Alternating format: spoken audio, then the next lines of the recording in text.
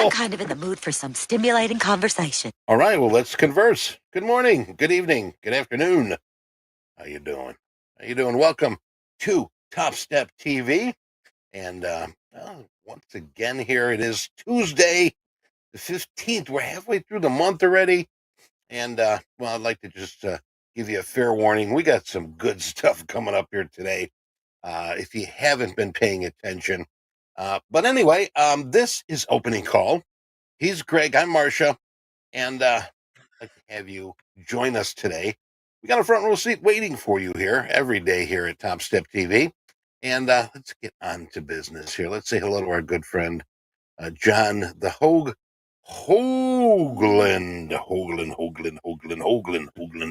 Johnny, how are you, man? Marcia. Good morning, Marcia. Good morning, Eddie. Good morning, everybody. Yeah, Tuesday, October 15th. Halfway to 15th Halloween already. As always. Yeah, right. As always, on the opening call here, our focus is on accurate context, good risk management, and patience. Got to say good morning to everybody. Top of the chat, Rui, Chris, Nick Nichols, Pete, Adrian, good morning. Command, good morning. Dan Trader, good morning. Blue Ken, one time. Khan. Sorry if I messed that up. Mike Godfrey Anastasios. Ezra Yabber Smack Holdings is here with us, and Rick Quas, just to name the top few in the chat. But of course, welcome to each and every one of you. We're glad you're here with us. Great day today. Fantastic guests. Of course. Oh, yeah. Dr. Brett Steenbarger, Anne Marie. It's going to be a great session. Yes. We're looking very much forward to that. Yes. Speaking of Greg Brady, Barry Williams, he was married to somebody big on the CME. I forget her name. She was one of the brass, and he was on the trading floor one day, but way up in the bleachers. He was sort of like just standing back there, and I was working for First Chicago, and I'm like, man, that dude looks like Greg Brady, Barry Williams. It was. I'm looking. I go, it was. So I went up there, introduced myself, said, hey, how you doing? Because I'm like that, if you're like me. And he was trying to hide out just to check it out. But after I sort of like, hey, how you doing? He had a slew of people asking for autographs. And I'm like, oh, man, I'm sorry. Oh, that's okay. That's okay.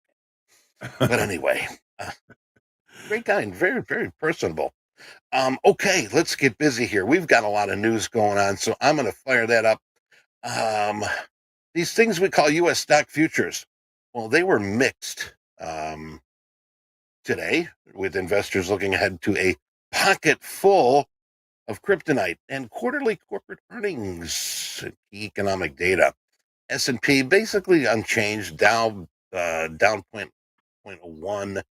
NASDAQ pretty much. NASDAQ right now, where are we? NASDAQ right now, up 0.06. Benchmark 500 and the 30 stock Dow Jones Industrial Average, both of them recorded record high finishes yesterday, following a trading day that was relatively subdued. Yeah, pretty much quiet. But we got our opportunities. We played that okay. That was because of the federal holiday. Jump in artificial intelligence, NVIDIA. We were talking about NVIDIA yesterday.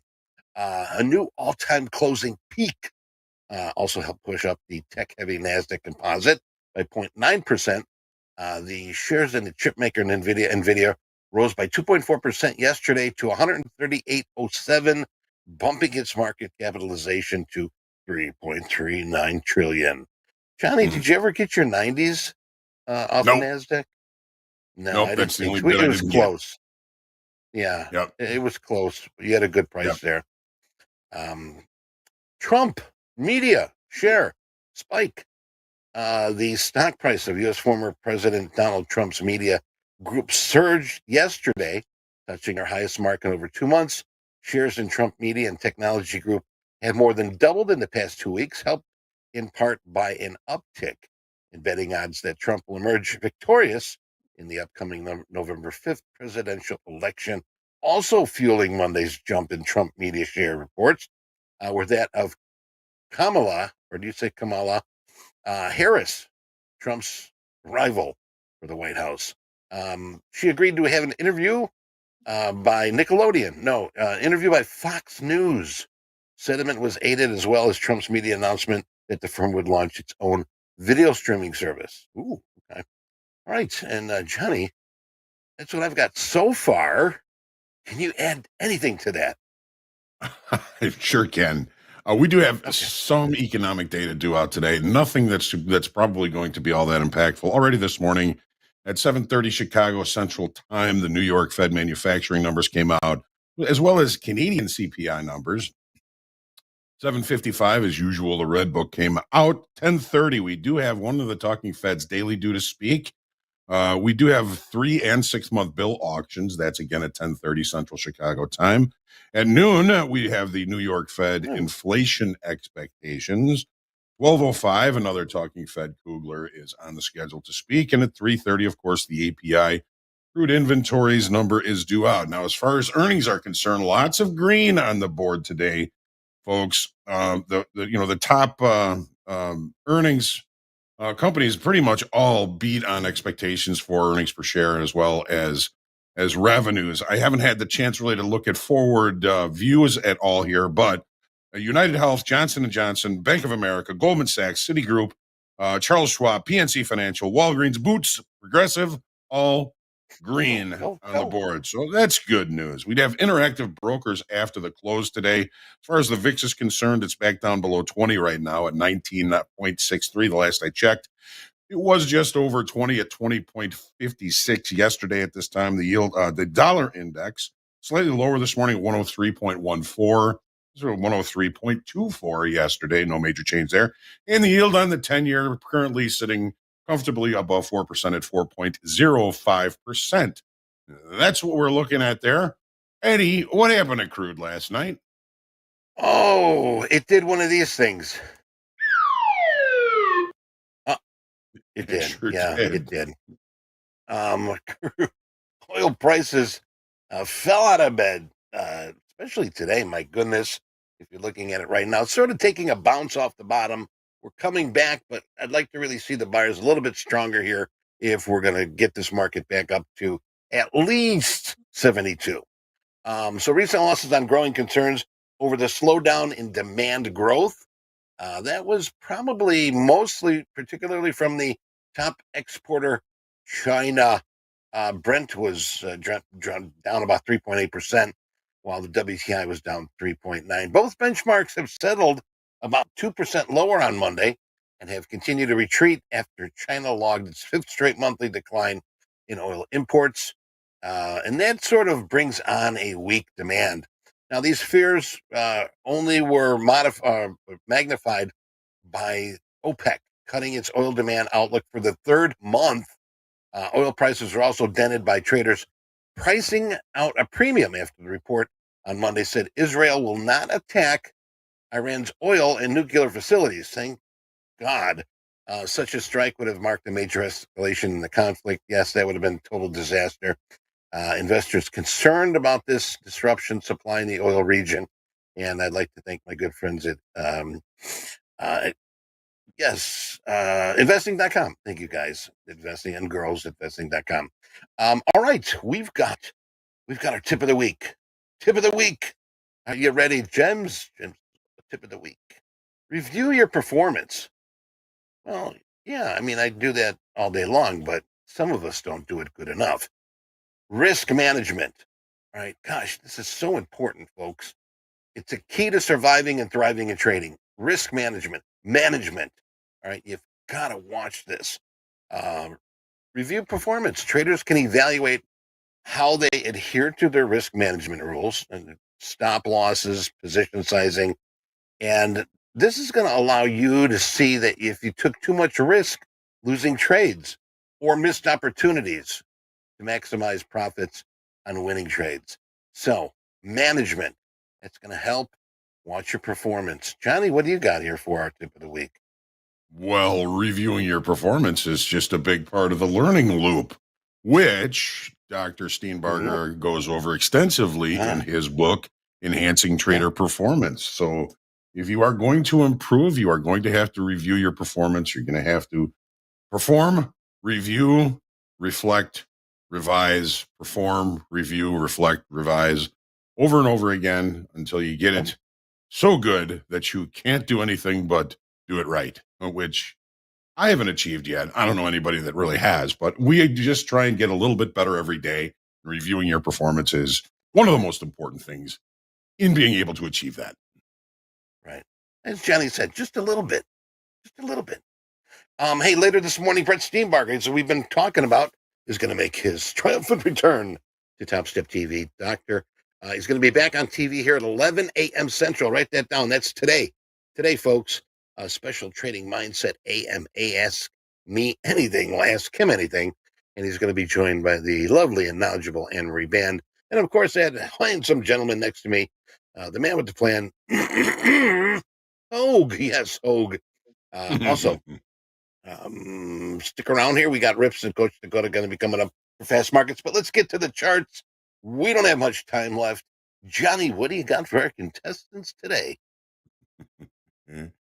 Come on down and watch the markets turn. All right. As always, starting with the daily on the S&Ps. Yes, new all-time highs yesterday on lower volume, which would be expected because it was kind of a half a holiday. We saw buyers pour in to the S&Ps and the Dow yesterday. Open interest jumped yesterday in the S&Ps by 43,000 estimated new contracts. That is new business, ladies and gentlemen. That is what it takes for directional trade to continue. Is we want to see more new buyers come into this market to see this market continue. You may have noticed I am wearing my rally sweater. I had it on yesterday. It worked. We're looking for maybe to see some continuation on this move. Of course, we all know that there's lots of uncertainties out there. Markets don't like uncertainties, but they also have very short memories. As long as nothing bad happens, I think we can continue to see the market attempting to continue to auction to the upside. The current short time frame auction that started on the 8th last Tuesday, we've been seeing some pretty good jumps in open interest as price continues to push higher. Again, another 43,000 estimated new contracts yesterday. I'm giving the current short time frame auction process a B, monitor for continuation. Again, there's still lots of uncertainties out there, but again, traders and investors have short memories. If there is no bad news, we know that the equities have a tendency to continue to grind to the upside. And I say that like a short that is stuck short and being ground to the upside. And I am not short, so I'm just saying it like that. All right. So yesterday, we opened with a gap above Friday's high and above last week's high. We have not yet closed that gap. With failure to close the gap, we're continuing to look for opportunities for longs as the day goes on, which would have been proven the right thing to do. We have overnight inventory that is basically flat. This little shadowed part over here is the 5-minute opening bar at 5 o'clock last night, and we're right in the middle of it. We do not have any overnight inventory. No runs, no hits, no errors, nobody left, and it's the bottom of the first here. So we've got all day to see what these markets are going to do. Of course, we got to keep our ears and eyes open for any kind of news that occurs, and that can certainly change things. As we always say, ACH, anything can happen. So no overnight inventory, no gaps. No gap fill from yesterday, excess on the low yesterday, a little bit of excess on the high yesterday as well. So it was a kind of a normal variation trading day with a little bit of a P shape to it, but not really, because that would indicate short covering when we know we saw a whole bunch of new buying coming into this market yesterday. Watch the overnight high, watch the overnight low, watch the afternoon pullback low in the S&Ps, particularly 58.98 half, 58.98 half. That is where the market pulled back to, and that is the lowest level it was able to reach before the buyers came back in. We didn't see the overnight even test to that level. Watch and see as trade goes on. It looks like we're going to be opening in range, but above value. If we reject value, that could start a continuation move to the upside. What are we looking for when we're looking for continuation? Well, we're looking for greater volume, but upside moves in the S&Ps don't necessarily bring better volume. Watch for participation. Watch for any kind of delta to divergences that may start to occur early today. And we're going to see what we can find here in fast markets here in just a few minutes. Let's take a quick look at the NASDAQ, which is in a similar, however, little bit different situation. No all-time highs yet here in the NASDAQ. We did break out above an area of balance, a 3-day area of balance here that we broke out of on the 8th to the 9th of October. We're still seeing open interest coming in as price continues to push higher. That is encouraging for continuation. We took out the weekly kickoff high, 20,530 yesterday. That turned out to be a really nice level when it was revisited later in the day for an opportunity for a long. Remember, what was resistance sometimes becomes support, and that's exactly what happened yesterday. We'll see this a little bit more clearly on the 30-minute chart. Volume, of course, was slow yesterday. It was kind of a half a holiday, but again, we added 3,200 estimated new contracts to the long side yesterday. How do we know that that those contracts were created by buyers? Well, when we look at the price action from yesterday, we traded from low to high. That indicates that the buyers were more aggressive. New buying coming in continued to push price higher. We can see, we're going to monitor again today to see if we see continuation. If we see those buyers continuing to push into the market, that negative delta on higher pricing can be one of those tools. Take a look at and I'm kind of still giving the upside auction that again began on the 8th of October in the NASDAQ as well. Kind of a B, maybe a B minus as for the performance of the upside auction. And take a look at the 30. So this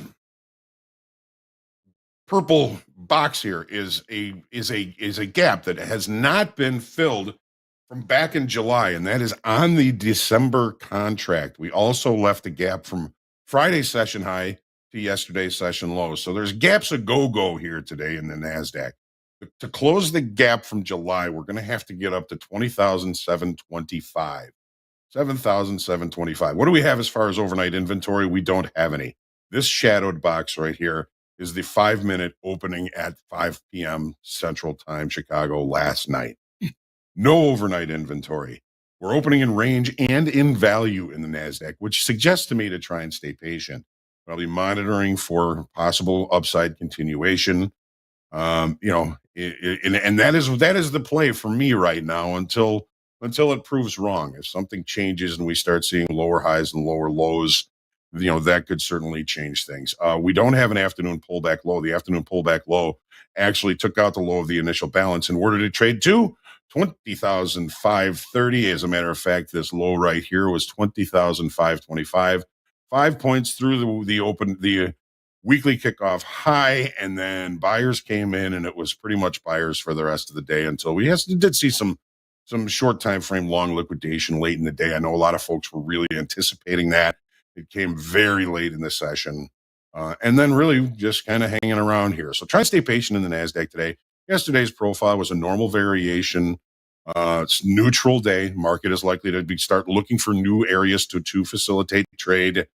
And we didn't have a very strong high. We didn't have a very strong low yesterday. The market really just kind of left that gap and is still working on filling the previous gap that again goes back to July in the December contract. Crude oil. Well, we're not going to get a nice, quiet, rangy rollover for our longer time frame hedgers here, are we? Today's probably the last day we'll be trading the November contract. Of course, we'll be watching to see what the volume looks like tomorrow morning to see if we're going to switch into the December contract. So what happened? Well, the stumbling Chinese economy, Israel stating that they're not going to attack oil fields in Iran. The OPEC information that came out yesterday really put a lot of downward price pressure on these markets. Now look at the volume yesterday. It was half a holiday. It was higher than Fridays, so the volume is saying that there was some good gumption on that move to the downside yesterday. And we did add 10,000 in open interest, but again, that's going to be very difficult. It's very blurry because we are right in the teeth of rollover. Let's take a look at the 30-minute chart and see what it's looking like now since the open. All right, so very narrow ranges. Friday, yesterday, very narrow ranges. Seems like this market was really anticipating some sort of news. And we all know that it really has been anticipating news. It's been a lot. It's been like on a hair trigger. It's like that's that toe that is sore that at some point you're going to bang it on something because it just happens that way. Well, it banged its toe, and it's in a little bit of pain to the downside now. We ran right through the 73 weekly kickoff low.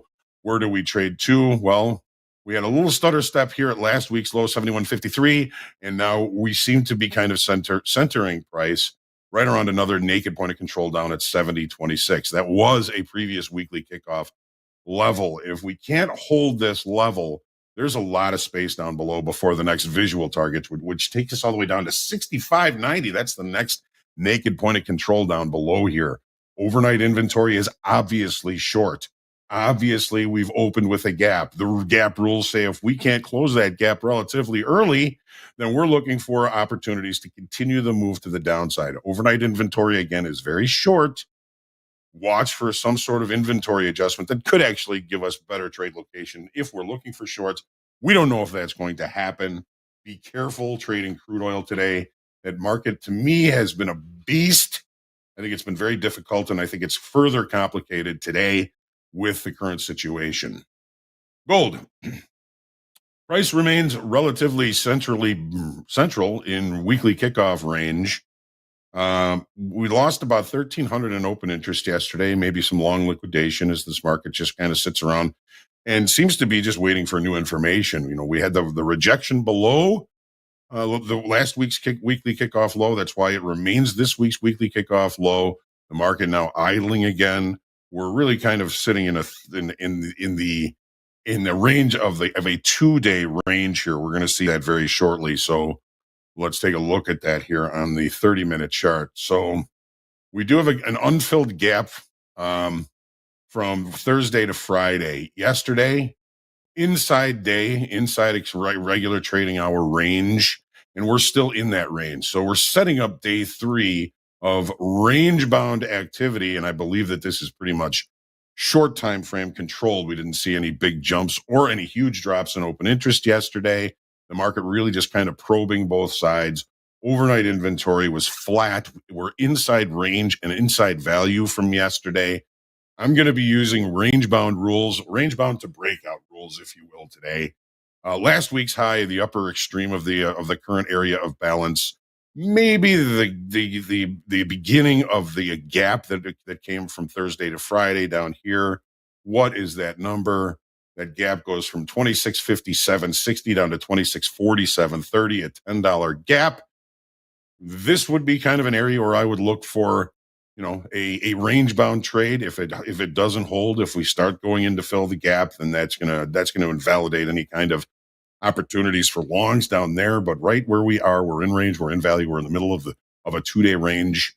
Be careful, be patient. It is anybody's guess as to what's going to happen. And of course, we don't know any ACH news that could come out and change things dramatically. So make sure you take your deep breath, stay humble, grateful, creative, and centered in your trading today. And always pray for peace. That's what we're looking at very briefly on these charts this morning. Hopefully this is going to help. And we've got a great show for you today. Let's trade well today. There's the doorbell. Who could it be now? There's the doorbell. Who is that? It is. There he is.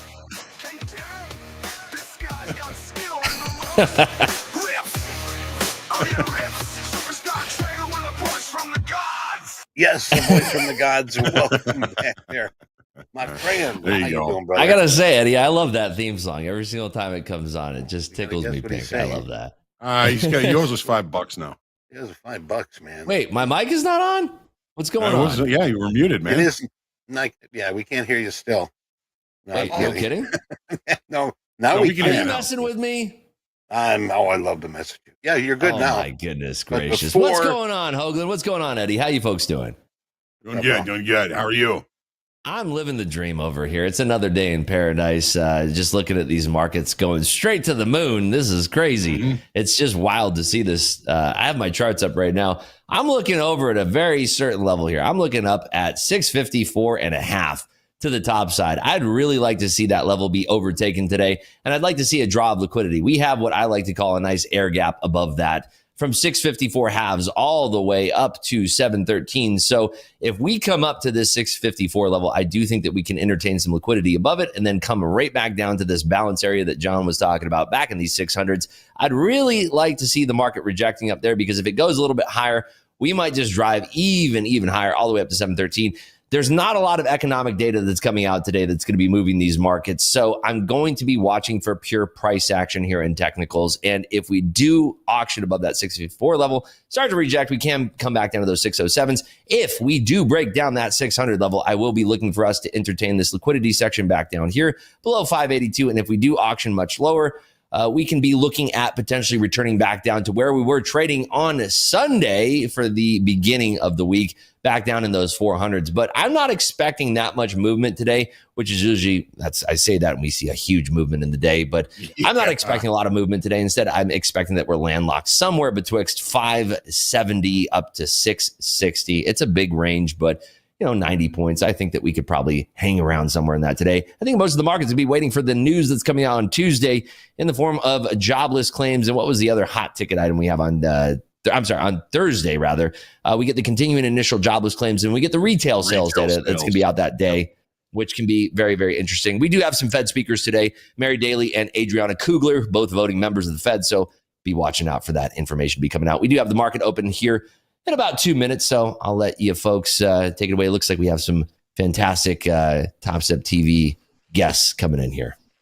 Rips, it's funny how the market likes to make liars out of us, isn't it? Yesterday I thought, well, it's a holiday, we're probably not going to do much. We rallied all day.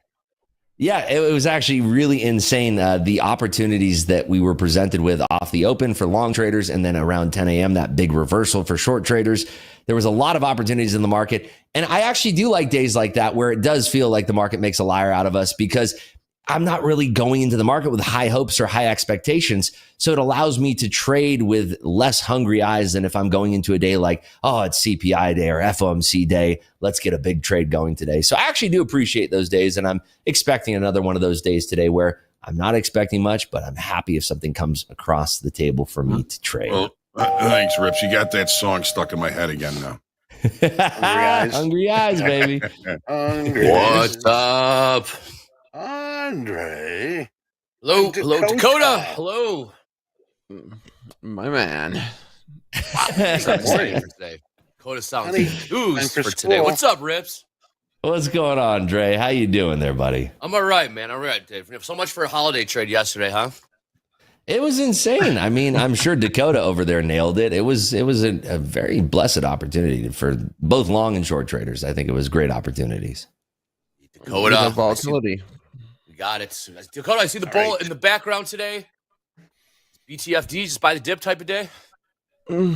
Every day is a buy the dip type of day, Andre. Into that. Regardless of whether we like it or not. It really We has got felt like that inside a lot minute lately. here.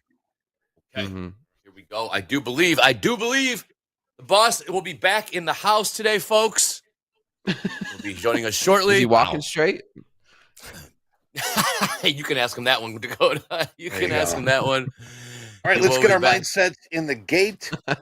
We got Go, just a Eddie. couple seconds here, and we're going to be Right. opening up here in just a few. All right, here we go. Welcome right to TopstepTV. This is Fast Markets. Market's about to open here in 10 seconds on this Tuesday. Only It 10? was a holiday trade, and it was ripping around. No pun intended. We got Rips in the house. We got Dakota in the house.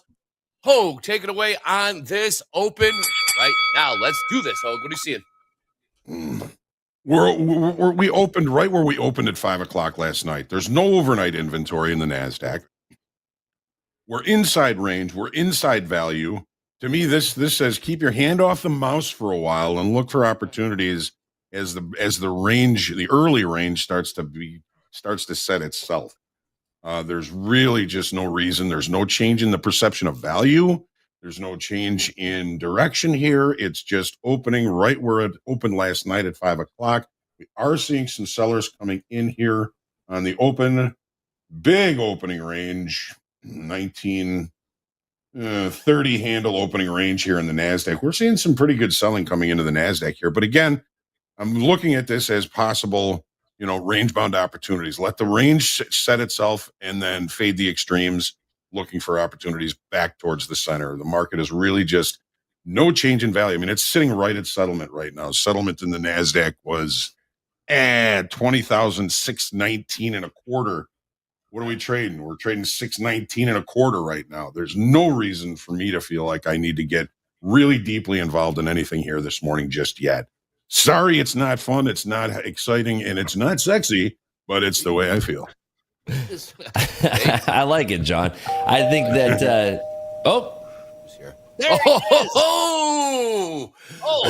looky. Trade one cardigan guy for the other. Team Cardi. This is the rally sweater, just to warn you. This is stay flat, Michael. Jacket. Yeah. No. What is up? How are you? Missed guys? you. We missed you. People missed you. I got an Topstep alien missed- story. I got an alien story. You have an alien story. Dakota has a question for you too. Getting probed. telling Getting ya. A lot of questions. A lot of catching up. You got sideways. probed. You got probed, Michael.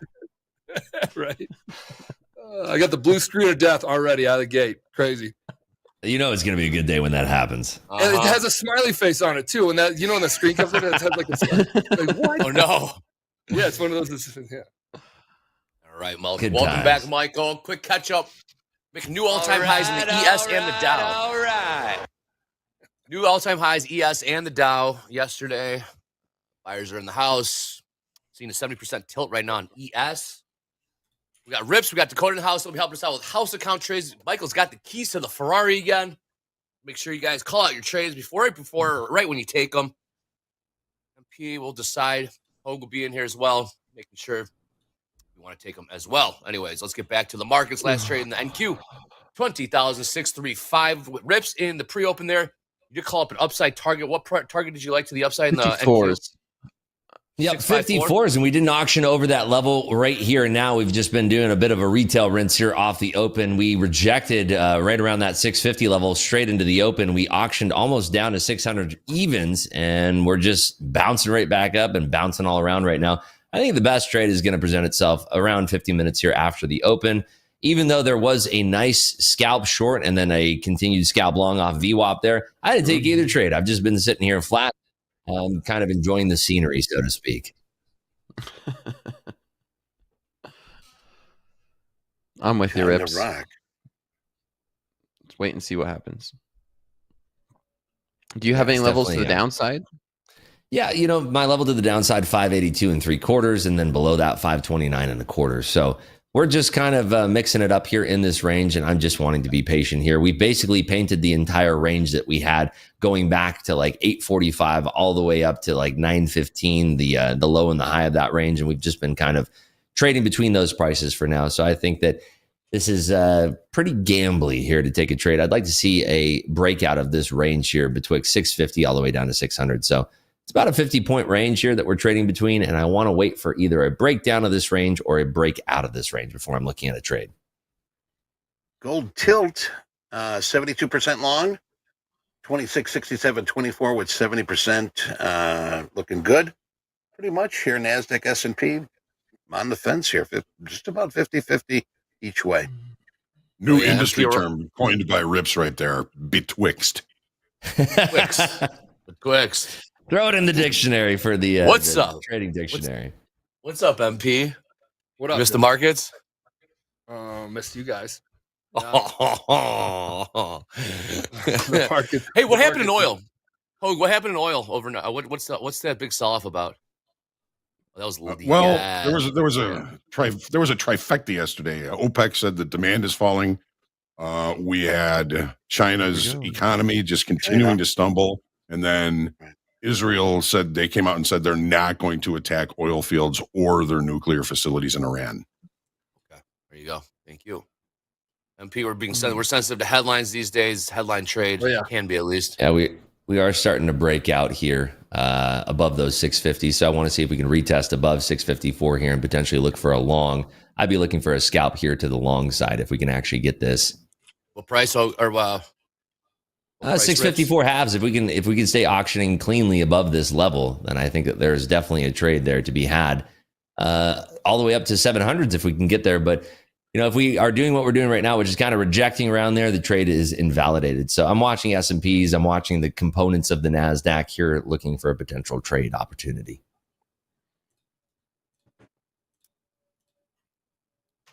What was the headline story last week? Behind. Middle East conflict. So it just keeps bleeding over. Okay. Yeah, you'll see crude pop, you'll see gold pop, and then you'll see the equity sell off. Essentially, if we don't, the markets get the headlines before we get the headlines, so we'll keep an eye on the crude and gold. Right back down. Yeah, we are just kind of chopping between these levels here, 654 halves, all the way down to 600 even. So just kind of waiting here, waiting and seeing. If we had a push above that level and a retest of 650s holding that, then there's potentially a trade opportunity there, but we didn't get that just yet. Shopping broccoli. Fired up. Good old Dana Carvey. Right. Last trade in today. Dakota, you still have the bull up? All right, good. We were flipping around a little bit yesterday from bull to bear, bear to bull. Last trade in the ES 59.12. Oh, we hit 6,000s by the end of the week. Looking at the NQ. Last trade 20,643. We hit 21,000s by the end of the week. Taking a look at gold. Last trade 2667. We hit 2,700s by the end of the week. A lot of big, fat, round numbers we're hunting for here. Oh, Various yeah. Markets. Let's trade. Andre, right. considering yesterday was a holiday, we had some decent opportunity, and I think a lot of us played it well. I would agree. Didn't expect much, but gave what the market took what the market gave us. The market gave us a lot. I was tuning in. It was nice. Isn't it crazy? Really Yeah. sitting on the. What were you doing yesterday? Huh? What were you up to yesterday? He was laying sideways on a table. Yeah, I was going to give you guys play-by-play, but then Yeah, you were. Yes, you were. Full transparency. Real transparency, boys and girls. Real transparency. It's good. Well, we're glad you're healthy. Rips, have you seen any guidance on United Healthcare? It's down 10% right now. Yeah, I'm hearing a lot of squawks about it right now. I'm not seeing why. I'm kind of laser focused on the NQ here, seeing if I can get a nice little trade here. But I'm just hearing a lot of chatter about it right now. I'm not sure why. Probably leading to why the Dow is down on its lows. AMP, we selected Coach Hoops Pit Raiders yesterday.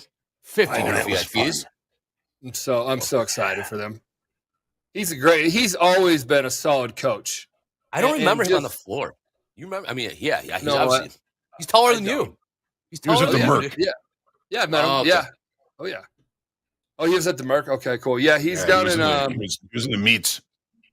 I think he's down in. He did the snowbird thing that every Chicago person does. They moved down to Arizona after they realize that they can't handle the weather.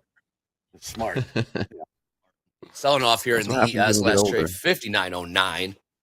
Yeah, we're seeing some selling pressure coming across the tape here in Amazon, Meta, and Microsoft. That is adding pressure to a lot of these names. The Mag 7 is looking a little dumpy here. S&Ps are bumping right up against the VWAP, so we'll have to see if that can kind of support the price here. We're coming close to the VWAP here as well in the NQ. Still no trades on the docket yet. It is just kind of doing the old retail rinse this morning, so we're just going to be patient and wait. Retail rents looking for a downside level in the NQ of 20,582, and the orders, perhaps upside target is 20,654.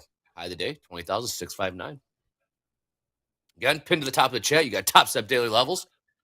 Make sure you have that window open. Have a little real estate on the screen for those Topstep daily levels. We'll be referencing them throughout the day. Various zones. For instance, last trade in the NQ 20,620. 20,620 takes us into zone 3 right now. Excuse me. Yeah, I can see us getting to We're those gonna wait 580s in the NASDAQ. 80s. Okay. I'm seeing some bids stacking up here right around these 20s. I might try a scalp long here if we can hold above VWAP, and I'm watching S&Ps to see if we're going to see the same confirmation here too at 5909. So I'm just waiting. I'm still waiting here. If Apple is super strong right now, Google is rebounding off the lows. If Microsoft and Meta can start to rebound a little bit, I think that we have a potential trade here to the long side, but still not seeing the confluence that I'm looking for. Not yet. Looking long. 20s. What are you thinking, Dakota? Right in line with Rips. We're right in the middle. It's kind of hands off right now until we either get down towards maybe 580s or we find better market structure. But bias long side, of course. Our daily levels elite team. Millions is talking about he's being bullish also. It's a bit different being a perma bear, but he's not allowing himself to take shorts for a while here. Okay. Also, hey, quick update on that VIP. For those of you that are the 50 Bell to Bell viewers that were drafted for Coach Hoop's Pit Raiders yesterday, you get an email with next steps by end of day, baby. End of day. Also, we're adding one more team. Get a load of this name, Coach Paul's Profiteers. That rolls off the tongue quite nicely. Coach Paul's Profiteers later this week. Bang, another 50 coming at you. Another 50 coming at you. You got Pit Raiders, and that's Hoop, and he used to be in the pit. He was a Pit Raider. We're going to keep the ring-a-ding-dingers going. We sure are, aren't we? A lot of ring-a-ding-dingers. Coach Paul's Profiteers. A whole lot of P's in there. Yeah, we got 50 more coming for Coach Paul. Stay tuned this week at TopstepTV. Also, click like, click subscribe, MP. We're closing in on 125,000 subscribers, Michael. Less than 1,000. If you look at the 100, I'm taking a long here because we just broke out of that 32 level, so I'm taking a long here in in the Nasdaq, looking for this to trade above these 40s. How many MP Rips is long? What's the risk here, Rips? I want to risk this down to just below 615 here. 615 risk. 615 risk. Got that. Hogue. I'll take that one. Settlement. The house jumped on that one. 29. Okay. If we auction above those 640s, this thing should carry us pretty high. I'm seeing some overhead liquidity above there that could get in the way, but I think the risk is fair down to about 614 halves or so. How's the market been behaving? You know, Rips, I know you're focused, but in general, Andre, how has the market been behaving? Well, as of last week, it was just kind of zombie rally. Just new all-time highs, air horn. Pew, pew, pew, new all-time highs, air horn. Pew, pew, pew. Yeah, it's been zombie rallying a lot lately. It's kind of starting to feel like July a little bit. That's kind of what the sentiment's been around lately. Today, not so much. The market's still trying to figure out which way it wants to go, but I'll say starting to feel a little bit like July when we just kind of buy the dip and just watch it grind higher. Shorts would, people call the tops. The shorts would fuel the rally. Hogue, what do you think? It's been acting like a happy 3-year-old child. There you go. I was gonna say it's no, what? Too early, man. Too early. Say it. All right, how's it count? What price are you gonna get? Is it acting like your new girlfriend or your old girlfriend, Andre? Oh, come on, dude. Right. How's it count long from 629? 5 times. All right, Rips. Looking for a push to back up to these 659s. We got, how's the count long from 629? 5 times. Look at the tilt. No, like joking aside, markets do have temperaments. So folks that are like tuning in, you want to get to know your certain product that you're trading. That's why we always do say don't jump around to different products. Do whatever you're going to do because nobody's going to, if you came into trading your product free will and you want to go exercise that and choose a product. And if you could choose one, that's a lot better. You get to know it so damn well that you'll know when the temperament of it changes. And temperament means volatility, movements. Does it wick out? Does it, you'll just get very familiar with it. So when somebody says, hey, what's the temperament of the NASDAQ or how has it been behaving? You'll know exactly what to say. But if you have 10 different products, you'll go, I don't know. I just look at for, bull flag pennants or something. I don't know.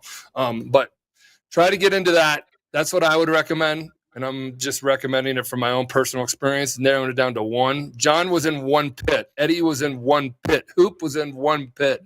He was live cattle, wasn't he? I think so. John, maybe? Eddie? Maybe you guys. He was in the beats. He was in the beats. Okay. Okay, cool. Yeah, I was in the Dow only. You know, you get familiar with all that. Yeah, Hoops was in the meats. He had a brother that was in the bellies. I think he probably did a lot of pork bellies. Pork bellies.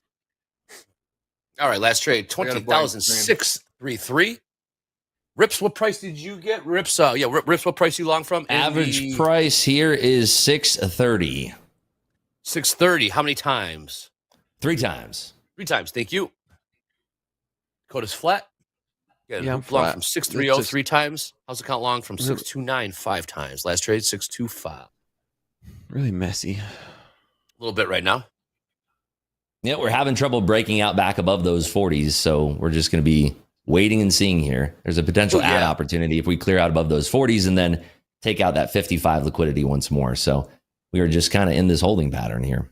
Very choppy down here, but market cannot make up its mind, so we might have to get stopped out first before we get the real move. Yeah.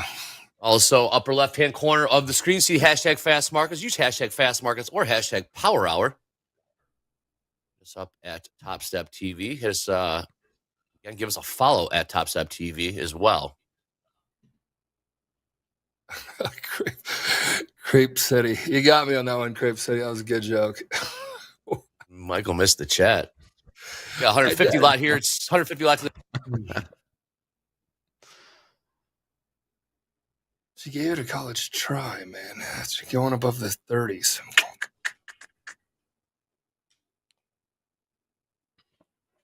Yeah, NVIDIA is going straight down here, not doing the NQ any favors.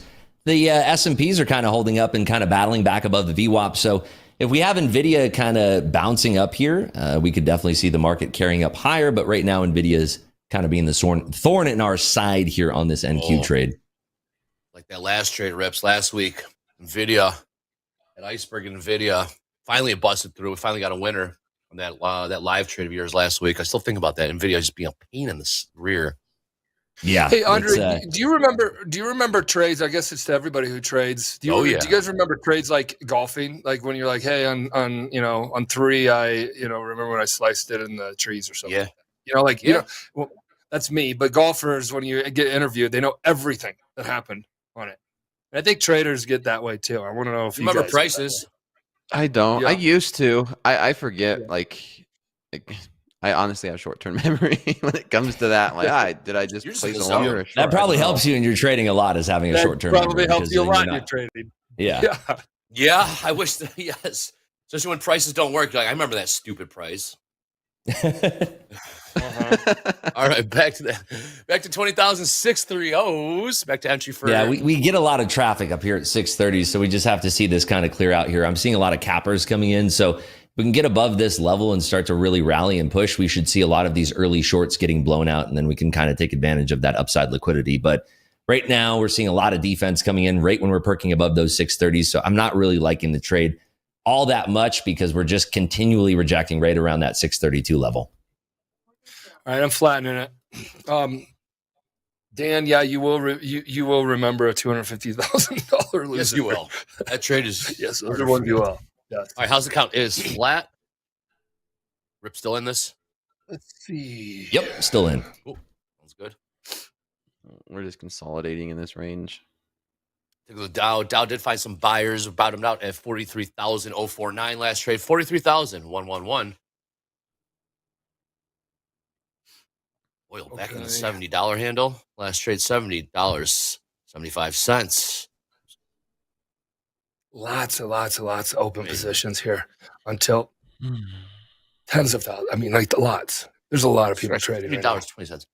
Open positions. NVIDIA down 1.3% right now. Yeah, Apple's if NVIDIA down starts to upside. bounce, though, NVIDIA can carry the NQ right back up through this area, but we might have to get through this first. Yeah, we got stopped. We would have got stopped. More Nice more cut, than Michael. more than I've ever seen. Ever. I mean, What? what the industry's going. There's just a lot of people trading right now. October, man. October, November. I mean, hold on tight. Suppose there's some new players getting in the future space too this week, Michael. New players in the future space will look very different than it looks like right now. Next year.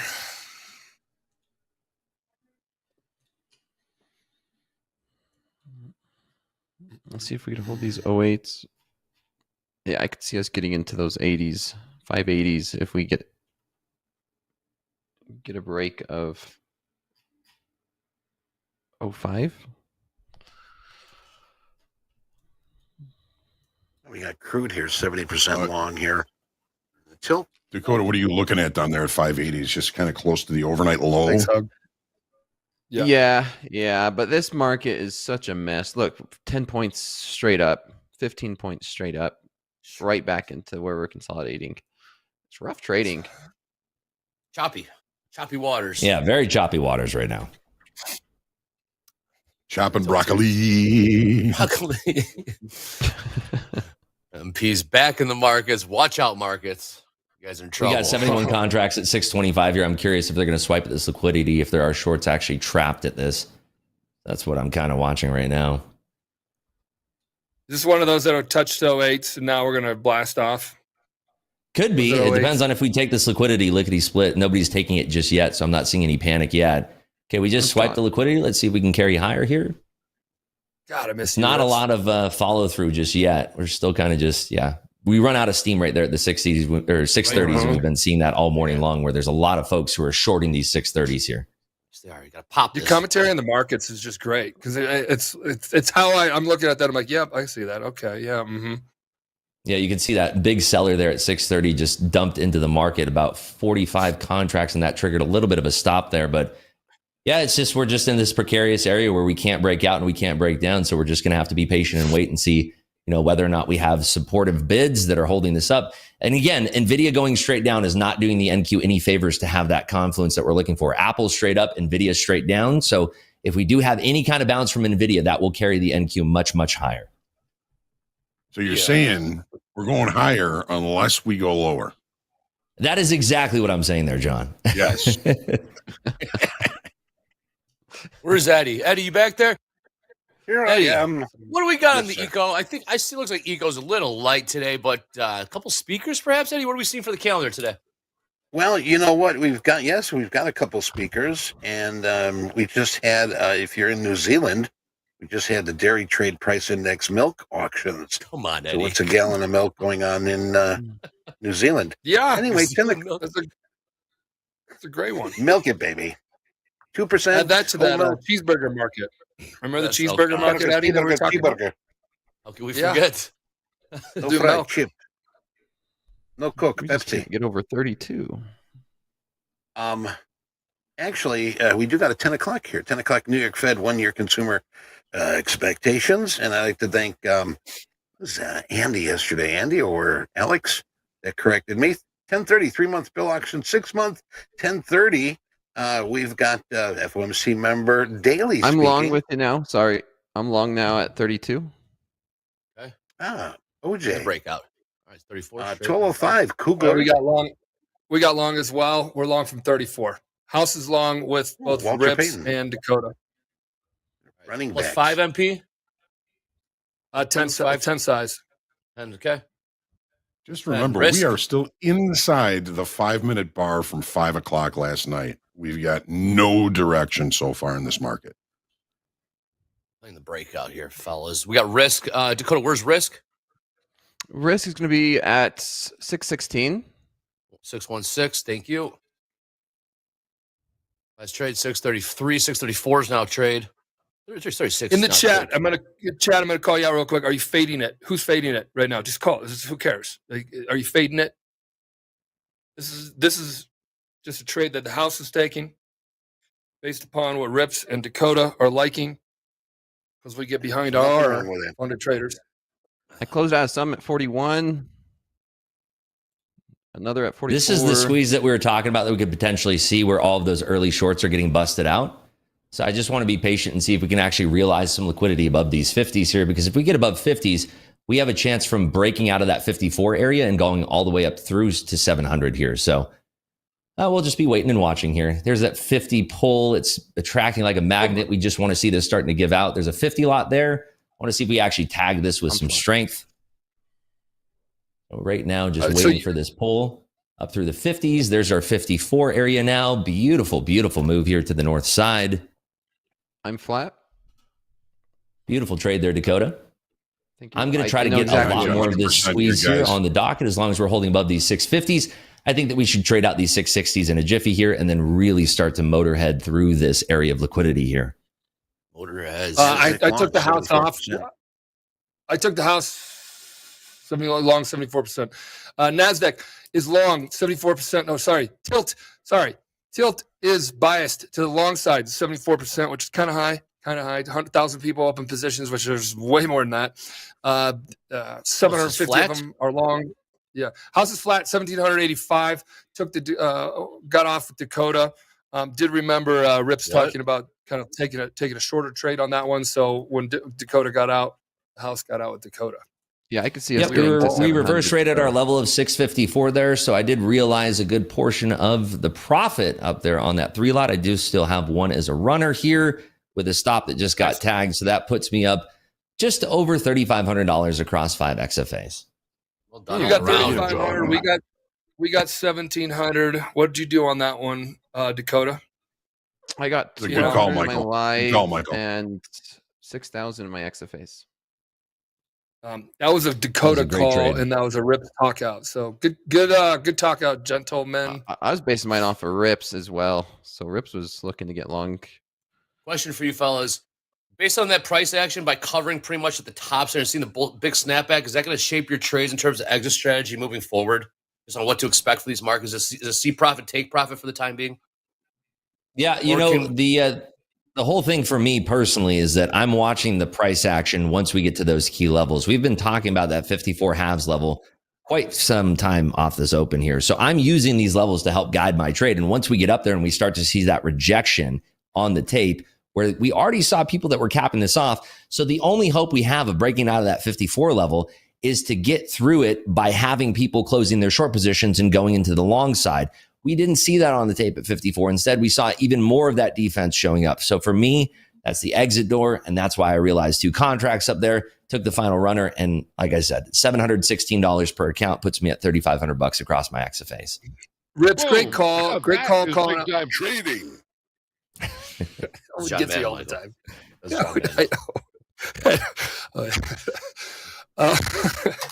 Rips, good call. You talked about the entry. You talked about the stops. You talked about the target. You talked about the trade. Those that are in here listening, that's just his stuff. We are not signal providers. Disclaimer coming in here. We are not signal providers. We will never tell you where to trade, where to enter. We'll never tell you what to do. That's on you to figure out and do. Hence the fact we evaluate traders and see what they do in the markets based upon whatever information they gather. But Rips, that was a good one to call. And then Dakota, great job being patient on that one. And then joining it a little bit later. Probability over risk reward. It's tough to If I do can it. add to that, just a reminder, the tilt, this is data for entertainment purposes only and should not be used as a buy or sell indicator or tilt. Indeed. Yeah. Tilt scrolling across Jack the top Attack, of the screen. It's a 10-minute delay, 15-minute delay. You get real-time exclusive to Topstep X. What's up, MP? James, can we hit that disclaimer? Yeah, hit it. We're going to start doing this more, just so you guys know. None of this shit's blah, blah, blah, blah, blah, blah, blah. Oh. Read it all, because this is smart. There's people out there, and again, we educate and we help people understand. There's some people that do say, well, give me a fish. Give me a fish. I want a fish. Oh, you told me that's a fish. Basically, like, you told me I should get in this. We're going to cover our ass on all this stuff. Let you know that we are here to help you better understand the markets. We will never tell you where to get and where to get out. I even asked you guys if you're fading the trade. You know, this is what got some of the best traders I've seen trade and ever trade with on here right now, Dakota and Rips. So I'm listening to them for the house. You'll see the house take trades behind our best traders or those that we have a lot of trust and respect for on their thoughts and opinions, because we get behind them because we're a prop firm. We're getting behind you in general with a funded account, and now we do it on a spotlight here at Topstep TV. Yeah. Being Nice a cover, fader fellas. sometimes doesn't get you a lot of friends. I remember our whole shop would be short some large position in the spreads, and then there was this one guy who would come in, take a look at the P&L board, and then just start putting the opposite position on for size, essentially hoping everyone else blows out. Yeah. He's locking in profits for you guys. Knowing where you guys are going to puke. Yeah, there's an interesting button here that's available if you're watching on YouTube. It's over in the top right. It has an X on it. That is how you actually get to the signals room. Oh, I see what you did there. Love you. The shortcut is actually Alt 4. Alt No, 4. it's Alt F4. F4. You guys are just giving everybody. Yeah, Alt F4. Got me there. Alt F4. Oh, yeah, MP. Also, I cannot wait for hot streaks. When JD comes on with hot streaks, your favorite hot streaker is going for day number 70. Delish. Profitable. Yes. He's on the road to 100. Are we getting them on? I've never seen anybody do 100. The most I've ever seen anybody in the real trading pit was like 41. I did 28, and I thought I was like God's gift to trading for days. Like 28 days. 28 days. Yeah, trading days. It was awesome. It's like the best feeling in the world. You guys were getting boned up with layup orders back then. Yeah, you get laid up a little bit. Yeah. It wasn't real trading. It was real trading at that time. And then the electronic came in and leveled the playing field. So we don't care if you're part of, Little Italy. Remember those guys? There's a bunch of them. They're all Italians, and they're in the pit, and they're all friends, and they've stayed around Borsellino, right? If I recall this correctly, and they were called that, and they all got boned up, laid up, or whatever it's called. Oh yeah, get a little bit of edge while they traded. That didn't happen in the pit. Yeah, that my ass. More. If you could touch them with your tie, we had to wear a tie. If you could touch them with your tie, you go in a circle, touch them with your tie. They were your friend. They helped you out. Oh yeah, so, yeah. There would be 100 contracts at 628.5. Say again, Dakota, you're long. Nope. There's 100 contracts at 628.5. 130 right now. Sitting there. I don't think that's enough to support the bid right now, personally. No, I think we're going to eat it. If we break it, we could. Do you watch the time and sales right now? 20s. Dakota, would you watch like right now 28 halves? I'm watching time and sales. If it prints through, once it trades out, if it's actually really 128 of them, that would be run through the time and sales. Though I do have my time and sales filtered by 4 lots or bigger. You go 4? Okay. 3 lots bigger. I get that question all the time too, MP. I don't filter my lot size because to me, the unfiltered version of time and sales becomes sort of a heartbeat of the market. And I can see the rhythm of the market and how it's moving. And I want to know when price gets to a certain area, how is it transacting? It's kind of like a drum beat that I'm following. I like that. I'll put 1 lots in there. See how it goes. Does that go back to like practice on one instrument? Does the heartbeat change depending on what you're trading? Yeah, 100%. Because if you go look at the heartbeat of ZB, it looks like it's flatlined. Yeah. 100 lots. 500 lots. If you have multiple 1 lots from your account, multiple 1 lots, and they all get filled, I don't know the answer here, but I think the answer is they're all separate. Does it show up in time and sales as like if I have a 15 lot and I have 15 1 lots? Does it show up as a 1 lot? Because to me, then I'm going back to 1 lots. Yeah, no. If somebody puts in an order for 15 and the brokerage fills it 1 clip at a time, you're not going to see it if you're filtering by 15. Yeah, but NASDAQ, you'll get it filled like that. Does it bundle the order? And then it depends. So if you're doing a market order of 15 and you have prices are speckled in, contracts are speckled in on the way up, it's going to take a 1 to 3. It's going to transact each and individual lot there. Yeah. So that's, again, I'm not a filter person, but your mileage may vary. Everybody's different. Some people it's too much noise. Some people it's the right amount of noise. We are seeing that bid getting chased up there. Dakota, I don't know if you saw that as well. We were seeing that Yeah, he larger chased it bid right that was up. trying to get filled 129 times. They started chasing the price. They got filled a little bit at 35 halves, and then they chased the price up all the way to a market order at 646 and 3/4. Mm-hmm. I think we might have a chance to get to those 700s, Rips. Yeah, the fact that we did have a pullback there, but we only pulled back to essentially what is the session point of control at 628 evens, it does make for the case that we could be looking for that breakout trade once more at 654 halves. But me personally, the way that this market is trading, the way that we're transaction, the lack of economic data today on the docket, it leads me to say I'm probably going to be leaning towards maybe taking singles and or not at all.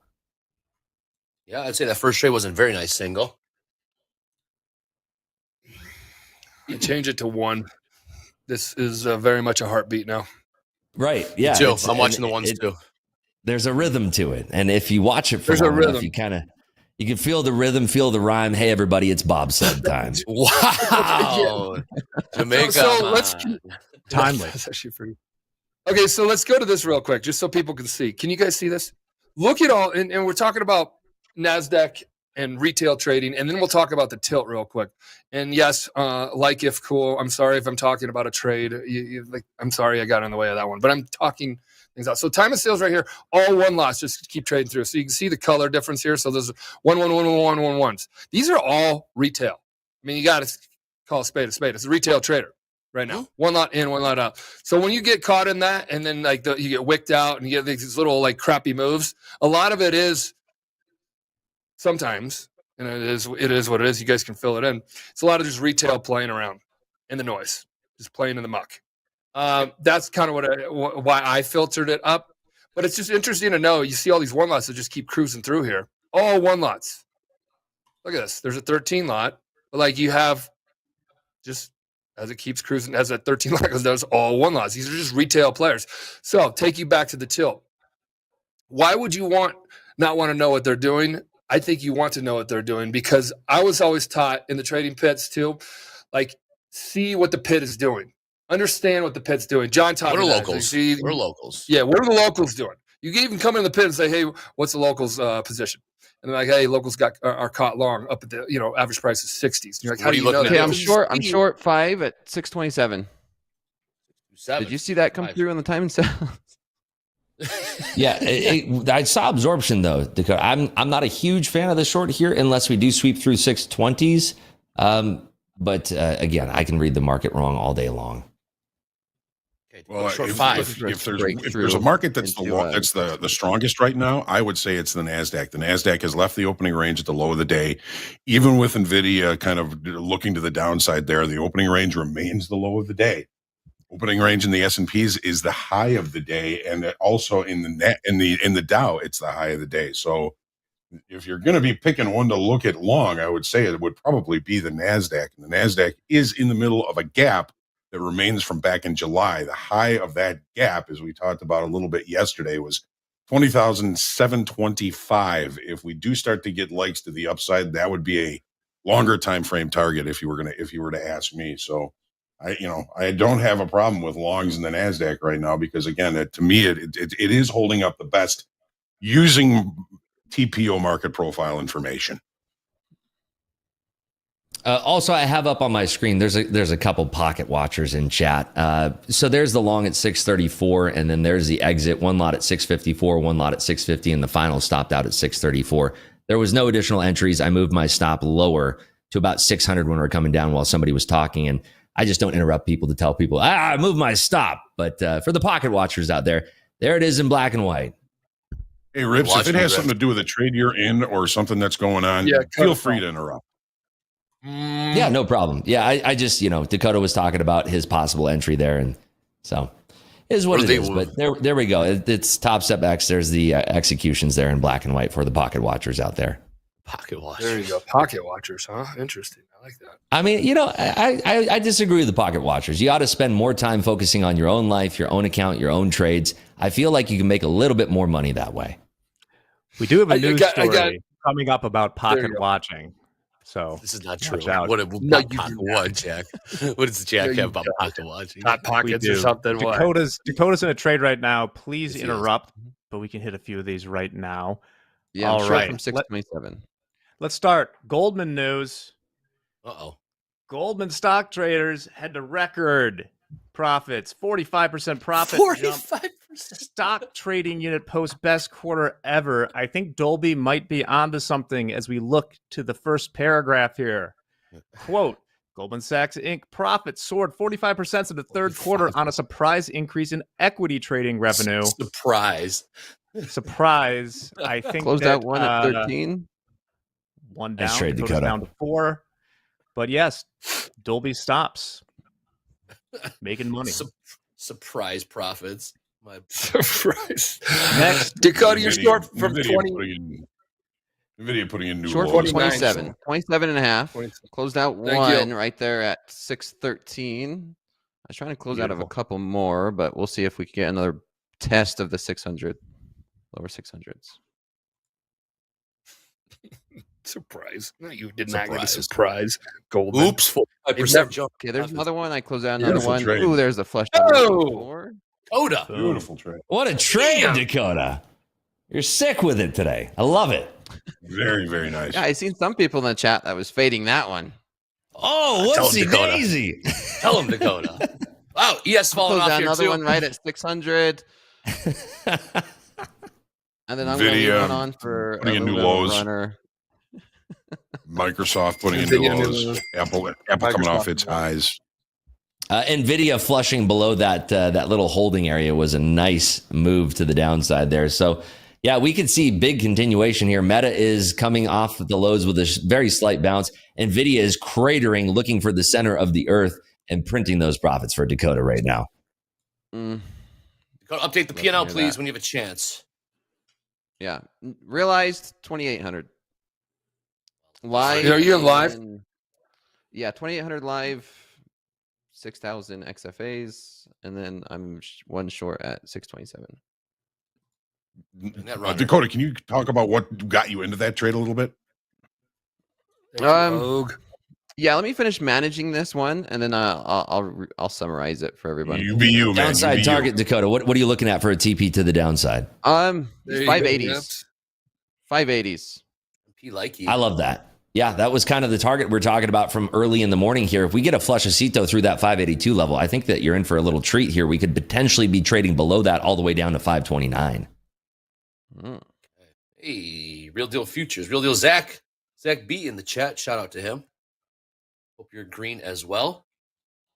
Let's get back to I like Dakota. Dakota last 529's rips. 530's Yeah, you weekly like that kickoff as well. high that was supportive yesterday.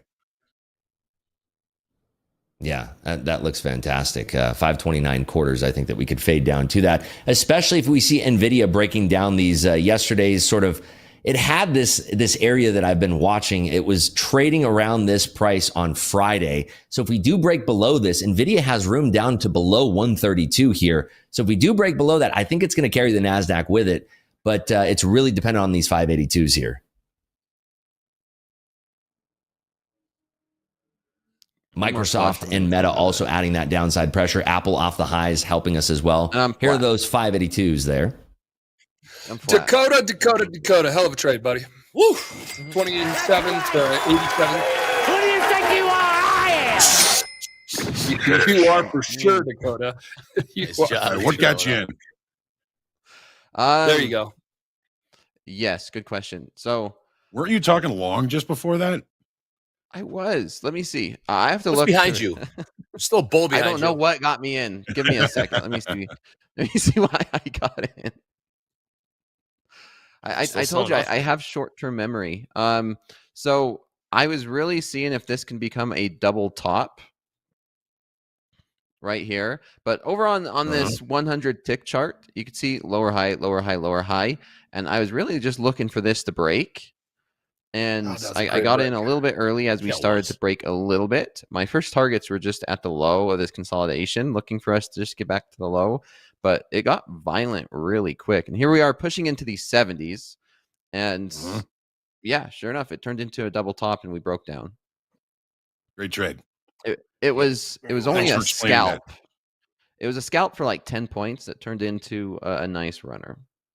Nice. Good job. And you got a runner out of it, too, which is nice. Mm-hmm. Ro thinks it's gambling, though. No, I'm joking, Ro. What? See, I could short the market. Come on. Oh, Yeah, yeah. you're not allowed. Any trade you take, it's gambling, Dakota. You ought to know better. I know. But you And, still have and when I to don't pull up. trade, that's a quick- I heard when you don't trade, then why aren't you trading? Good point. Damned if All right, we I do, promised damned if we don't. pocket watching. Yes. Here's the pocket watching thing. Are you guys familiar with the game of Conkers? Conquer. No. Okay, this is so British. Where are my Brits at? There's weights in the fish.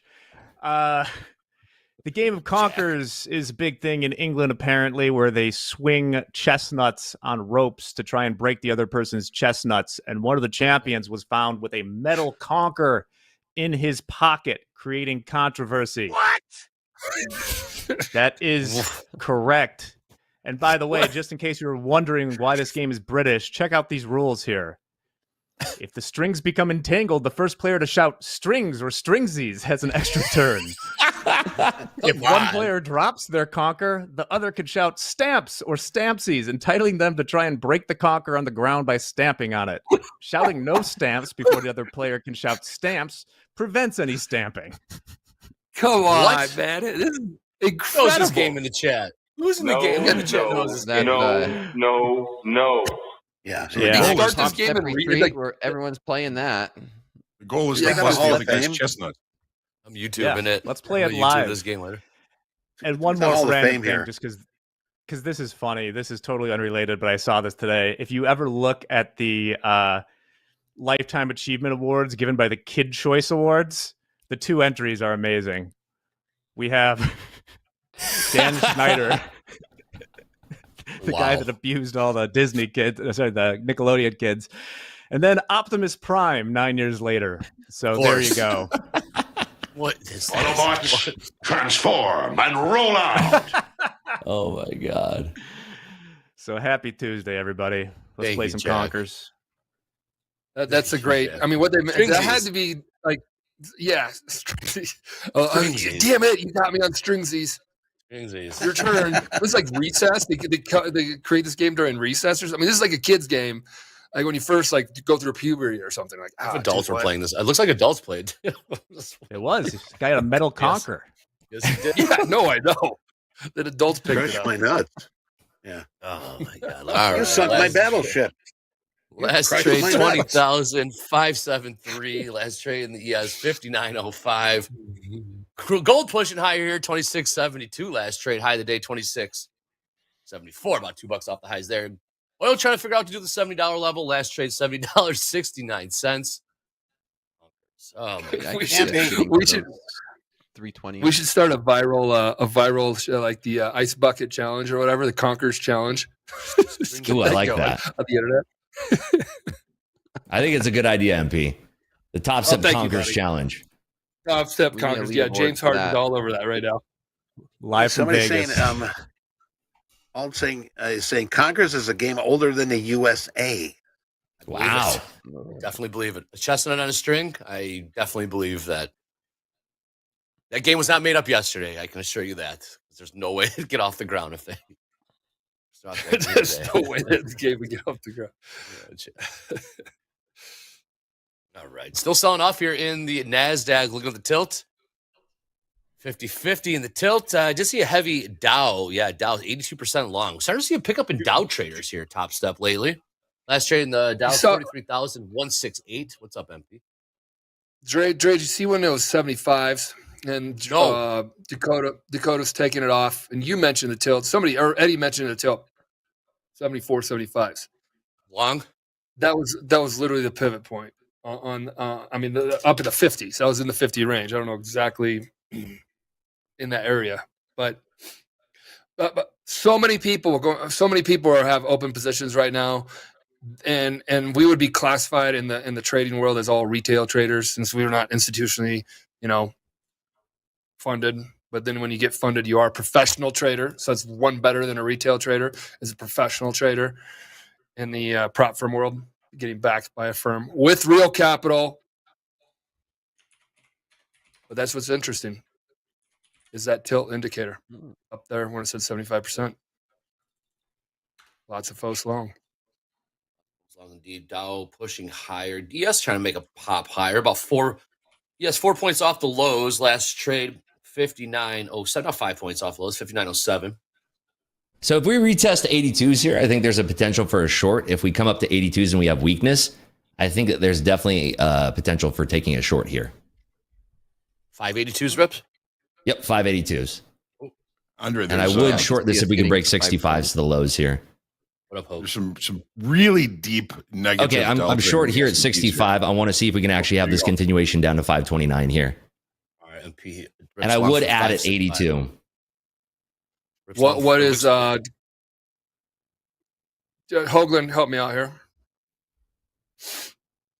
What are you looking for? Beautiful push down here. Nothing.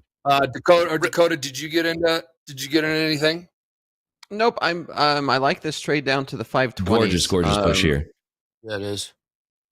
Rip short from 562. Taking one off there. Wow. Nice look. Beautiful fade here. Target is 529 if we could break these 550s. 529. If we can't break these 50s quickly, I'm going to jump right out. So watching here, and I'm out. All right, so that puts us up. Go ahead.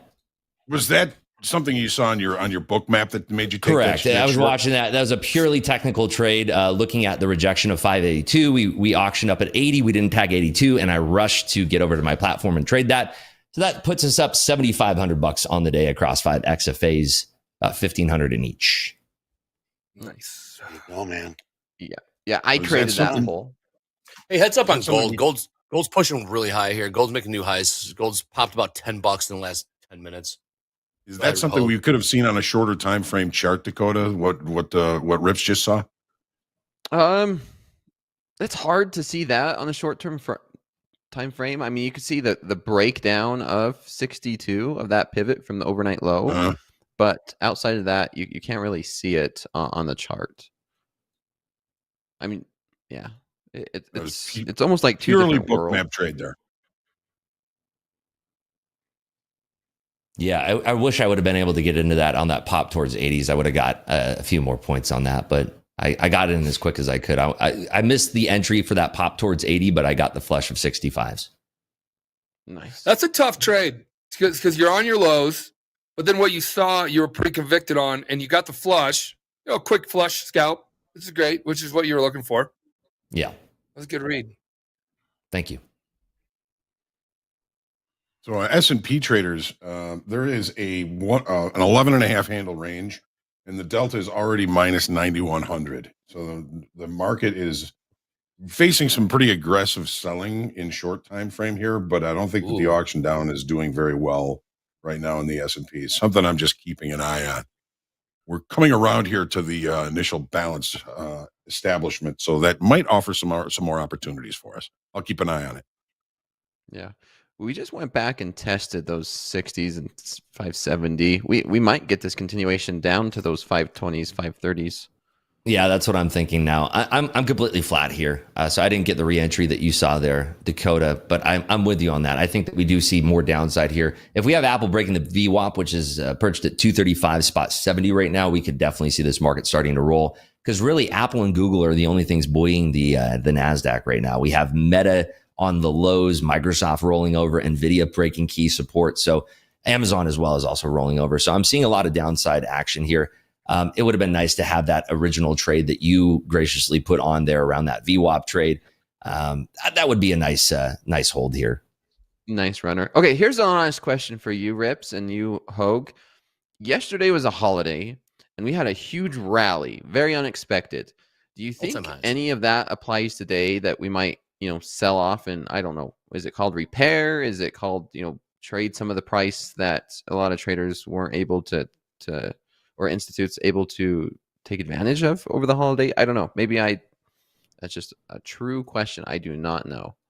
I'll go first because it's a short answer from me, and then I'll let John go. I believe in the way that I trade, in my experience in the market, that when you have trapped longs like that, there's a lot of air that needs to come out of that. And if we don't have continuation, you're having people that are wanting to sell into profit, especially if we have a large velocity move like we had today, where it's mostly to the downside. We weren't able to break above those 630s today. So you have a lot of those players that are selling at those 630s for profit, and those profit takers are what's jamming up the liquidity for a push to the upside. and that also gets shorts convinced, in my opinion. Okay, that makes total sense. Yeah.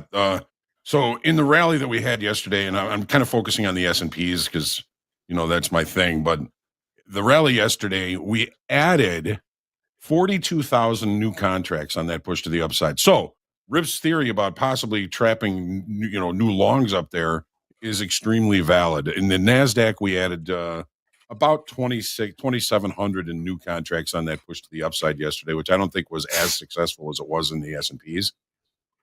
So yeah, the possibility that those are new short time frame longs that are getting squeezed out is 100% valid.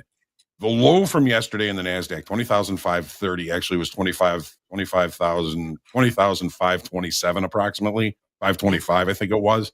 That's the weekly kickoff high. It was resistant on the way up. It was supportive yesterday. That is the kind of make or break level for continuation below yesterday's range. The afternoon pullback low in the S&P is, I'm looking at it, 58.98 half. Afternoon pullback low. These afternoon pullback lows have really been great. We can go back and look at it another time, but the afternoon pullback low is when the market rallied, it came back down to this level. This is where sellers backed off and buyers really took over and pushed the market higher.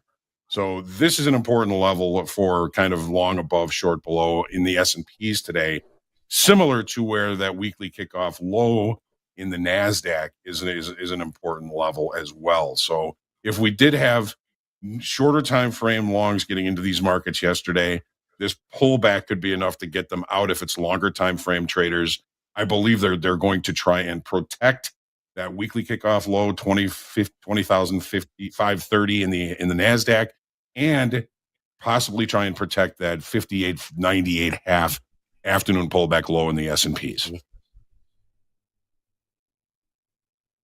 All right, everyone's flat. Let's do a quick roundup here. Dakota's flat. P&L update, please. Is the board accurate? 37 live, 6 XFAs. Sweet. Rips, is the board accurate? Got you up 15. Yep, 1,500 times 5. It's we're accurate there. It's about 1,500 up change. 17. How's the count up 17? Some change, MP? 1670. Even 70. Thank you. All right, everyone's flat. Go around the markets We here. lock it up and 20,000. keep it like this for everyone to screenshot and post all over social media. Why? You What's know going on what's in funny social about media? that, Dakota? When it's green, they happen to find that their copy paste button stops working. It's so strange how that What happens. happened? What's going on? MP. A lot of Twitter beefs out there, MP. A lot of Twitter beefs out. MP, what's your followers? What's your following count up to here on that Twitter thing? I don't know, like 11 half, something like that. Wow, you're coming up in the 11,000 game. followers. I get like 20 a day. It's kind of nice. 11,000 followers. You're big time, buddy. It's 20 incredible. people a day want man. to. I'll follow that idiot. I'll It's follow that idiot. incredible. I'll follow that idiot. Have you been stopping and asking yet on the ski lift? People are like, "Hey, you're that guy No, from Twitter." let's not do Yes, that. he has. Yes, he has. On a ski run, he has. He Michael from Topstep. 100% he has. Yeah. You're like, no shit. I'm like, and then I get, He's there. then you know me, I offer them the farm. I'm like, yeah, dude, here, you say Topstep, and then like, I'll hook you up, blah, blah, blah, but slow down, take your time. And then by the time we're getting off the lift, I'm like, have a good one. Ooh, Yeah. Devontae Adams that traded Dolby. to the Jets. He's going to reunite with Yep. Aaron Going back to the Rodgers. Jets. Oh, yeah. He got his boy back. Oh. They need him. All right, taking a look at Till here. 76% long in the YM. Everything else around 50. ES about 65% short. Taking a look at Topstep Till here. Wow, big sellers coming in on the tape here. Huge sellers on the S&P and in the NASDAQ there. We just broke that key support in the S&P, adding to this weight to the NASDAQ. It looks like we will tag that 529 there. We were consolidating a little bit there, all the way up at 575, but that was a huge flushcito to the downside here, trading 535s now. That was and hard, now- man. Still pushing. Right on a level, Right. right on a top step level. It's right on a Yep. top step level. 30s, 630s, 530s. Sorry, 530s. Wow, what a move. What's the level, Nice, Hogan? Weekly kickoff low, weekly kickoff high, actually, 530s. Ooh, If only we had a runner. Ooh. Dakota. I know, right? Point trade. Yeah, this thing is cratering to the downside here. We Look have at another the level time all the way down yeah. at 452. We're fading super They're hard here. hammering this. S&Ps There's are another really level, hard.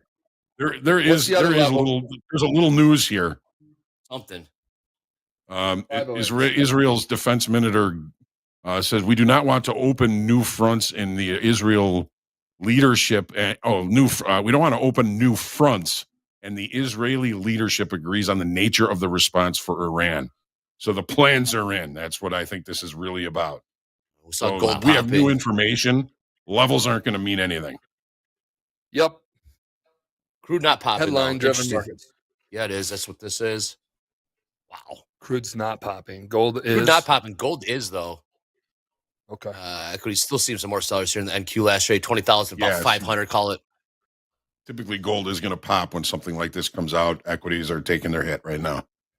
Yep, 500s are holding up for the time being, but I think we're going to flush right through that and potentially trade 452s to the downside here. Oh, so you interpret that as the plan is in?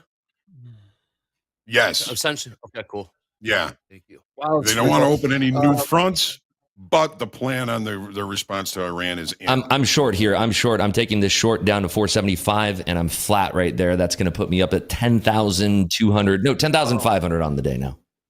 Well, I was jumping with you. Sorry, I jumped in with you. We're just going. I thought you just got short rips, so I got in. No, that's fine. I think that the trade's still valid. You have room all the way down to 452 there. Yeah, no, right. You said you got out. I got in and got out. I lost 1,000 just like that on Holy the house smokes. account. I thought you were just in. I was a 5 lot. When you said you were short, I thought you were getting short. So I'm like, I'm going to join him, but you were already short. So by that time, I literally pressed the button and got out almost right away. I took that for about 20 handles there to the downside. Okay. Yeah, it happened very, very quickly. That was definitely news-based move. So we are at the high of the consolidation for last week.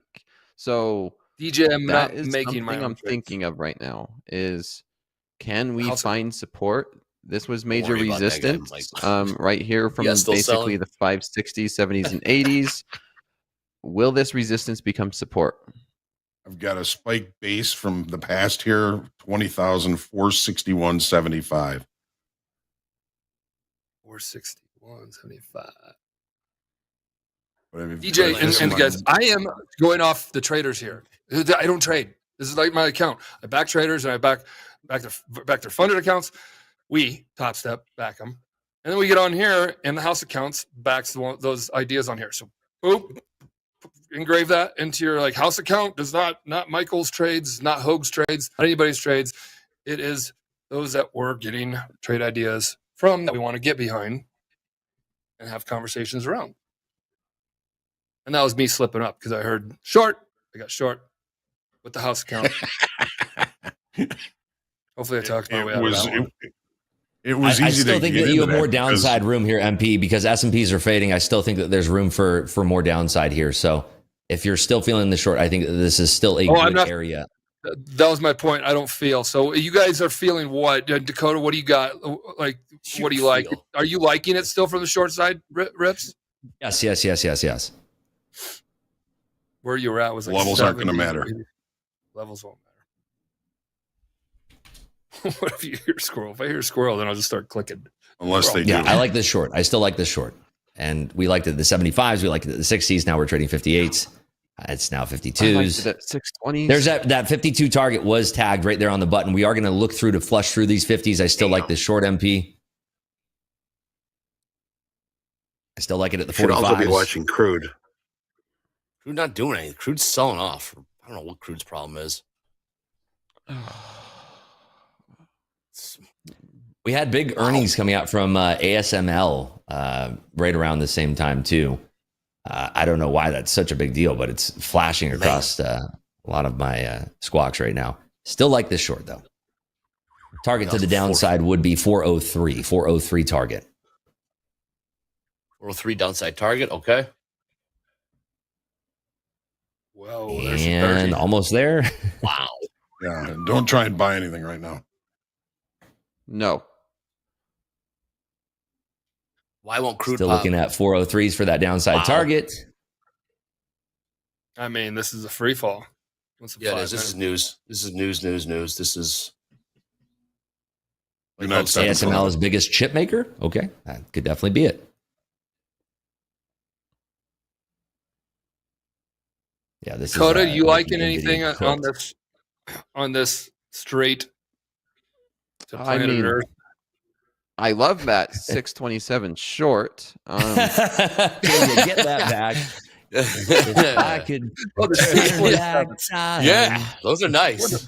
We're in the I forehand. know. Come on, you listen to my own advice and hold a runner. Other than that, no, I'm not going to touch this market right now. It's hands off. We might see a run to like 320s, maybe 374s. I mean, yeah, this is not something I like to touch, play around with. I'm halfway tempted to just lock it up or sit on my hands until the market starts to stabilize a little bit. Ooh, Benelli Hawk, that drop just blew out my account. Yeah, that's the tricky thing with these headlines. Yup. You get blindsided. You get blindsided at a moment's notice. We did see a little bit of a pop in gold. It might have tipped us off to something was coming, but what didn't confirm it was there's no pop in crude. We did see the pop in gold. Always about use a $10. stop. But yeah, stops are Always. non-negotiable. You have to have a stop in. Stop loss. Oh yeah. Unless And you're 403s coming up on the target. Pushing lower here. Let's see if we can tickle those 403s to the downside. fives, there's threes, there's 375s, There it there's is. three even, there's three There she quarters. is. Go on, MP. Duplicate that old Amazing. YouTube or that old video that you posted where they're Wow, it they're is yelling. running real low now. Let's see if we retest these 400s. No, it'd be like, that was There's that who was retest of 400s. Let's see if we reject it all up here. There's potentially an entry here, MP. Oh, I'm trading when you guys are trading. The house account doesn't go off on its own unless you both talk out the trade. And you Yeah, both like it. if we're rejecting underneath 400s here, definitely some room to the downside. I think all the way down to 330 if we actually reject at this level again, if we find some big liquidity to the offer side. Oh.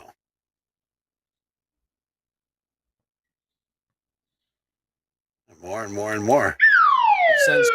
Makes sense. All right, man. I'm going to Maybe take this that's short it. here, MP.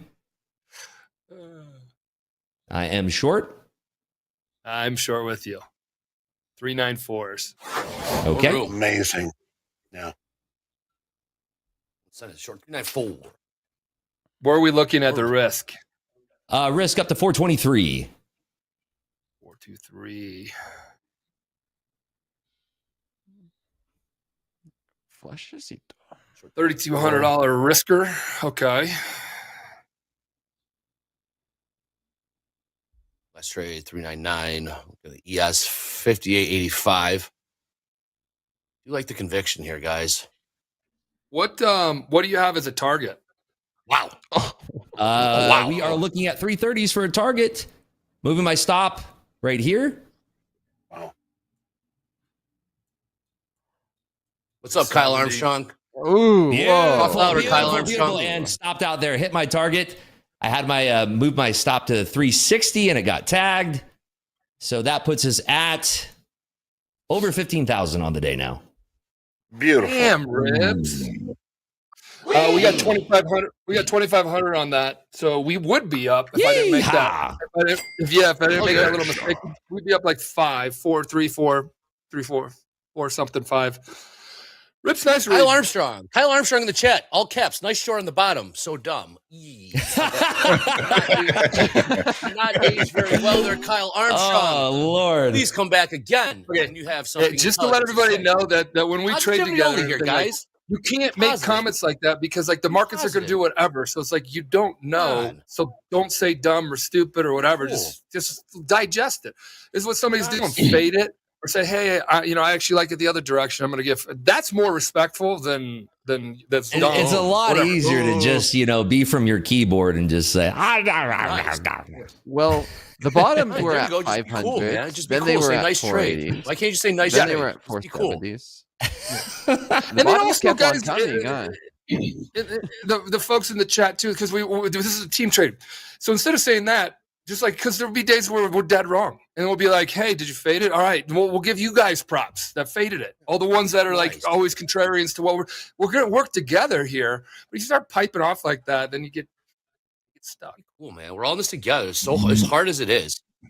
Just a point of reference, 58.80 is weekly kickoff high in the S&Ps. We just traded down to 58.81 half. I still don't want to buy it. Just a point of reference. We get down below it and reject below that, then maybe it might be something we could look at for a potential long. Yeah. But we still have news in the markets. It's very difficult to try and buy this thing. I don't. Who's talking, Hogue? Hogue, who's talking? Holy smokes, there it goes again. Oh my goodness. A new low. 350s are trading now, and we're seeing a little bounce back up. Yeah, this market, again, like I said, has room down to 330s from what I'm seeing, and then potentially all the way to that fade of 307. Andre, we have nobody I'm flat, yet. by the way. I'm flat. Nobody. Yeah. Eddie. Okay. Andre, it's the Israel's defense minister Gallant is the one who had the comment. All right. Yeah. There's your 340s. Oh, There's sorry. your 340s. 300 Thank point you, sell Hogan. off. Huh. Man. If you're still on that short if you're still on that short of what Rips is talking about, raise your hand because you didn't take any heat on it. I don't think you took any heat on it. Maybe took about 10 handles, maybe. 10 handles. Yeah, is we not were heat calling right for this now. back at the 470s, if you don't remember. 470s was when we were talking about short. So very, very, very nice trade here. It's just very difficult when we're down. We just tagged 330, by the way, and we just jumped up like a trampoline. Yeah, Yeah, 330 that's the target low of met. the There it is. consolidation from the past week. Is that it? That's the bottom of the consolidation for the past week. 330s. He said 330s. It's 31 quarter. Somebody's going to be like, well, it's 31 quarter. You didn't say three. Again, guys, these are areas. These are areas. It could be 40s. It could be 40s and he's still right. It's just like playing that area with the as big a move as we're doing today. Yeah, 40s, 340s. You would have had a working bid there. You would have been fine. 330s Yeah, on the I think dot. I might actually. I mean, we hit those 330s on the button. I'm actually feeling like I should lock out here and just enjoy the 15K worth of profit on the day. I do think that's a great day. It's a hell of a day. Let's go hit the. Yeah, you know what? belt. Actually, I'm gonna make. I'm gonna take my own advice. I'm gonna lock it out here and now. I'm locking out. I like it. Give another account to That is a trade. smart Give another move. account to trade. Give another account to trade for fast markets, though, right, Rips? Live account. What do you mean fast markets? cool. We're on fast markets. We're on Hell fast yes. Yeah. Vroom, vroom. I have a live Nice call, account. sir. I have my live account, cool. of course, which I've had. You can talk some out, live accounts from the beginning. Yes, you have. All right. Nice calls there, guys. All right. I know Jay, we got I'm- Jay. We're gonna. Jay, on the house account in Hoagland, on the house account manager on that, are we, if they're talking out trades, the traders that we're trading with, and they're not in them, are we still taking them, or are we only taking the ones? And I'm just kind of getting a refresher here. What you guys have? Well, with your- We have not. We have not been. That would be discretionary on us. Yeah. Okay, cool. Well, let's have There were- let's be discretionary. There were a couple of trades that were taken yesterday that we didn't take in the house count. Okay. But it Well, helps if our experts here are like what, I'm just taking this for a quick scalp, or if this is something they really believe in, to let us know that. Okay, got it. Mm. All right. Yeah. I Sometimes know I've been we'll take following. a trade. We'll take a trade and say this is not for the house. This is personal. This is not a house account trade. We bottom pickers, big time right now in tilt, big time. 76% of folks that are in the micros, in the NASDAQ micros, 76, 77% long. Ooh, we're gonna Micros, flush. We're gonna flush. Yeah, this is my guess. I'm just guessing. Just Michael's thoughts here, because when you start picking bottoms in the markets and it's been on a free fall, you feed it. And those that don't know what that means, if you get long, got to have a stop like we were talking about earlier, or you're going to get auto liquidated by your account, whether it's with us or at a personal brokerage account or whatever. You only have a certain amount of capital in there to work with. So that stop then becomes a sell order. That sell order then becomes selling pressure because it's a stop market order. Market typically. Yeah, it is. It is always, typically, and always, same time. Because if you get an auto liquidated, it is a market order. And if you're using a stop limit order, I would never do that in these markets. You're feeding the sell-off. Yes, you are. Yeah, I mean, the only thing I see on the bull side is we just came to the bottom of that consolidation from the past week, and that's where we bounced. We bounced 70 points from the bottom of this consolidation. And so that's the only thing the bulls have, which, we could very well make a run back up to the high of the consolidation for 70s. That's possible, but Well, Yeah, this market, this is a rough one. Like you seen somebody came in the chat and you say, hey, selling the bottom's dumb, and then we sold off, 70 100 points. Yeah. You never know when it's the bottom. That's the thing. You want to get in with the trend and the momentum like that. The biggest loser, the Tom Hogard author. He talked. I mean, like, there's no high and there's no low. I mean, there is at that moment in time, but there's the market's. There's no bottom. The bottom's zero, and the top is eternity. Infinity or whatever. Yeah, I was looking to make an argument that these 480s might be the bottom. That was wrong, right? I was closing out my short from 620s at 580s, thinking, this could be the bottom. And then, here we are, a few hundred points later. Is this the bottom? You'll never know until after it's over. There we have the Dow doing its own thing. Yeah, we had that United Healthcare. United Healthcare was getting hammered in the Dow, I believe Hogue was saying this morning, and that's probably weighing on the Dow a little bit. Last trade in NQ, though, 20,380. In the ES, 58.83. Bottom pickers are trying to come in here, like MP was saying, trying to say, all right, that's it. This news ran through the cycle. Get back to buy the dip. I mean, keep an eye on the gold. Zero wasn't the bottom on crude oil. We learned that too. No, it was not. We all learned together. Gold or crude can go negative. That was so wild. So potential 3-bar reversal on the 5-minute would be a break above 406. But this 5-minute candle is just so wide. It's almost 70 points that it's where do you manage the risk? So even though this 3-bar reversal is valid, if we break above 406, we could see maybe a bigger bounce. But my stop would need to be at like 320s, and that's just way too much risk for me. All right, everyone's flat. Dakota's flat. Rips is flat. House account is flat. Everyone in the green right now. Mega flat. Dow is sitting in the middle of the range. It hasn't even left the initial balance yet. Just holding right there. Can we give it up for Ranthony NQ in chat? They just said, I just passed my combine. Let's go. Oh. Right, man. On that excellent. Great. Okay, 80%. I would sell it right now if I was trading my own personal account right now. Welcome back to the markets, MP. Came back on a good one. Back in the saddle there, Mr. Patak. Yeah, jumped on a moving train. Since you are reading things well, Rips, please keep sharing, even if you're not trading. Discretionary house. I'm watching out here. This is definitely what happens when you have a large move like this, and we have certain price areas that we're watching in the market. This is a very normal function of the market where you have a lot of folks that are rushing for that exit door to close their trade. When we're looking at a big short trade, you're going to have that exit door looking like people closing the long side. That adds the market to the bounce. And that's what we're seeing right now. We've had a 70 handle bounce there off the lows, and that's just a normal function of the market. The only way that you can get out of a short is by buying back in. You are short contracts. You must buy those contracts back in.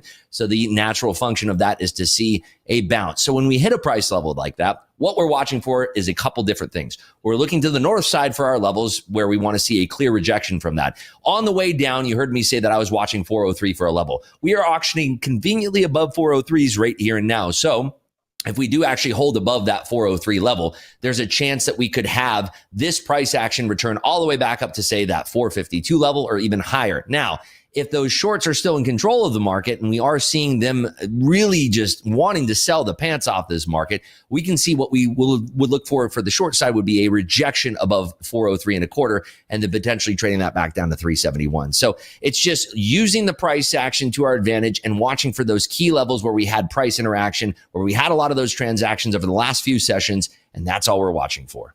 So right now, thank you, 80% long in the micros. Average price of 413. We're here right now. So your average of everybody trading their micros in the minis are same thing around there, right, Dre? Great. Yep. If you were looking for a short, if you were looking for a short, sorry, Dre. If you're looking for a short, where would you say hands off? Both open to both you guys, Dakota and Rips. Hands off. Are you hands off? I mean, the action's still on the table right now. Even though I'm locked out, there's still good trades that may show up. Gold's still pushing higher.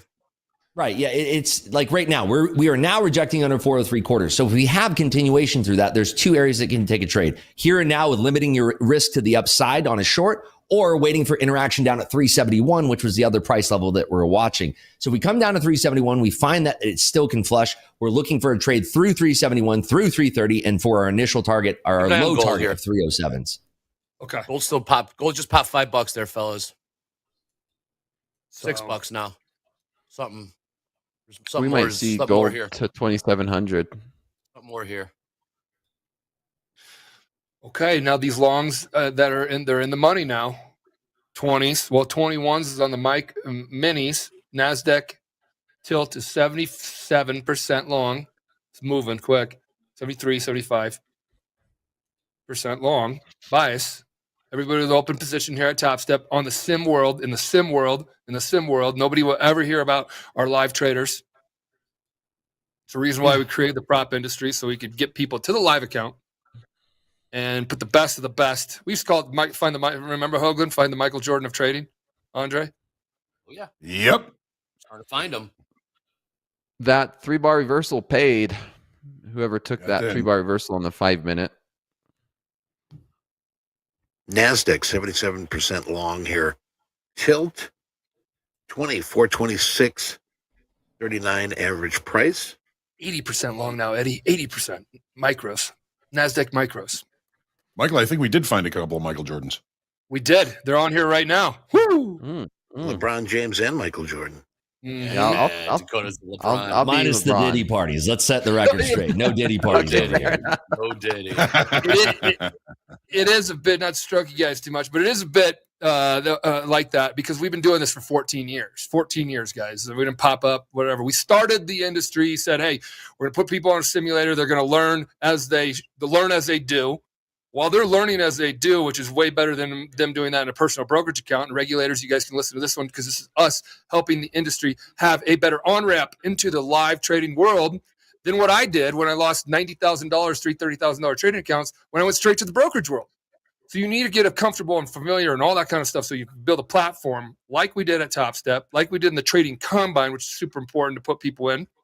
You can help them develop by them learning by doing, create, hone, and whatever with their strategy and their skills and do all that there without losing their kids' college fund. And if they're doing well with it, pull them up to trade live capital. It's a smarter play than handing how a it should resume be. to a platform. That's how it should be. All right, guys. Well, while we watch these 20,400s, if you guys do take a trade, feel free to jump in at any time. Again, we got a headline-driven market going on right now. Keep an eye on gold. Last trade, 26.80. New highs there. We saw a $5 pop. Equities didn't really follow suit just yet. We did see a delayed response the first go-around, so we'll keep an eye on that. With that being said, we got JD coming in here with our P&Ls and payouts. My payout numbers for last week were just out of this world. JD, what kind of records are we setting today? Kind of quiet yesterday, actually, for a Monday. But side note, nice trading, guys. I love it when we all get on the right side of the market and make some money. That's exciting to see. That's how the house account should work. But let's take a look at yesterday's live funded P&Ls. Here we go. We've got Kingway up there, $11,184 trading the NASDAQ. Faye with $55.68 trading gold. Karen tore up the NASDAQ for $735 in profits. Ying had a nice day trading silver, $4,476. And Wang Ming, another NASDAQ trader, went home with $4,290 in profits yesterday. All right, now take your guess at the over-under on total payouts from yesterday. Yeah, $1 million. It was a Monday, so we have all of the weekend. I'm gonna go 1.7. I'm shooting over high. $1 million. I'll take 1.5. Close. I want to say it was on the quieter side. Compared to some of the numbers we've been seeing, but it was still like these days. 1.1 million looks quiet. Wow, that's quiet. Quiet. Yeah. We only had one day. We only had one day last week that was less than $1 million. That's the first time that's happened. 4 out of 5 days over $1 million in payouts, and you saw the number: 6.4 million total in payouts last week. Unbelievable. We're the biggest biggest prop firm in the world, hands down. Biggest prop firm in the world, Michael. hands down. Them, Mike. Taking people live. You're not a prop firm if you don't take people live. Those are the changes that will be coming probably next year to the industry. If you don't take people live, what are you? Doesn't sound like a prop firm. A funeral parlor? That's a rhetorical question, Michael. A funeral parlor. Yeah, if you don't take people live, I think you take them dead. There you go. All right, here's yesterday's XFA P&Ls. Some nice numbers here, too. Guillaume had a pretty nice day trading in 3 XFAs. He pulled money out of the NASDAQ, S&P, and the gold markets. His lead account made $17,380, and across all 3 XFAs, he had a combined profit of $52,135. He made a nice jump on the leaderboard also. We'll see that in a little bit. Schleib. Hold on, JD. 84% long NASDAQ, 77% long, 84% micros, and 78% NASDAQ. And now you got S&P in the 70% long bias. Long bias. Everybody trading in either the trading combine or express funded accounts. Who made money on that 3-bar reversal on the 5-minute chart in the NASDAQ? I just wish I would have taken it. I saw Hogan.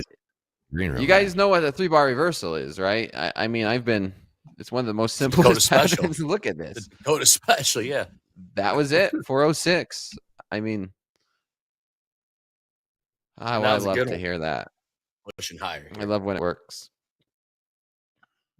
Hell yeah, love guys. to see everyone take it successfully, too. Me, still in, guys. Wow, still in. Yeah. That's sick. I love to see 5 minutes remaining. We're 115 points off the lows, Dakota. That is a move if I've ever seen one. Nice job, fellas. 3% long. Hey, coming Average up here, price we got the New York Fed 1-year consumer inflation top of the hour here, so heads up. Thank you, Eddie. Dakota. Average price of your long bias, Dre, 20,004 in the 20 handle or 20s, 420s, Eddie style. Sitting pretty. 430s, yeah. Well, the NASDAQ gave up weekly kickoff high really quick, but the S&P 5880 weekly kickoff high found buyers down there again. There it is. Hey, Andre, what do you think if we took a look over at the market internals? How would you My feel man. about that? How we looking at? How's volume today? And IC's trading around 150 million shares. It's 1% below its 1-month average. Advancers are leading decliners right now by 1.6 to 1. The NASDAQ is trading 2.5 billion shares, which is 32% above its 1-month average. Advancers are even with decliners after that little kerfuffleation on the lows there. The VIX is up 1.2% at 19.93. Awesome. Volume just pumping in the NASDAQ today, baby. Love to see it. Good volatility, good volume. Click like on TopstepTV YouTube channel. Click subscribe. Follow us on Twitter at TopstepTV. But my man Eddie's got some announcements. Eddie, take it away. What do we got? We'll keep it on these markets, fellas. If you do take a trade, please jump in. But Eddie, what do we got for announcements today? Hey, you know what? Today is a very special day. All right, it is Tuesday. We're halfway through the month, and we've got Dr. Brett Steenbarger going to be back with us here today. He's making his return to TopstepTV, and he's going to be here live today, 11 a.m. Central Time. Do not miss it with a special Trading Mindset AMA. He's going to be joined by Emery Band, and, of course, our good friend Johnny Hoagland. I'm going to put the link here. I think we got a little time for if you do have another question, or if you do have one question, by all means, click on that link, and you can do that. But basically, that's all I've got right now. I'll be back with some more goodies in the future. Be right back. Thanks. I've had contracts at 410. Shut the door. What's say up? one more time. 410, 130 at 410. I see that. Yep. 130 Slam offered the at door. 410. Big pivot up there. Right when we were saying, hey, did you guys still hold this long? Still in, all that kind of stuff. See how it turns like that? Wow. Slam That the door long on the bias is not long bias anymore, Dre. But slightly. 56% long now. Everyone's looking for the Moved exit it down door. to 08 quarter. That would have been a beauty. Well, you would have, but Well, I mean, a lot remember- of heat. You take a lot Yeah, of that's what I was heat. just gonna say. Remember, I said if I was trading my personal account right now, I get short right here. That was 09s, 409s. I would have had to hold that all the way up to 49. I'm not taking 40 handles of heat. You're wrong. This would have sent you into a tizzy, Michael. I'd be like, I was short. I would have called you Squeeze later me. and be like, squeezed out, squeezed out. Anyways, welcome back to the markets, Michael. You got the volatility back. MP Brought it with me. I feel like MP brought the greatest day of all time with him here. This is just good stuff. I mean, after you find out your colon is completely okay, they said, what? Okay, it's like not checking yourself for breast cancer and things like that. Yeah, you definitely should do this, people. You have to. definitely should What do this. happened And with the Andre, alien story? I gotta hear the alien story. I think the PSA alien from story is Michael. somebody goes through, gets a colonoscopy, and comes back from it. And when they wake up, they got attacked by aliens. I don't know. Oh, That's what it felt. That's how I felt. Yeah. Eddie had something similar. Yeah. He's like, Eddie Hey was guys, talking to him. in your Swear, I 40s, swear. do it. This is my public You service have to. announcement. Do it, Dre. You're in your 40s now. Do it because my Easy. friends, Don't give it away. my Do you have a friends, discount code? yeah, yeah, right. Discount code. My friend, and you know her, Dre, Melissa. Melissa's aunt died. She got checked later on in her 50s, and it had been building up. If you check it early, you get it fixed. Teresa, you know Teresa, Andre? She picked me up from the hospital yesterday, and she had colon cancer. She had colon cancer, and she caught it early. She had to take a foot out, like a foot of your intestines out. Oh, Catch it great. early. I gotta go get checked. It was the breast I gotta get cancer as checked. well. Catch it early. Testicular cancer. My brother had testicular cancer. Caught it late. Had to have his whole chest ripped right open to get to the lymph that's nodes. nuts. All that shit. Check it early. So don't be shrugging me off, Dre. I'm goof. I'm not. I'm goof, and you're 100% correct, man. We all want to be here for a long time and a good time. Yeah. Mm-hmm. So now I'm going to say, Dre, you got to go get it done. You're 40-something. I'm not your age yet. Just Yes, like I the will. Series 3, Dre. Yeah, but don't be a fool. You know what? I'll get the Series 3 and I'll get my colonoscopy. You're Same going to time. feel like $1 million. Same day. Same Same day. day. It's a good clean out too. Yeah. Yeah. They gave me That's this clean. stuff they're to drink the night before. Uh-huh. It's like a super flush. It's like, whoa. 100% right. Yeah. This episode sponsored by Taco Bell. Or Chipotle. All right. Keep an eye on this trade 20,400. 58.85 in the. Yes, we are seeing gold pulling off these highs. Last trade 26.75, about $5 off those highs. We saw that pop. We saw it retreat a little bit. Looking here on tilt, like MP was saying, we did see a heavy long tilt in the NQ. Heavy. John Jones in the chat says, I want to see hot streaks. I want to see hot streaks. We all want to see the hot streaks, John Jones. Those will be coming up shortly here. Yeah, Man, cut- we just cut us. ripped off those 380s. Yeah, it did. You know, the 383s was a top step level. We ripped through it like butter on the news. Came through it on the 3-bar reversal, and then came back and touched it. What was that one, Johnny's weekly? 2383. 71% long on the tilt in the NQ again. 383. Oh my gosh, right back down. This is a volatile market. 373 is Wild very, price very action. low. Oh no, we got 383s on the top step levels on the chart right now. That was 50 up in 2 minutes, and now we're 40 right back down. Mhm. Yesterday's low. We came up close to that 452 level again, as you can see on the There it chart on is. the screen. We came up close to that 452 level, and we didn't auction over it. So that short was definitely in line with what we're kind of talking about earlier. I didn't take any trades there, but it's just good to note. Even if you're not trading, charting this stuff will be extremely helpful for when you're ready to, take these types of trades. Just watching how the market reacts around certain price levels, and then kind of saving that in the memory banks for next time. Yesterday's lows. J Van, thank you. Thank you. Brad, thank you. 383. Hungry Trader, thank you. Evelyn, thank you. Cyrus, thank you. Hoagland, thank you for putting these together every day. Every day, guys. Top Step funded or Top Step levels are, it's an indicator. And remember, it's not a signal. It's an indicator that you can click on your Top Step X platform and choose Top Step daily levels. Try to help you out. They're just levels. They are not buy signals. We do not call them support resistance. It's coming down to it's just an area of importance. That's it on our end of it. Now you do what you will. Sweet. All right. I see my man JD here in JD. Just bring in JD. JD, let's get these hot streaks. Let's do it. Everyone's asking. Let's do it. MP. He's on fire. MP hot streaks time, man. JD, come on in. Give us the good news. You got. Well, I don't know if I need to talk about it, but yes. I would never bring you bad news, Andre. I'm not Thank here you. to bring you bad news. Thank you. There he is. Please. 70 days. Ooh, that's our guy right there. 70 Two more bucks. 2 more bucks for the last yesterday. days, Michael. 30 to go. We're not going to be happy at with this anything point, less it's very than hard 100 to build. MP. Wow. Yeah, it's impressive now at this point. It is. 70 days. What a guy. Way to go, Dilesh. Oh my god. Oh my god. We've reached out to him about coming on the show. I know you mentioned that earlier, MP, but yeah, he's concentrating on his trading right now. He sent us a couple nicely worded emails. He loves Topstep. He loves everything we do here, but he's just not ready to come on TV. Yeah, yet, so we'll keep JD, trying to push him.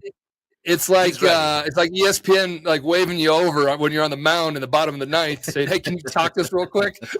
You got a no hitter going." We'll let him do his thing. We'll give him some room. He'll be on eventually, though. I guarantee that. All right, next up we got Mina, our model of consistency. Mina made another $202 trading the NASDAQ, now at 30 days or $7,500. Harjo made $224 trading the micro NASDAQ, now at 29 days worth $58.54. Joseph made $454 trading the NASDAQ. He's our Hot Streaks P&L leader at the moment, now sitting on a 28-day heater worth more than $10,000. And they're at another $300 to their P&L hot streak profits, and he's now at 28 days worth close to $7,000. I still have payout leaders from yesterday. Want to see yesterday's biggest payouts? Jeez. Here they are. Monday's top payouts. Michael T, $35,681 from a single live funded account. That's a live funded account payout right at the top there. The best. $35,682. Patrick, $23,000 out of 2 XFAs. Jared, almost $21,000 from 5 XFAs. Day with $14,500 from 5 XFAs. And Hung Sheng, $13,622 from a single live funded account. 2 live funded account payouts on the board today. Love it. Almost 100,000. That's 100,000 on just the top 5. Nearly 10% of total payouts. I got the number here. 9.72% of total payouts from yesterday. Who's number 2 there? In the top Who's number 5. 2 on that list? Is that P Dub? Who I think it is? P Dub Is that out who I of think it is? Florida? Is that who I think it is? Fisherman? Is that who number 2 is? I don't know. You really want to know? I like it. I'll Yeah, say it. is it? Do you want to know? Yeah. It's him. Do we want to know? Nice. Yeah, Pete, look at that face. Look at that face. And just, all you had to do was spend $600,000 in combines to get there. Yeah, Patrick, take the picture, post it. Take the picture, post it, share it, put a plaque up. Yeah, you know he's watching right now. I'm just teasing you. We're just teasing. We're all in the same industry. We're having fun, right? Hopefully. Well done. All right, I'll be back with the leaderboard just a little bit, guys. Incredible! I did not know that was coming. I can't wait to introduce him and Rips together in person in Vegas at a meetup. Oh, hug it out. Here, I got you both a drink. Why don't you talk? You guys. Yeah, he might need security with him for that. You both got your own detail behind you. It'd be hilarious. I wouldn't need it for that small fry. Oh man, this is going back to him. So good. Do all respect. That's 2 different classes of people. All respect. Yeah. It is. I mean, to each their own, and To each their own, 100%. it's yeah. I'm gonna leave it. I'm gonna stay out of that. Hey, Yeah. earned is earned. This is If you know, you This know. is locker room talk. It's jabbing in the locker room. We're all in the same football field. We're all on the same. We're all athletes of the marketplace. so to speak. Exactly. Some people play in the pro league. Some people play. There you see that slugger. Oh, There you man. go. Man, I love this. Spicy on a Tuesday. Mm-hmm. Very spicy on a Tuesday. You All right, still well, have we your got live that account, in right? spicy. We are moving fast and furious. Fast, Marcus. One more time. Click like, click subscribe. I think we're going to get to 125,000 subscribers by the end of the week. Before we do that, I got to throw it over to my man, Eddie. Eddie, we got more announcements? What's going on, Eddie? Oh, look at that. I like that graphic, MP. MP, look at that graphic. Look at that graphic. Click like, click subscribe. Click notify. Oh, wow. It's for Facebook, though. Or no, that's not. The colors are for Facebook. Man, what is it? Your eye to Yeah, attention to detail. Sorry, man, oh man. I'm sorry. It's blue. Eddie, what do we have for final announcements today? Well, you know what? If you were one of the 50 bell-to-bell viewers that was drafted for Coach Hoop's Pit Raiders, you're going to get an email within the next steps by the end of the day. Boom. Yes, we're adding one more team, Coach Paul's Profiteers. Boom. Yes, and by the end of the week, we will have 5 VIP teams of 50 players each. Boom. Boom. Yes. Stay tuned. Topstep TV for your chance to get a VIP. We're going to be dropping the check-in forms periodically over the next month. So those that check in have the most highest chances of getting a VIP spot. Also, if you like what we're doing here at Topstep TV, I'm having a great time today. So please take a moment. It takes about a minute of your time to leave us a review on Trustpilot. I'm going to drop the link in chat. No pressure, but if you like what we're doing, let us know. Okay, we'd appreciate it. And let's keep this going here. So back to you, Andre. Thank you, Eddie. I do believe we have Daly speaking. Hey, Rips, real quick, can we get a scouting report on Daly? Scheduled to speak at the bottom of the hour.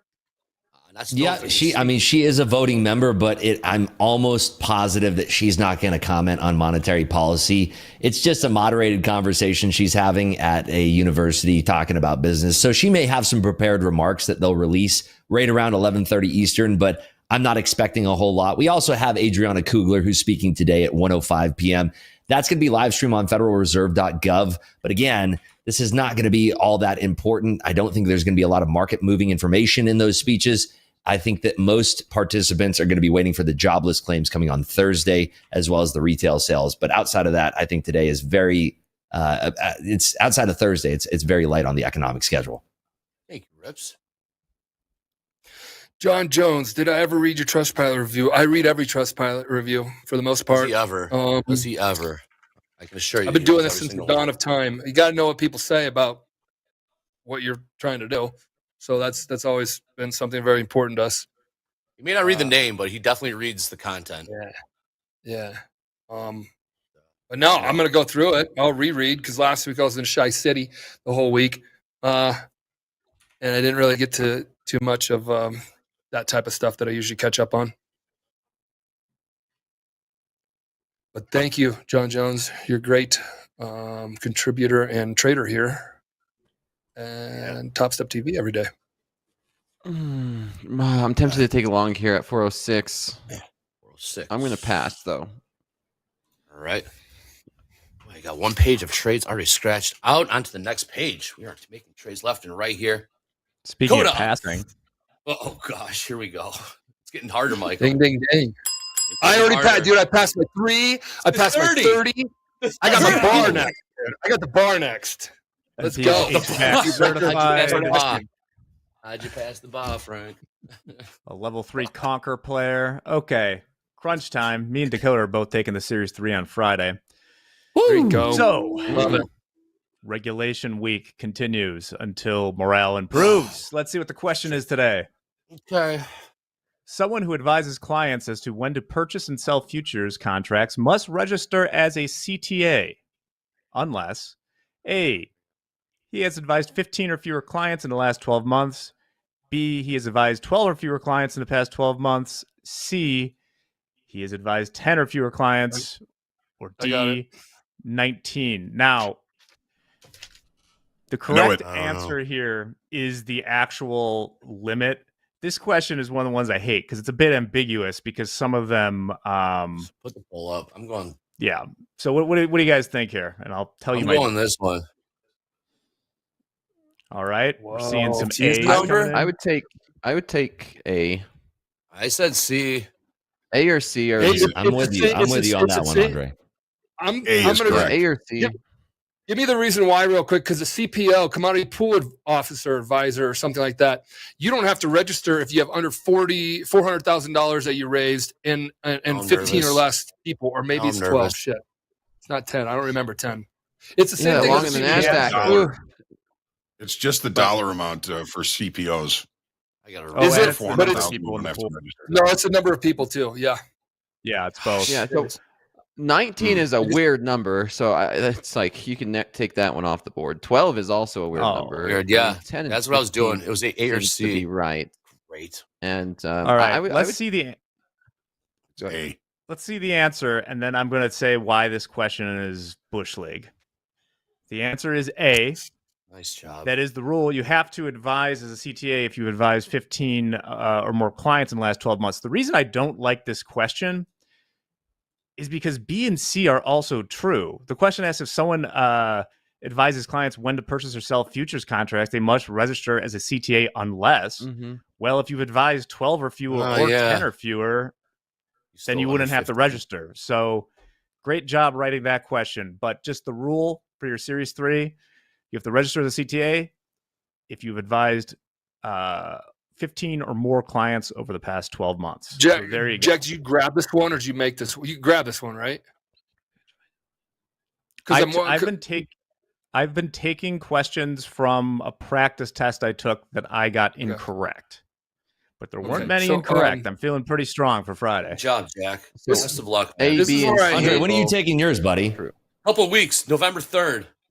I'm in December for mine. I got time. I got a nice I run am right becoming for more and study. more nervous now. This week has really started, or last week too, threw me off. I had it locked down, but now Jack's upping the level. You can miss a lot. It's 80% long right now, 75% long. Their longs are back What's in here. the pass fail on? Is it like 60% or is it 70%? 70%. Good luck, so gents. You can miss 3 out of 10. Back a little later. I did it at 30 in Chicago, so I could actually manage an office. They have a test, and they just tell you pass fail, right? They don't tell you whether or not. This is what they don't tell you anything. They give you this piece of paper. He's got it right there. Oh, there it is. And then they give us a seal. We'll make sure it travels with that thing. He keeps And it. there's a seal. They press on that, and then they have a pass. Carry on. It says pass. Got his Dob kit. He carries that thing everywhere he goes. We've learned, MP, that if you don't pass the Series 3, it does give you the percent you got right. Oh. Whoa. Well, I guess I'll see that in December. I've never seen that before. Lets you know how close you are. I have this on good authority. I thought I was going to fail the 30, and the room was packed, and the people had headphones on. People were taking all different types of tests in there. And when I take tests, I do this like, and I'll like breathe really heavy, and I'll get mad because I'm reading it. I'm like, you're trying to confuse me. I don't know. That one was tough, but the strategy I found out to use is you're able to flag them for review. So you go and right away, if you're like, I know this one, you read it, you think, I know it, boom. I don't flag those ones, but then there's ones that I'm like, if I have to think at all, sit there and think or question what I just felt, I'll flag it. But you always answer. And because the book talks about your gut instinct is to always kind of stick with the first one. But I do go back at the end, and you take all the flags off of them, the ones that are flagged, all the questions, and the software does it. Same software for the 30 as it was for the 3. And then you kind of, adjust. And those are the ones you spend a little bit more time on. But you've got to keep going because there's a time component of it too. But Series 30. You'll do just fine. If I did it, pretty much I'll say anybody. Not Series anybody 30. that got C's or better in their educational career is probably going to do just fine. Saw him studying the night before. He was not in the finest of moods. What would you say was easier, the Series 3 or the Series 30? You know what's funny? I mean, the 3 I was way more prepared for. The 30, I'm like, well, I'm flying to Chicago and Dakota. Are you taking it at Grand Junction? I'm gonna just take it here in Utah. Oh, okay, cool. I took it in Grand Junction. It's a 2 hour drive. I'm like, I'm not driving 2 hours for a 50 question 30 Series 3, test. So I hadn't started studying on it. That was last a week ago Saturday, where I scheduled it. And I hadn't started. I put the test on that coming Wednesday, and I just did it on the airplane, and then I landed and just powered through it. And that was actually that was a harder one because it's like how to do your customer, how to do all that. Like if somebody has 400,000 or more, and they're advising 15 or less people, type of things, and how many years do you have to have of doing something before you can advise. And all that, like I'm like, whoa, okay. So that was I was much more nervous on the 30, getting deeper into that than I was on the 3. The 3 I was pretty prepared for. I'm assuming you might have to do both. Yeah. That long from 4 to 406 was nice. We're getting a little bit of a pullback now. I'm looking at a long again. See if we could break above these 450. 450 is a key resistance. Is your trigger long waiting for 450 or is your trigger long here? What are you looking at? So that's the thing, Rips. If we get a pullback, maybe back down towards like 410, 408, maybe a reversal off that. But if we don't get that, of course, 450 is a break above 450 is probably a safer play. The problem that I'm having with this continuation. Go ahead. Yeah, the problem I'm having is this double distribution that we're forming right now. We have a weaker distribution from 415 up to 450, and we have a stronger distribution 410 all the way down to 370, and it's heavy weighted to the top side. So I just don't like any trade location here because anything can happen. We're later in the day. We're approaching Euro close. I simply just am not looking for trades here because it's too much of a tight distribution. This could turn into one large distribution here and just chop between these ranges. But yeah, I'm not a big fan of this right now. That's fair. We have what, 9 minutes till Euro close. 9 minutes till Euro close. 9 minutes till Daily Speaks. Got some more stats. We got some jabs coming up. We got appreciation today. We got the Dr. Steenbarger in the house today. Jam-packed day on TopstepTV. Markets are moving. We'd love to see. All right, MP. Everyone's flat right now. Quick roundup. House account up about 2,300. RIPS. XFA's up 15 large. Dakota's up live up 37. Hundo. You hitting the felt today, Rips? I seen you in that Legends table, sitting there with over $500,000. Yeah, it's been poker's been really, really good lately. Had a really nice session. I'm back again after I wrap here on TopstepTV. I'm back again for the. I like watch. I don't really like going on the internet, but when I do go on there, you pop up, and I'm like, how many days in a row could you go to the poker place? And you're crushing it. Your chip count looks great. I know that. Yeah, and then your dinner then your dinner shots after the chip count look great. So yeah, and when you drive home looks great. You're very I want your life, Rips. Well, you're supposed to be coming out to Vegas. I heard the Topstep team is looking at coming out to Vegas pretty soon. I'm going to be on a couple of those poker streams, and I'd love to be rocking some Topstep gear on those poker streams. Yeah, I need to get back to you on all that 1,000% on both coming out there and rocking it. So let me follow up with you on that. But good stuff. Yeah, it's been really exciting. All right. Do you know? What's up, MP? Do you know when people sit down real quick? Do you know when people sit down, you're like, this guy, he's green, newbie, something like that? Yeah, the game that we're playing is a healthy mix of really strong professional players and recreational players, and the game is designed around bringing in recreational players that may not be the best at poker, but have a lot of money and they enjoy the game. Nice. You can read between the lines. Fish. Yeah. They're great people. I will say that they're wonderful people. I'm there for the conversation. They have a lot of money to give away. I mean, they have a lot of money. A lot of money indeed. All right. Let's do a quick round. Let's go around the horn. These markets, right? Markets have stabilized a little bit, consolidated, if you will. Last trade 20,412 in the NQ. You got low of the day 20,331. So we're up about 80 points off those lows. We've got over 630 point range here from high to low in the NQ. Basically, we saw a sell off on those headlines out of the Middle East. We do believe. Taking a look at the, excuse me. Take a look at the ES. Got about a 40 point range there. Last trade 58.88. Last trade low of the day 58.77. Gold up around the highs 26.79. High of the day 26.81. Crude relatively stable, relatively calm today. Last trade $70.07. $70.07. Everything is kind of just hanging out right now. Dakota, what are you thinking? You got the bear behind you. Are you still bearish? Or are you bullish? Or are we just wait and see mode? I'm just wait and see. I mean, obviously the trend's down today, and we are bearish because of that move. But yeah, the market's kind of settled down here, and I'm not opposed to taking longs or shorts. So I'm less of like, hey, hands off, don't be buying this market because it's like fallen off. Now we're settled down. The euro is getting ready to close, and I could very realistically see in this thing, come up, test the 450s. If we break the 450s, then make a run up to these 480s.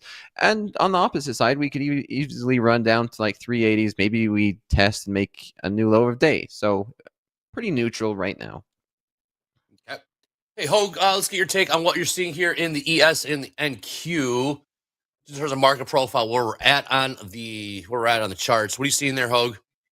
Well, in the S&Ps, this is a 5-minute chart. It's kind of small for me, but we had the breakdown. We still haven't left yesterday's range. We've much surpassed that in the Nasdaq, and I like the fact that the market is attempting to hold that 58.80 weekly kickoff high. What was resistance becomes support eventually, perhaps, and so far, it's really kind of falling into range. It's just digesting the new information. So, I like the longs down near weekly kickoff low if that even becomes a possibility. We've got a little bit of double distribution in the day today to a degree. Look at the profile here. So opening range, the dead ass high. All right, well that's a warning to try and look for shorts. We ranged up here. We left that. Now we're ranging down here. The market is attempting to move value lower. So the market, is still, I think, digesting that new news as far as the Nasdaq is concerned. Not a Nasdaq trader. I've got it on the 100 tick chart here. Let's put it on the 5 minutes. So here's, we're still up here in the S&Ps. Nasdaq has really taken a hit. It's back in Friday's range. Just looking at the low of that range, like Dakota was looking at, this looks like a decent area for potential support down there, which we have found support down at that level. So, I'm looking at both the S&P and the Nasdaq as range bound until proven not. We've got a very solid upper range here, which probably isn't going to be that strong. It's a double top up here. We've got excess on the low. We've got the low of the balance area. I'm going to call it this afternoon pullback low at 20,372.5. And anywhere in between, I'm looking to buy lows and sell highs until that breaks. If there's a continuation break to the downside, you've got to go with it. If the market fails the breakdown, comes in and starts looking above these highs, then I think you got to go with that too. Because after all, I am wearing the rally sweater today, which worked yesterday, hasn't worked so well today, but the day isn't over yet. Really just kind of looking at this range, in the Nasdaq, let's call it 20,445 to the upside and 20,372 to the downside. If we're going to remain range bound, we're going to fade those extremes. But if we do break out with any momentum outside of this range, you have to go with it in very short time frame. London session closing in 1 minute. Starting to sell off here. And we got daily speaking as well. Closing check. Rips. Let's Not see if we taking can too much. We'll keep an eye. Hold below 400s. Any trades here? Anywhere? I know we've been consolidating. We're in a what Adobe Dorito setup. Is that what he calls it? You're calling it Range Doritos This now is that too? double My distribution goodness. we were talking about, so I don't like He any likes of the his trades in ranges. this location. We're calling it. He's got you calling Doritos now. I All right, love JD, we'll Doritos. get to that right after Euro close. Got the big Used to leaderboard put coming Doritos up right in around the corner. sandwiches. Cool, Cool Ranch only, Michael. Never forget. Yeah, I know. Not me. Got me through college. 66% long in the YMs, 50-50 pretty much across the board. We got London close coming up here in right now. Ding, ding, ding. All right. Euro close has come and gone. We are consolidating a little bit in the NQ and the ES. Right now, JD, if you're ready with the big leaderboard, again, if you're not on the Top Step leaderboard, don't come talking to Dolby. JD, let's show them the leaderboard. What's up, guys? First, let's do a quick VIP update, actually. Excellent. Oh yeah. Oh yeah. All right. Whoever is in the bag, I forgot if it was Gabe or James this morning, but let's take a look at the overall board. No change in the board from last week. We got Coach Jay's Lunatics still with a single trader in the XFA, 40 traders in combines, 40 traders still eligible for funding, 2 payouts worth a total of $2,500. Coach Ray Stop Hunters. Coach Ray is still the trading combine pass rate leader with 31.5%. He's passed a total of 17 traders from the trading combine into the XFA. He's still got 4 active traders in XFAs right now. In total, his team has taken 2 payouts worth $3,836. And then Coach Vince's Market Makers started with 53 traders. 13 had finished, 38 still eligible for funding, 2 currently in XFAs, and he's the payout leader. Number of payout leaders, I should say. 3 total payouts worth $2,385. All right, here is your VIP leaderboard right now. We still have Travis from the Lunatics. Let me give you a little advice. There's a Not that leaderboard, Eddie. It's coming. My bad. Eddie's all Keep in mind, there's a 3 excited. and 6 month bill auction that's about to post results. All right, we got Travis from the Lunatics still at the top. Monique in a close second. Scott, Ashley, and Jeremy. Stop Hunters leading the top 5 right now. 3 traders from Coach Ray Stop Hunters in the top 5 in the VIP leaderboard.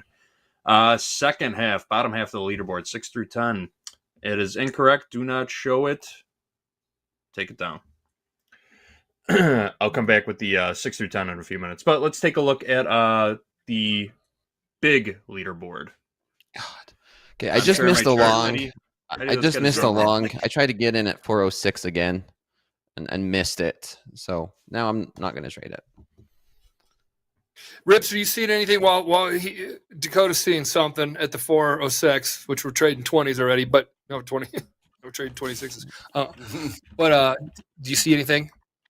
That auction is just posting its results right now. So after the dust settles from that, I'll check out the order book. But right now, it's a little bit too it's muddied up to trade to see anything. Got it. Yeah, I'm seeing if this could continue to 440s and then maybe test the break of 450. But we'll see. Like I said, it's not extremely bullish. I tried to get in long at those 406s because it had a good risk reward. But now the risk reward's just not good. So it's still sitting on my hands. Okay, keep an eye on gold here. Gold just making new highs, 26.81.50. New highs in gold, trying to push. Will we get to 2700s? Tilt 75% micros, tilt 75% long, 74% long micros to long buys, those that have an open position in either a trading combine or an express funded account that are trading micros. Net 75% of those open positions are one direction long.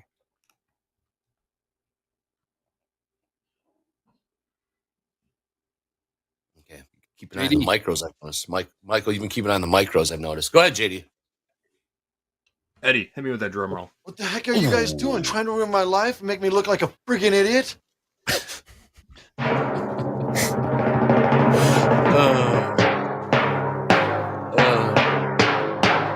Freaking idiot. They get better This every day, leaderboard. Eddie. Better every day. That's my favorite one so far. There we go. There are your top 25. Let's give a shout out to Rafa. Rafa was in a little Yes. trouble earlier today. I reached out to Risk Team. I saw something in his trading account. A little off-putting. Rafa's been the leader happened? for months and months and months now.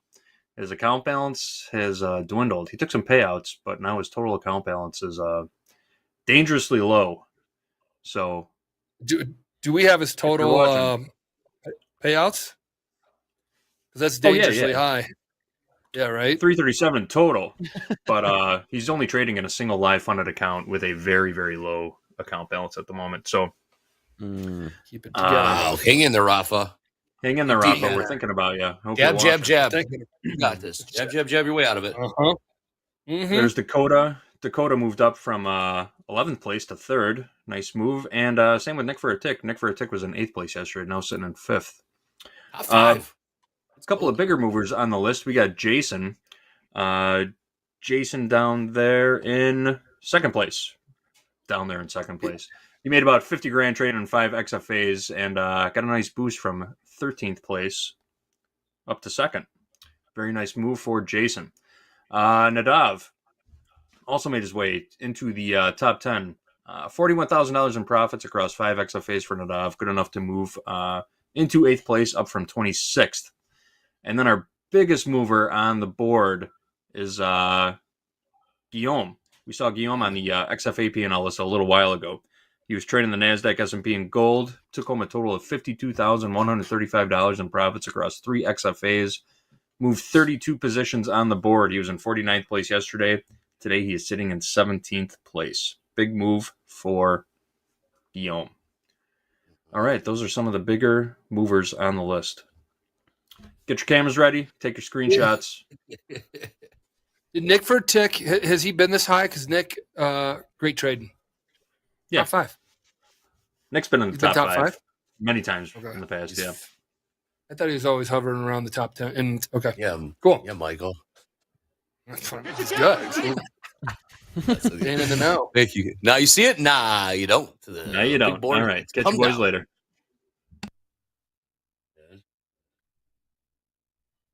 What is this? Let's see if NASDAQ could find buyers now. Let's see. Oh, PW, man. Oh, man. You calling me out on his Twitter now? Oh, man. What do you say? I don't know. Andre I knew hasn't you were ever watching. taken a payout in his life. I've But taken a sitting couple on payouts YouTube in my life. talking shit. Rip's crying as well. Bunch of. I would say You were yeah. watching. PW, I knew you were watching. This is how he You were pokes. This is how he watching. pokes. This I is mean, fun. I'd be crying if I had that many payments and not enough income to cover them. But, hey, I guess I'm different. No. I knew you were watching PW. Congratulations. You got your payout. Congratulations. Hey, to the victor go the There you go. spoils, man. Congratulations. You got Uh-huh. yours. I was actually pumped. I'm the one that said actually have him read your full name. So I don't know what you're talking about. I'm team PW. So hey. I And mean, remember- it's good that he got a payout. Those tips can stay frosted. Forward. You would have it's hilarious. Thank you. The dude to buy. All right. The dude divides. Yes. That's Congratulations. Hey, just you got- friendly. This is what we did in the pit. You'd have lunch with the person after. You'd go grab Eddie said they'd be yelling at each other and then they go grab a beer together. This is an industry that you have to have a thick skin. It's fun. Come on. We're all in it. It's a love-hate business too. We all got cold streaks, hot streaks, consistency that we're fighting for every single day, all that kind of stuff. So Stop. have some fun. Congrats, Just man. don't bring Hey. personal things into it. Yeah, That's be where it nice. gets like- Be nice. We can have fun. I know you're laughing about behind the scenes, PW. I know you are. You're gonna find this amusing. Anyways, we got about 20 minutes left here on Fast Markets. Markets are moving fast today. Dakota's been eyeing along this entire time. I hear him talking to himself back there. Dakota, flat right now. What are you, Dakota? What are I'm you looking flat. at? What do you I'm like? flat. I was looking for a long back to like 406s earlier. We went up, we tested 430s, 35. right back Yep. down. Let's see if we could test the 400s. Maybe even break out of this. I mean, this is kind of just a flagging pattern. Obviously, with flagging patterns, the bias is the direction that we came into the flagging pattern. So, yeah, shorts, we're going to be looking to break this and make a run lower.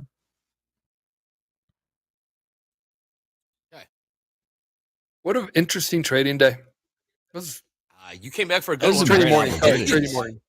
You came back Yeah, for a there's nice. lots of opportunities. And we got Dr. Steenbarger coming up after this. Ultimate power player. Getting prepped for that. We'll have some questions, talk about your psyche, your mental for the trading. Better here on Topstep TV. MP, you've been following Dr. Steenbarger for quite some time, haven't you? Yeah, biggest fanboy.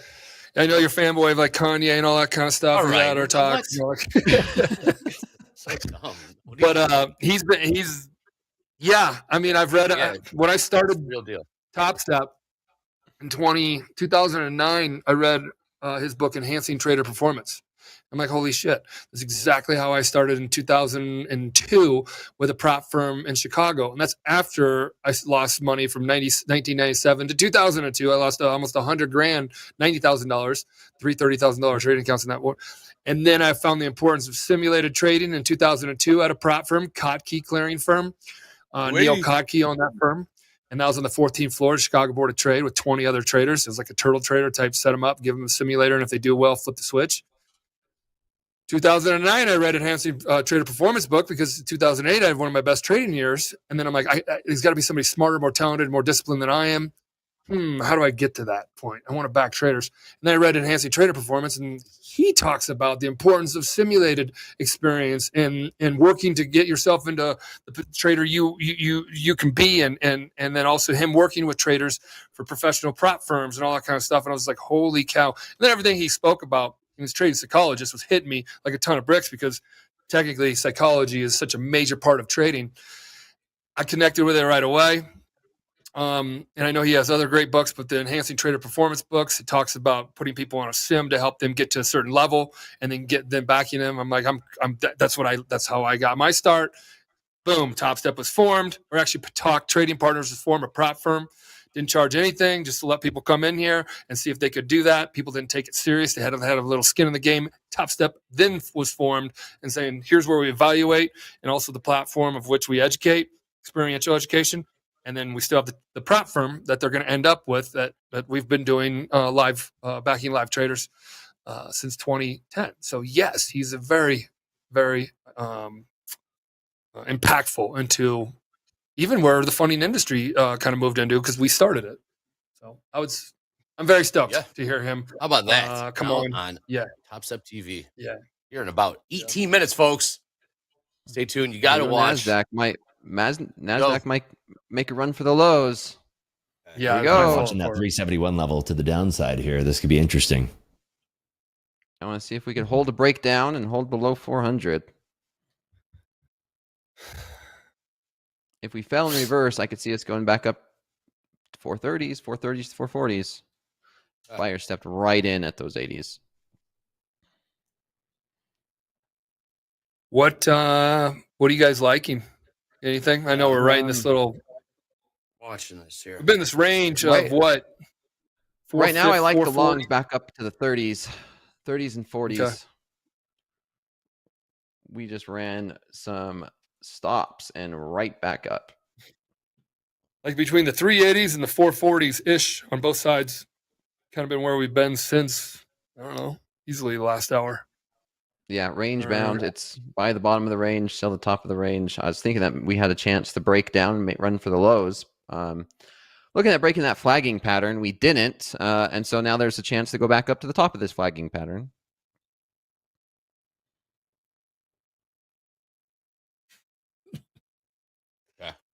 Nothing popping just yet. Bit of a range. Do we get a poll in here? How are we doing today? Let's get a poll up, MP. I don't know if we had a couple polls today. Let's not do it about money, Dre. Let's make it about like how your either mental state or confidence or something. Go ahead. Since we got Steenbarger coming on, I like this. Something about your psyche. Yeah. What would be a good poll? You happy with your mindset? Are you not happy with your mindset? You go. You feeling centered? Are you feeling centered today? Yes or no? Are you feeling in the zone today? Yeah, what would you yes or say? No? I just said it. I just said two different versions of what I'd say. I would say I don't feel like either one of them. I'm apparently not good enough. Really not what you want. Okay, Tommy, you. What would you think? Back to you. Yeah. MP, what would you say? I don't know. Are you feeling centered today? Are you feeling grounded? Are you feeling in the zone? Are you feeling out of the pocket, as Rips would say? In the pocket. Ooh, let's do a Rips one. Okay, there you go. Centered or tilted? Okay, there you go. That's good. There you go. Well done. Who's back there? Good job. Putting all that mumble jumble together and finding your There we go. mumble jumble, and they finally found exactly what we were looking for. Nice. That's perfect. I think the house account is feeling centered because it goes off the feelings of Dakota and Rips, which I felt were centered. We're clicking. Yeah, I felt like we were MP. pretty zoned in there. It felt good. Hey, MP, real quick. I want you to roll up your sleeve where you got the boxing gloves. I want you to show us those boxing gloves really quick. Pull up to the camera here. Show us, guys. We're coming up next. Is going to transition into this new segment we got going here. A segment inside the segment. This is very important. What's called jab, jab, jab, right? So important to this guy. He actually tatted it on his forearm, right? Jab, jab, jab. This is when we make the comebacks. My man Eddie and Gabe, they work really hard behind the scenes. Look at it. It means everything. He talks about jab, jab, jab all the time. That's how we build Topstep. Every day. Trades. That's how you get in and out of the stuff. Right, MP? Yep. It's also the 1% daily improvement philosophy, the Kazan. Was it Kazan, the Japanese or saying, proverb or something about small daily improvements add up to big, improvements, whatever. Yeah. So I've been a jab, jab, jab since my 19, 20-year-old days when I used to try to do everything for a home run, everything for a shortcut, and that put me in the hole. And then when you just jab away and grind it out, I'm 45, so I've been trading my entire life, and then started a firm to help traders learn and then fund them, and I just been jabbing away. Same thing. Love that. Take that. So we said, let's take that and let's bring it to the TV. So Eddie, what do we got for jab, jab, jab today? I'm loving this segment. What do we got, Eddie? This one.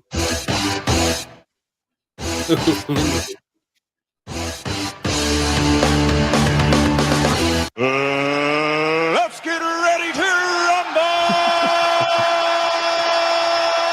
And in this corner, wearing the Topstep swag, the trader who does the work, strives to be successful. This can be you. And in the other corner, wearing the Pelosi for President 2024 Speedo, trading without a game plan like a damn fool. So stupid, he was driving to the airport, saw a sign that said airport left, so he went home doofy, big cheeks. Hey, let's see what our Topstep traders who are making jabs count. All right, we got Hoji. Hoji just said, just past the this moment, my 50K combine. Good job. But Rockin, who's here on our chat a lot, I passed 2 more combines in the slow markets last night, giving me a total of 5 pass now. I know I'm pushing the buttons, but thank you for all the knowledge from you guys. Cool. Appreciate that. Flyer Jim, our good friend, you've seen him here on TopstepTV, up 493 on the 50K combine. So locking it up for the morning. Catch you all tomorrow. Be listening for VIP. Holly, I know I could make more today. I mean, Holly probably doesn't sound like that, but I know I can make more today. But I just made 514 times 5 combines, so I decided to lock myself out. Way to go, Holly. Ashwin, I took along after a 3-minute candle, and as the PA was solid, took 3 contracts, made 1.5 on my 50K combine. Lock it out. See what that is? Lock that button out when you are up or when you're having the shittiest day of the week. Expander, just past 5 150K combines, going long since the open. XFA time. Noah D, Topstep. I gotta say, I love the manual lockout. I made some money today, and now I am locked out. It helps when I am tempted to keep trading. Right. CYA, cover your butt. David, I had a new XFA first day, down 1,700, brought it back to plus 200. That is jabbing away. Jab, jab, jab. Archie was negative 500 for the day. Now sitting in profit, sticking to my plan in the brand new first XFA. Jab, jab, jab. We got some honorable mentions. Mr. 7 up 1.5. Skunk Ape 1.5. These crossbows only passed the combine. John Miller passed the combine. Samuel Chen passed 2 combines. And that's what we have for jab, jab, jab. Awesome. Jab, jab. When did you guys start? This is bad. I love this. I love it. Knew it. I knew it. I mean, it's the trading principle. You got to keep jabbing away. Base hits. When I've had this forever. Yeah. MP, dude. Why are you making me show my tattoo? Why are you making me show the tattoo? Almost like I had a little Show us your tramp stamp. You got that tramp stamp that says "bye"? Yeah, can you show me that one too?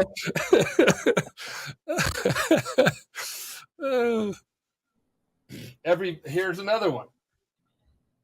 These are all things that I had in my pocket when I was trading. You know what, Michael? I found a few of those here at the house. I got them here. I got to take pictures of them. I found a bunch of cool stuff from our desk. Yeah, I mean, it was all about base and in trading. You got to have that philosophy. Everybody comes in to not everybody. I'm long Nasdaq 388. Long Nasdaq 388. 2003. Dakota's just been silently just watching this. The silent assassin. Yeah, he is. Nice He's been itching. He hides the screen. He's got a bear. You got a bear behind you, Dakota. There we go. Oh my God, missed it. No. Jab, jab, jab. So yeah, same. Small ball. How many Dakota? Chip away, brick by brick. 5 at 388. Looking for us to get back above 400s. Maybe leave a runner on to if we can get back to the top of this range. We'll see. This is a good risk reward, but improbable because we are in a bearish market, right? What's your stop, or what do you? What I'm going to close out if we get to 68. Okay. I might close out a little sooner. Just watching how we act right here at these 80s. I'll join you. The house will join you at 85s. 85s. Dakota long from 88. I'm out. I didn't like that. Okay. We're selling off. House is. I will get back in, though, if it sets up again. Fair enough. That was $700 loser. That is okay. It was a 5 lat. Jab, jab, jab. Keep doing it. Principles. Hey, Eddie, I'm starting to see some comments on a daily. Keep us posted if you got anything coming across the wire there. Let's got here as far as dailies talking around 3% rate may be around neutral. Let me dig some other stuff a little earlier. Continued expansion remains very possible. Labor market has cooled, largely normalized from the pandemic. That's old news. Cautiously optimistic. Hey, I haven't heard that one in a while. About the economic outlook. They were using. They've got a term every quarter. What's the one now? Soft landing, right? Okay. Good like that. Cautiously optimistic was used a lot. Also, Daly says the Fed has been able to get inflation down without major disruption. Really nothing in the red, but these comments are coming over the wire. Thank you, Andre. Thank you. And Rips, what are you smirking? What are you chuckling about over there, Rips? Before we do appreciations, something's got you. YouTube chat. It's just always too funny. It's good stuff. YouTube chat's been I do want to put a poll in there real quick because I want to. The jab, jab, jab makes a lot of sense now after trading for a while. Who here, when you first started trading, was looking for the home runs, was looking for the high 6-figure payouts in their trading? Because I know a lot of newbie traders, because I was once one. That's where my mindset was. So if it's let's put a poll in here. I would say 70% of people came into this business. Above that. Okay, 70% of the in my opinion, are going to say they came in here to hit an absolute home run the first year. When I say that, whatever that means to you, you weren't thinking small ball. You were thinking home run ball. Like, how do I swing for the fences, and how do I get all this $1 million a year trader type stuff? So awesome, MP. All right, guys, real quick. Hey, let's get to the appreciations. I do see the doctor is in the green room, so let's make sure we use his time very wisely here. We are selling off in the ES and NQ. But anyways, this is the time of day where we do the appreciations on Fast Market. Let's keep them tight here, fellas. We got the big segment coming up with Dr. Brett Steenbarger in the house. I'll go to, as always, let's do the chat. Chat, please tell us what you're appreciative for on this day. Eddie, let's go to you. What are you appreciative for? You know what? I'm appreciative of the flow of today's fast market. We really got through it. A lot of good communication, a lot of sharing of ideas and stuff from our chat. Great teamwork all the way around. Full circle. That is what I appreciate today. Good stuff. Rips, what are you appreciative for today? Always appreciative for the wonderful community that we have out there. Appreciative for the opportunities that TopStep gives us every single day to take on these markets for a very low risk. And just appreciative for everybody here on Topstep TV for producing a wonderful episode of Fast Markets today. Yeah, buddy. All right, Mr. Dakota, what are you appreciative for? I'm appreciative for the YouTube chat. Love it and see it. Like I said, Yeah, every me single too. day, at the end of the day, you need to look yourself in the mirror and just think, am I better today than I was yesterday? If not, you need to change something. Ooh, I like the Rips is loving that one. Look at that smile. Rips love that. Anyways, Mr. Michael Patak, what are you appreciative for? Well, besides being back with y'all and Dr. Steenbarger coming on and talking about getting, your mindset in a better spot, I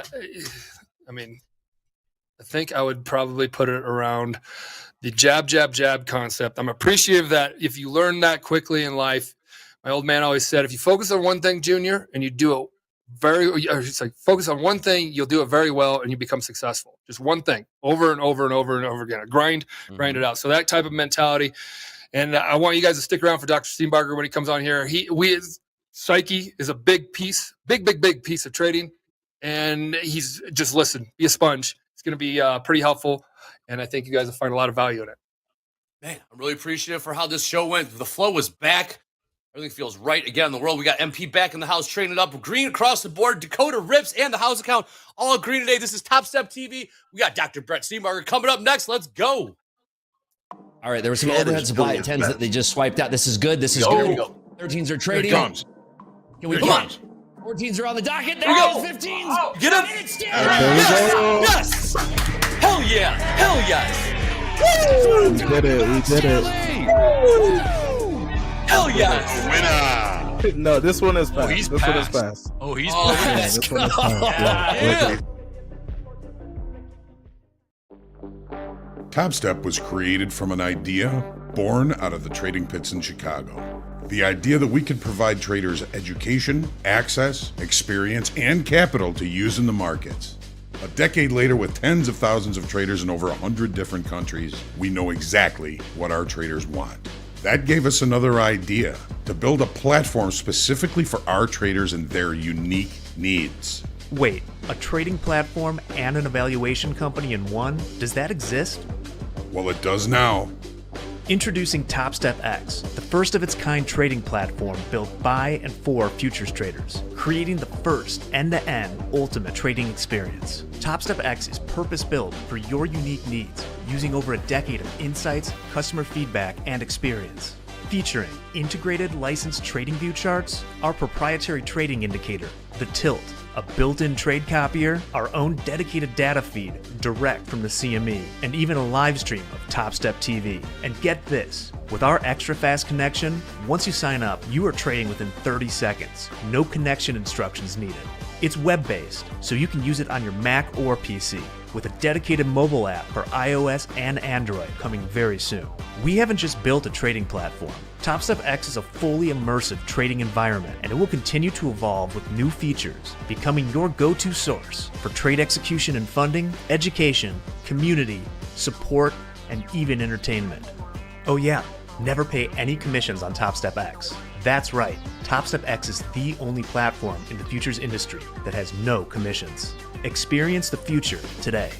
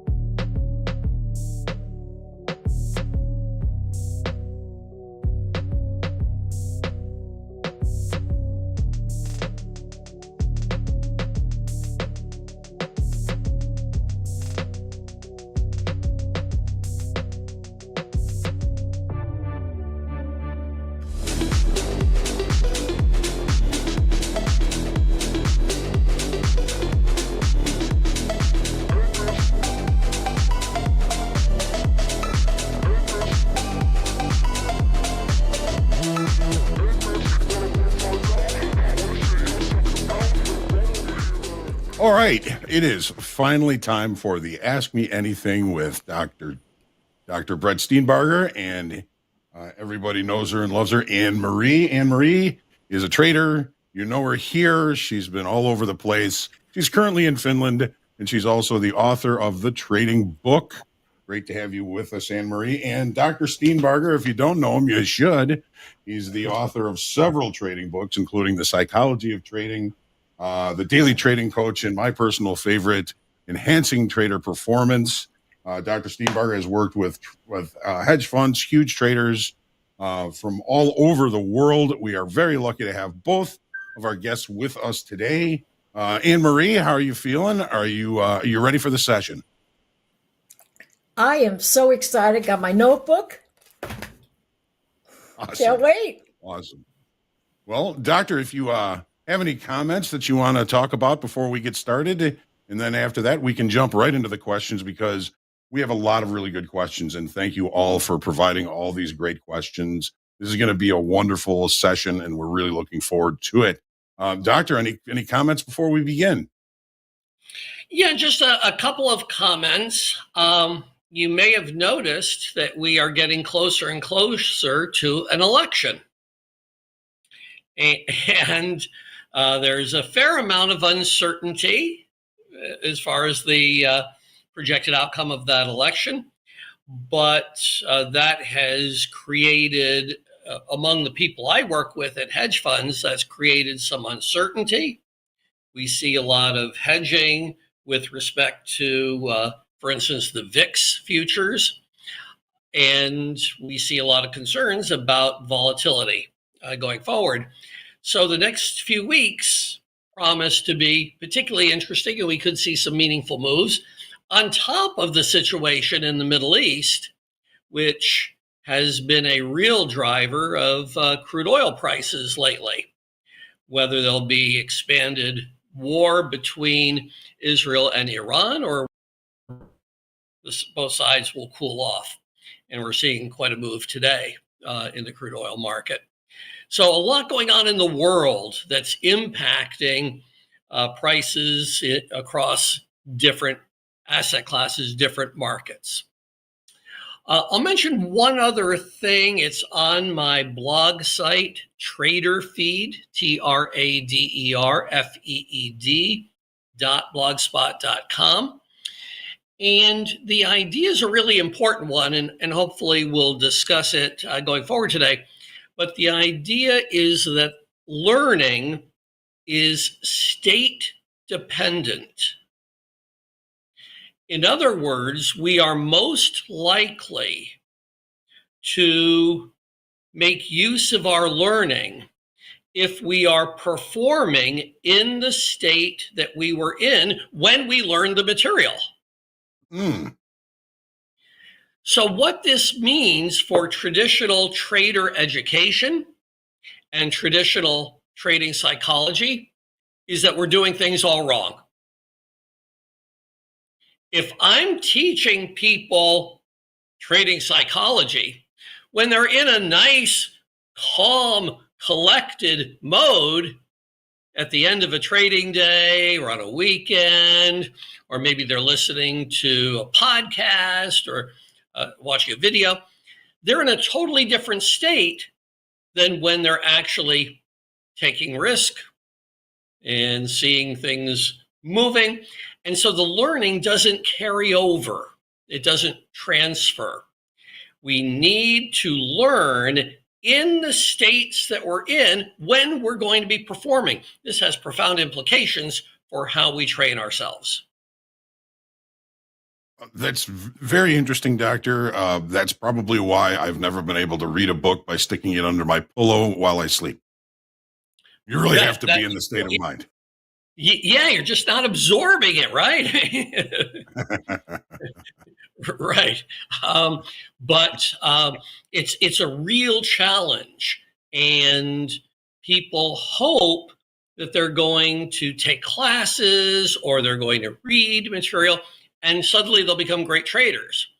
The classes give useful information. The trading psychologists provide useful perspectives.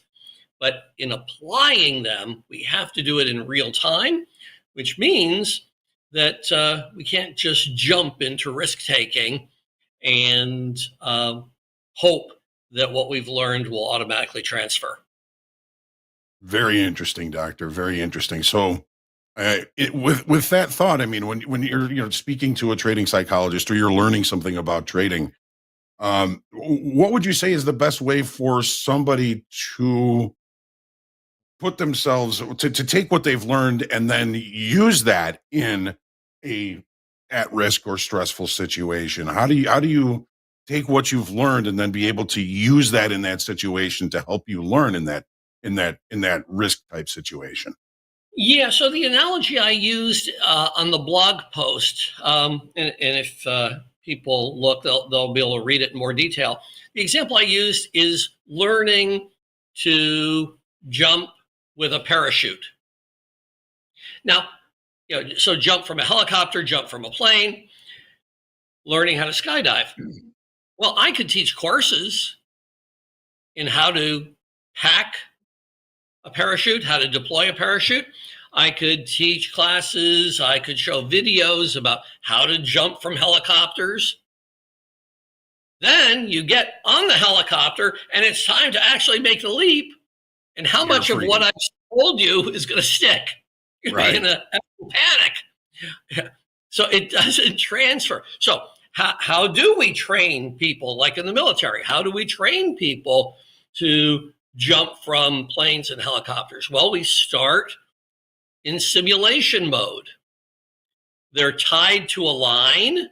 They have a parachute on, but they are securely attached to the line, and they learn to jump from a platform up high, deploy their parachute, and if they make a mistake, the line protects them.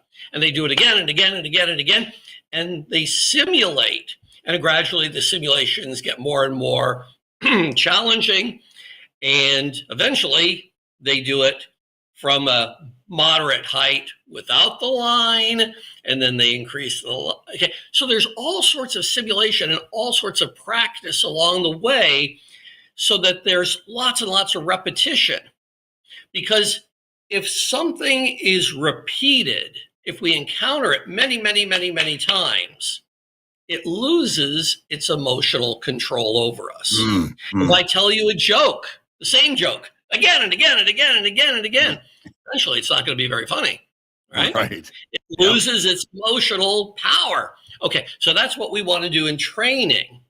So a trading psychologist like myself can give some pointers about what to do in practice and how to do it. And you can try to apply it. And then if there are questions and problems, you can refine. But you can't just jump into taking risk like you just can't jump out of the helicopter without having a lot of simulations, a lot of practice beforehand. But eventually you've got to make that jump, don't you? Eventually, and excuse me, and that's really the key word, Hogue, eventually. So many traders are eager to succeed and eager to make money. They want to put the trades on right away. They want to take risk right away. And then they wonder why they're getting all emotional. It'd be like if I feel a need to jump out of the helicopter right away, and then I wonder why I'm getting panicked. Well, it's not something I need psychological techniques for. I need to structure the learning process the right way. That makes so much sense to me, Doctor. I mean, I was in the S&P pit trading 1 lots, and I got hit on a 5 lot, and the abject fear that came over me is thinking that now, I'm used to trading 1 lots. Now I have 5 on was something that it takes time to increase that kind of risk and that kind of that to be able to handle that kind of risk. I remember my hand shaking. I couldn't even write the trade down. Wow. Yeah. And eventually it becomes so routine that it doesn't throw you at all. Right. There was a time when I was first learning how to drive a car, and it was very scary, right? And it becomes second nature. But it's through repetition, it's through routine, it's through practice. And many times, many times, the psychological challenges that people are having in their learning process is because they're not giving themselves enough time to practice and get familiar and make it routine. All right. Well, before we get into the questions, Anne Marie, do you have anything you would like to add to what we were just talking about? It just makes perfect sense. It's sort of like a guy that comes up from AAA and he's got great skills, and his first day in the show, he walks 4 guys, right? Or he gets shelled. It's just, it's a different space. So that makes tons of sense. It really, really does. Thanks, Anne Marie. All right. So for our first question, this is a question that I've seen a lot of traders kind of pondering. I know that there's one in particular that I'm really excited if he's here for him to hear your answers, Doctor and Anne Marie. So here's the first question: as a funded 20-year-old that's been trading for 4 years, now with a newborn child, if you were in my position, would you focus on day trading as your career, whether it be getting a series license and trying to work for a firm, or look for other transferable skills in other industries? Having a child does change things. Having a child changes things amazingly. I have 5 children, and it's not a linear function. 2 are more than twice the work of 1, and 3 are more than 3 times. And so it takes real time and effort, but most importantly, it takes real teamwork. And if you have a spouse who's also working and has other responsibilities, then it can be very difficult to maintain the kind of hours that trading often involves. And that's one of the reasons why one of the common issues that people bring to me when they meet with me is problems in their relationships, problems in their marriages, because the work of trading taxes that teamwork. So you want to be aware of that. You want to be sensitive to that. It can be done, but you really have to be able to pick up the slack for each other. I like the idea, and I'm biased because this is how I did it myself. I like the idea of having a full-time job and a full-time career while I'm learning trading and while I'm developing my trading skills. It takes so much pressure off. It also gives you a fallback, if the trading doesn't work out. And it takes the pressure off if you go through a period where you're not making money in trading. It's not all of a sudden like your family doesn't have money. So I think there is some wisdom in what the questioner is asking, to have a secure base and then use that secure base to work on the trading over time. Anne Marie, I'm sure you have some thoughts on this. Yeah, I totally agree with that. There's so much pressure in trading anyway. It's better to have something stable and then work at being consistent, because consistency or a lack of it is the bane of all our existence, right? And you got to get consistent in your process before you can go, all right, I'm just going to go jump right in. And I jumped right in, and it was really the worst thing for me to do because the pressure made me lose a lot of money. And so I would definitely say have a foundation, just like Dr. Brett said. It doesn't feel as exciting to go, I am trading and I'm doing this, but it's the wise thing to do, I think. Well, and good family. I agree with you, Anne-Marie. Now, there are, I should mention, in the world of finance, I work with hedge funds mostly, and people who join a hedge fund, they've typically had some training, but they join with a salary. And it's typically a 6-figure salary. And then they get a bonus on top of the salary. That's how they can make a good amount of money. But that salary provides a cushion of safety and security that the average short-term trader would not have. Well, from personal experience, I'm familiar with this. I was a local in the S&P pit, got married, was making money, losing money, overall profitable, but I was certainly not the best trader in the world. And when my, first daughter was born, I had an opportunity to step up and fill orders. So I became a filling broker, and that was, a little bit more solid income, but it also kept me in a position where I was going to be able to trade alongside of that. Maybe not in the S&Ps, but I was able to trade in the NASDAQ or other markets while I was doing that. So, and I don't know if I would have survived being, a local trader or just an outright, speculator after my first daughter was born, because it does add a lot of pressure. Corey, I hope that really, really helps your kind of decision making in that. And it's always a personal decision. And so great questions, great answers. And hopefully a little bit of my experience will help you make your decision. All right, we've got a couple of kind of related questions here. I've kind of put related questions together. We have Stefan that is asking, first of all, thanking both of you for being here. My question is, I realize that I feel fatigue after watching the charts for a couple of hours. Seems like my mental capital is gone and I feel mentally drained. This happens usually around 2 p.m. Eastern Standard Time, but I still have things I want to accomplish since it's still early in the day. What is your recommendation to recharge my mental capital and to get some more energy to keep going?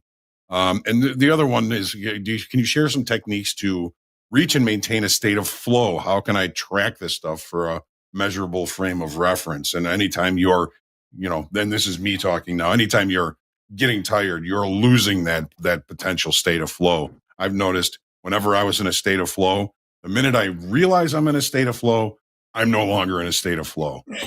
Doctor? Yeah, no, great questions. In the psychology research literature, they talk about concentration being a muscle. And if we focus and concentrate, eventually we tire out that muscle, just like if we were using our muscles all the time in the gym, eventually we would become fatigued. So we all have those limits. And typically that's why it's helpful to be able to take short periodic breaks, and breaks that really refresh you.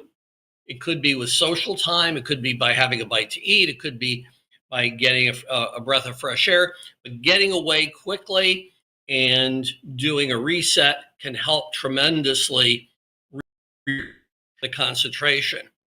Now, as I believe I've shared in a previous talk with you guys, I do work myself in the area of biofeedback.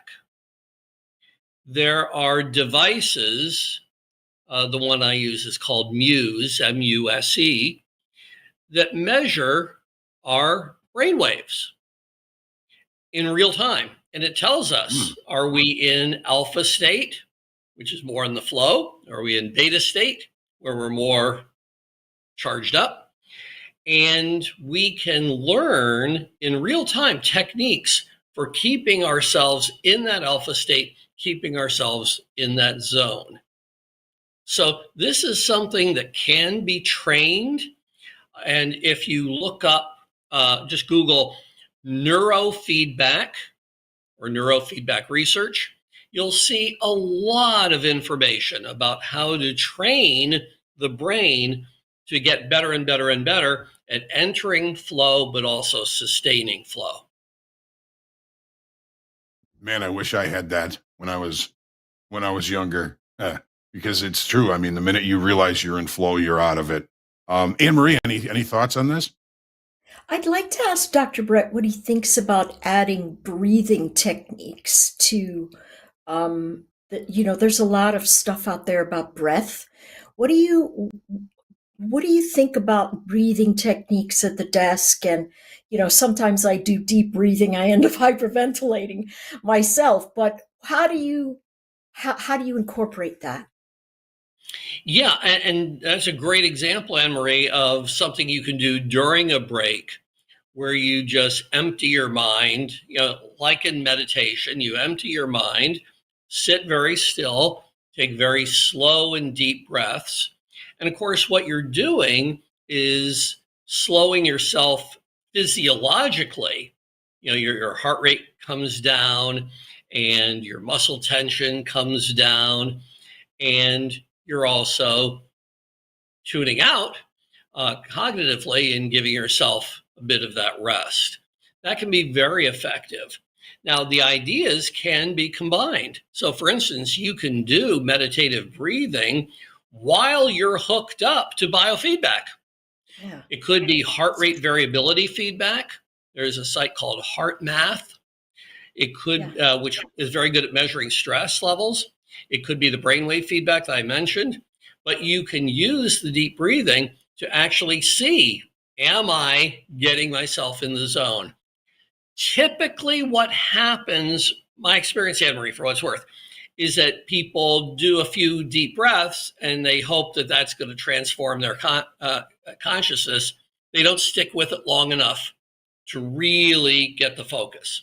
It does take a little time, and it takes practice. Doctor, we hear about the state of flow quite a bit. In your words, what is a state of flow? Yeah, a state of flow is where you're so absorbed.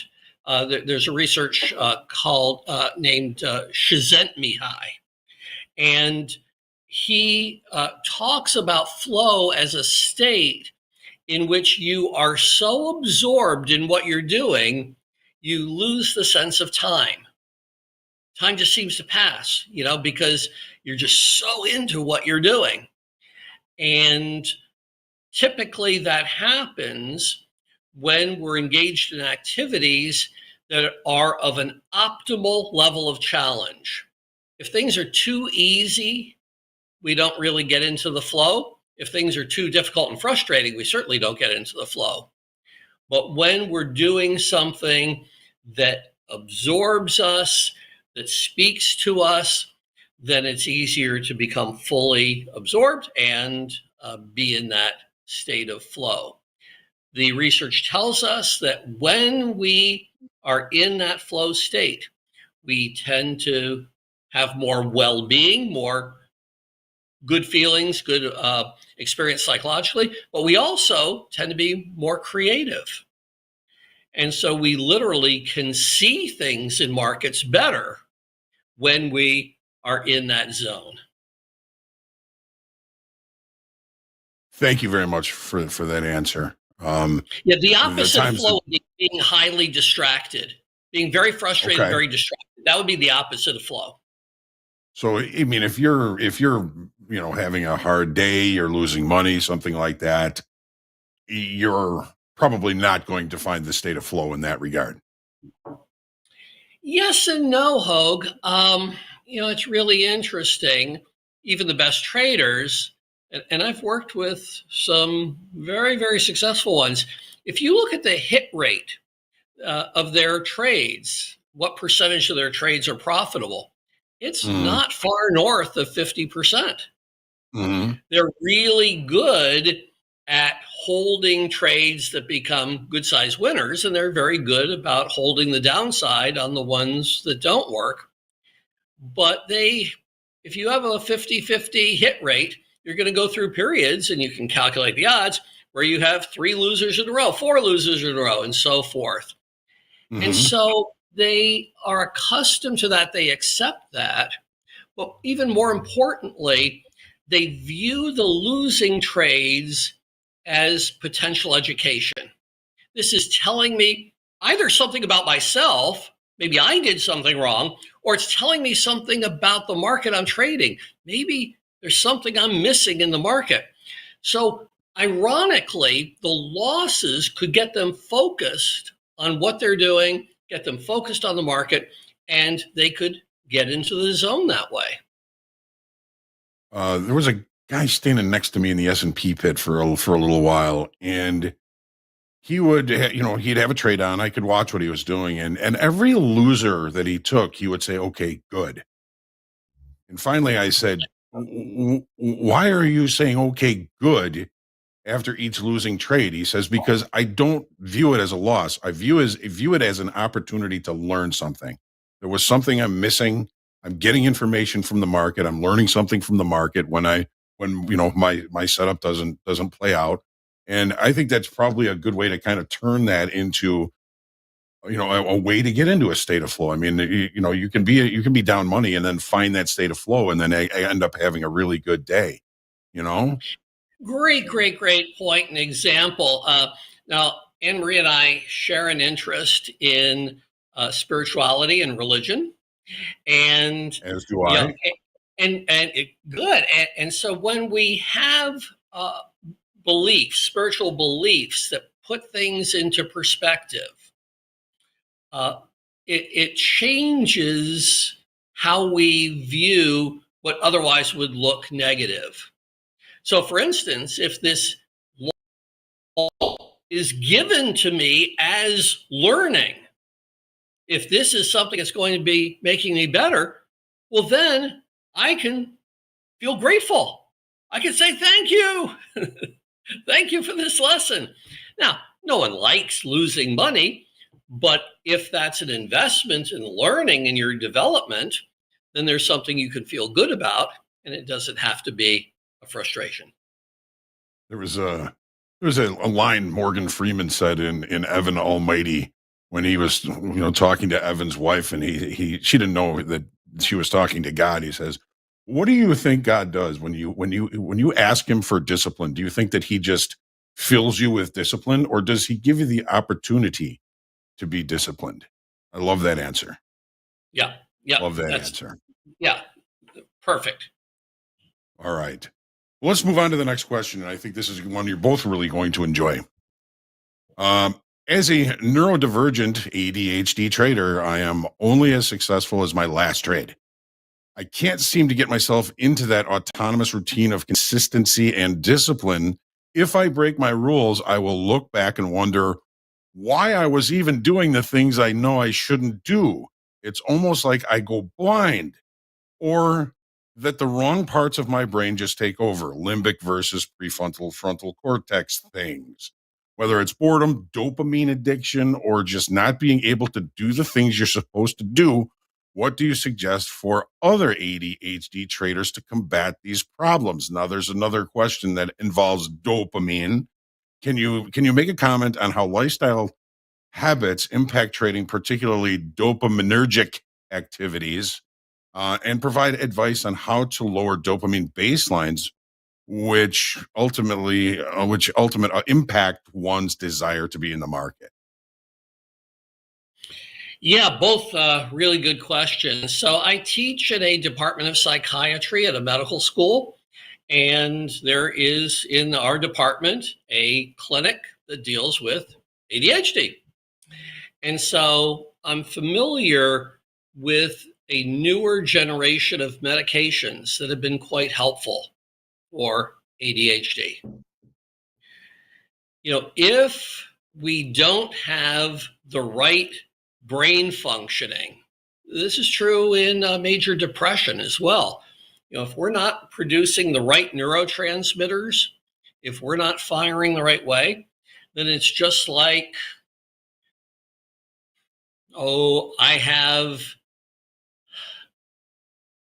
a pancreas that doesn't work, and I need medication to be able to produce enough insulin to be able to regulate my blood sugar.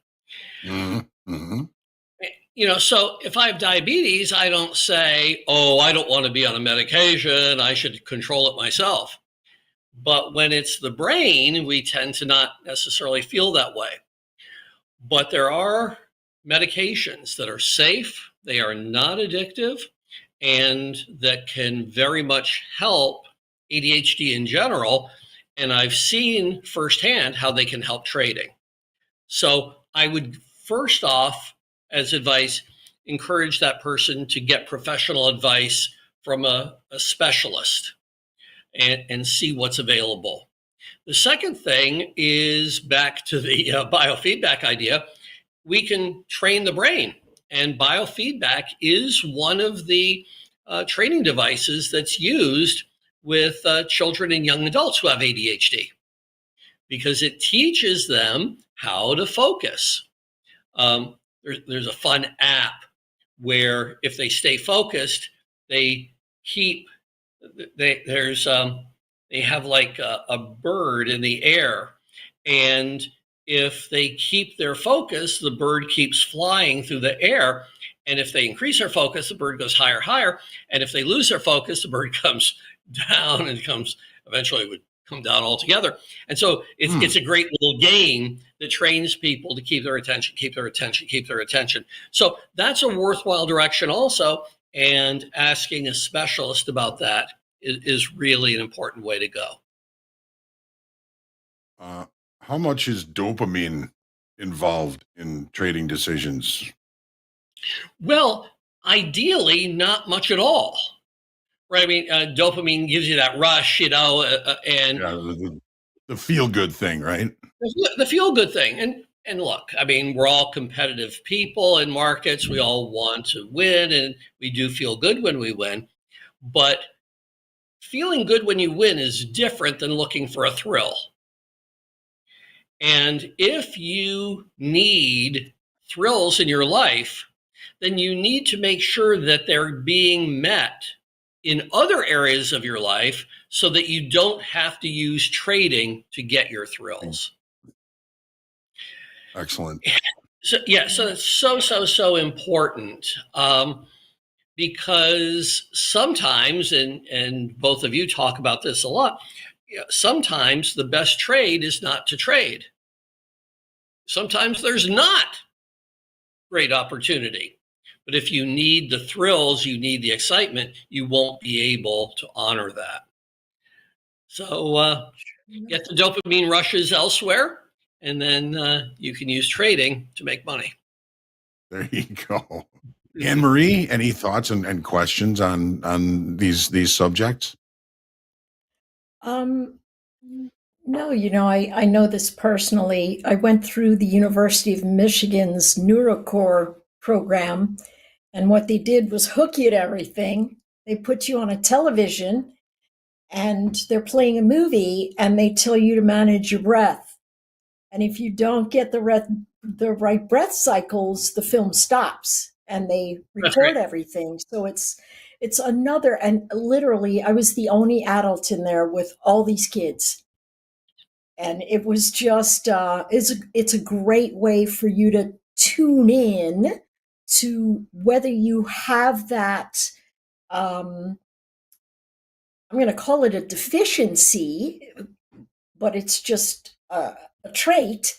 And if you have that, then there are things that you can do to work on it. And of course, those medications are life-changing. Personally, I can tell you. That's great, Anne-Marie. And let me mention the other problem, kind of the opposite problem, which is more one that I have. There are some people who are wired in such a way that they need quite a bit of emotional stability. So if something is going to produce lots of ups and downs, really exciting, you could win, you could lose, or sometimes relationships, they can be full of drama. But I know how I'm wired. I don't like drama. I don't like drama at all. And so it's sort of the opposite of seeking the dopamine rush. And so for me, what is a challenge?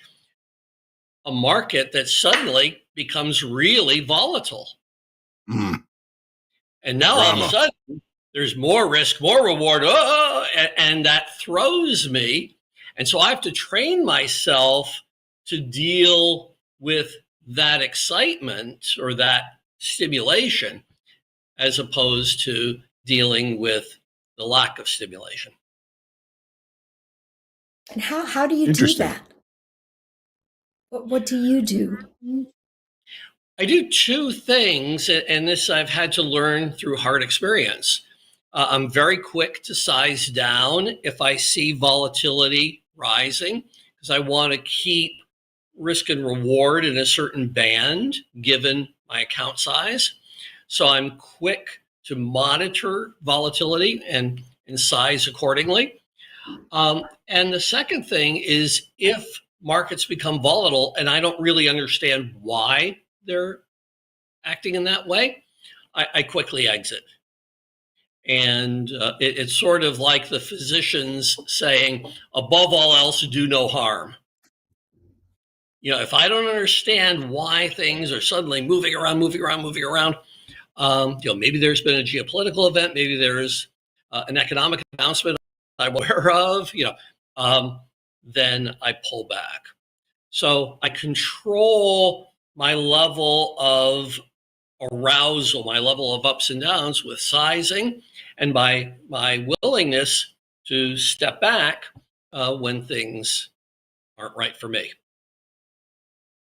When something changes quickly, you're and you don't understand why, you don't know why it's happening, you take yourself out. That's right. Take yourself out of the situation until you get an understanding. understanding. For a trader like me, what's the greatest challenge? Let's say I see things setting up really well. Like we've been in a tight range and suddenly we're breaking out to the upside and increased volume.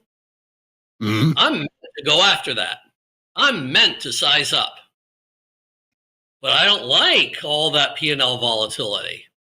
Mm-hmm. So I've had to push myself in doing my own trading psychology to size up in a controlled way, but really practice to normalize that experience, because otherwise you're never going to make more from your wins than you lose with your losses.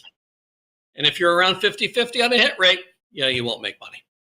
Wow. You know, one of the things I tell traders all the time is to try and remain centered, not too happy, not too sad, you sound like you're very centered. At my best. And but it takes centering, because there's so much that goes on in markets. There's so much that goes on in life. Mm-hmm. We had a question from someone who has a newborn.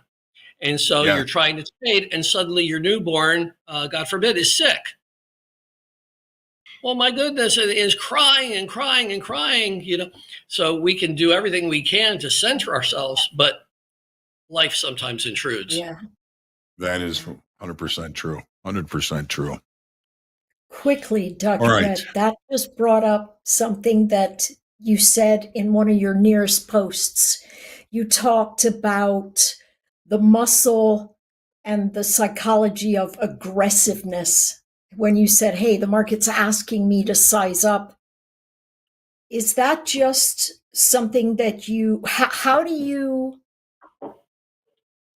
develop aggressiveness in the right spaces when you're trading? Such a good question. It's such a good question. How does a boxer know when to really go after the opponent? For a good part of the rounds, you're dancing around the ring and you're avoiding getting hit. And you're trying to score a few points, with jabs. But then you notice that your opponent is wobbly. You notice that your opponent is hurt. And you're meant to go after that knockout. It's noticing that vulnerability. You can't make it happen. You can't predict it. But you have to be open-minded to seeing that and training yourself to go after it. And again, you do that in practice. Boxers practice in the ring. And traders can do that as well in their reviews and in their simulated trading. But you have an idea of when the market is setting up in such a way that you have a high reward to risk opportunity. Typically, in my experience, and I'm sensitive to this because I do work with financial institutions, it's an opportunity when bigger players are leaning the wrong way and they've got to get into a trade. So the bigger players have been short the market, and suddenly we get some news about the potential for a rate cut from central banks. Or the market has been short a particular stock and it comes out with a favorable earnings report. There's a catalyst, and the big players are offsides, and they've got to chase. They've got to cover their shorts, but they also have to accumulate positions. You can identify that in real time through shifts in volume. This is where relative volume is very helpful. And you see that the volume is increasing for that particular time of day. The bigger players are getting in, and boom, you can get right in and ride their coattails. And if you're breaking out of a range or breaking from a low, you can set your stop at a reasonable level so that your risk reward is good, even as you're sizing up.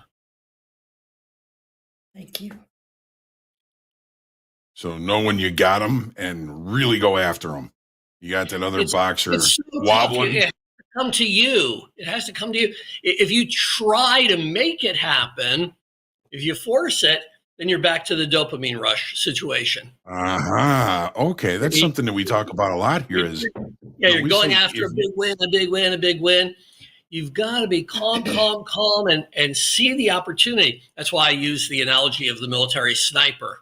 You're sitting in the weeds, quiet, quiet, quiet. You're hiding. And then here comes the high value target, insight. And that's when you're meant. That's when you pull it. That's when you go. That's when you go. We tell people all the time, if you go looking for trades, you're going to find them. But it's the ones that seem to come to you that always seem to be the better opportunities. I like the way you put that, Doctor. Yeah, and that's because for really good traders, what's at work is pattern recognition. If you've seen enough markets on enough time frames, you see what's happening. You see something, an example that I've used recently in my writing, you see an example where you're selling off in the broad stock market, you're selling off in many sectors, and one sector, maybe the technology stocks, are holding up. You're not seeing a lot of selling in those. And you say to yourself, well, wait a minute, that shouldn't be happening. There's a floor under here. Let's see if the relative strength translates eventually into absolute strength. So you've seen that pattern play out again. And as it starts to play, you've seen it, you've been there, and you can go for it. Awesome. There's a question here, and I think every trader deals with this to some degree or another, and we apologize. We won't be able to get to everybody's question. I've tried to kind of collect them into similar questions. This one really sticks out to me, and it's something that I've always dealt with. Pete sometimes struggles with negative self-talk, which of course impacts his trading. How do you deal with negative self-talk? What is the key to kind of building that winning mindset, or if at all, being able to quiet that negative self-talk? Yeah, so this gets into what are called cognitive techniques that we can use to improve our trading. So let's use an example. I'm going to call on you, Anne-Marie. So you're trading, Anne-Marie, okay? And putting you on the spot here. You're trading and you take a loss. And I'm sitting beside you and I say to you, I can't believe you took another loss. How could you have made such a stupid trade? You keep doing that, you're going to lose your money. Eventually, you're going to lose your account. Now, what would you say to me? I would. We'll keep this to PG-13. What would you say? Okay. I think I would say, you do you. I'll do me. I got you. Yeah. That's very diplomatically said, by the way. Much better than STFU. But the idea here, that's a stock on the NASDAQ. STFU. No. Okay. Anyway, so the idea here is that you have to learn to talk back to your negative self-talk. If the negative self-talk were coming from me, Anne Marie would have no problem talking back. Hey, you do it your way, I'll do it my way. I've got to learn in my own experience. So she's pushing back. We have to imagine, visualize that our negative self-talk is coming from someone else. And how do we want to come back to that? Because if we can push back, if we can push away and not identify with the negative talk, then it won't dominate our trading. The problem is not that we have some negative talk, but we're identifying with it. We're absorbing it. We're believing it. That's a good word for it. And so we want to say, wait a minute, where is this coming from? Would I be saying this to someone else in this situation? No, of course not. I need to be a little more accepting of myself. I think that's a good way to think about it, is if you wouldn't say it to somebody else, you probably shouldn't say it to yourself. Exactly. Yeah. And most of us have the social skill and sensitivity that we wouldn't say it to someone else. Just to be able to take a quick time out and say, wait a minute, is this constructive? Is this going to make me a better person, a better trader? So you're learning to interrupt the negative talk and replace it, not necessarily with positive talk, because maybe we did make a big mistake. Maybe we did do something wrong. You can't always be positive, but you can always be constructive. Constructive self-talk means learning from experience. What would you say to somebody who, when it comes to negative self-talk, thinks more about feeling it and desensitizing the feelings from feeling it deeply and feeling it and just letting it desensitize itself that way? Does that sound like something that you would agree with? I wouldn't, because my leaning is to intercept it up front before it creates all sorts of negative feelings and disruptions in me. So right away, I want to be sensitive to it, just like I would be sensitive to it if someone is trading next to me and starts saying all this negative stuff about me. I'm going to tell them to be quiet. I need to focus on my trading. And so I want to be able to catch myself in that mode and tune that out. Now, it can be talk back to, well, yes, and that's what cognitive techniques are all about, right? I mean, if you look up cognitive therapy, and I've written some about that in the Daily Trading Coach, we can actually keep a cognitive journal where we replace the negative talk with more constructive talk. And so we're practicing changing our thought patterns. So you take a trade and you go, your inside is saying, boy, you're an effing idiot. Why the heck did you take that trade? You could say back to it, hey, that's not true. I am not an effing idiot. It just wasn't a good trade. Maybe it wasn't in my process, but I'm learning. So you STFU and you be you and I'll be me and move on to the next opportunity. Right. Because I'll say to myself, well, I will be an idiot if I don't learn from this experience. Now, let's go learn. What can I take away? If I did something wrong, or there's something in the market that I need to take into account, let's make this constructive. Let's learn from it. Let's use it to make me better. Then I'm not an idiot. If I don't learn from it, then I'm an idiot. All right. Awesome. So most of these sessions are always going to include something about fear. And here's the fear section. I've got a few people. I've kind of put them together. We're just going to kind of talk a little bit about what Test Face, Steven, Ryan, Sean, Marcelo, and Vereen are thinking about here. So one of them is having trouble not holding on to winning trades long enough. Probably something a little bit fear-based.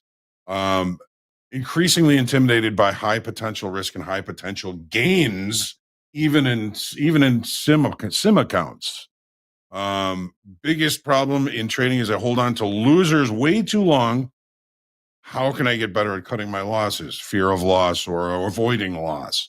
Been scared to take trades, even when they're the correct trades. In situations where you notice fear and greed influence your decision making. How do we manage those?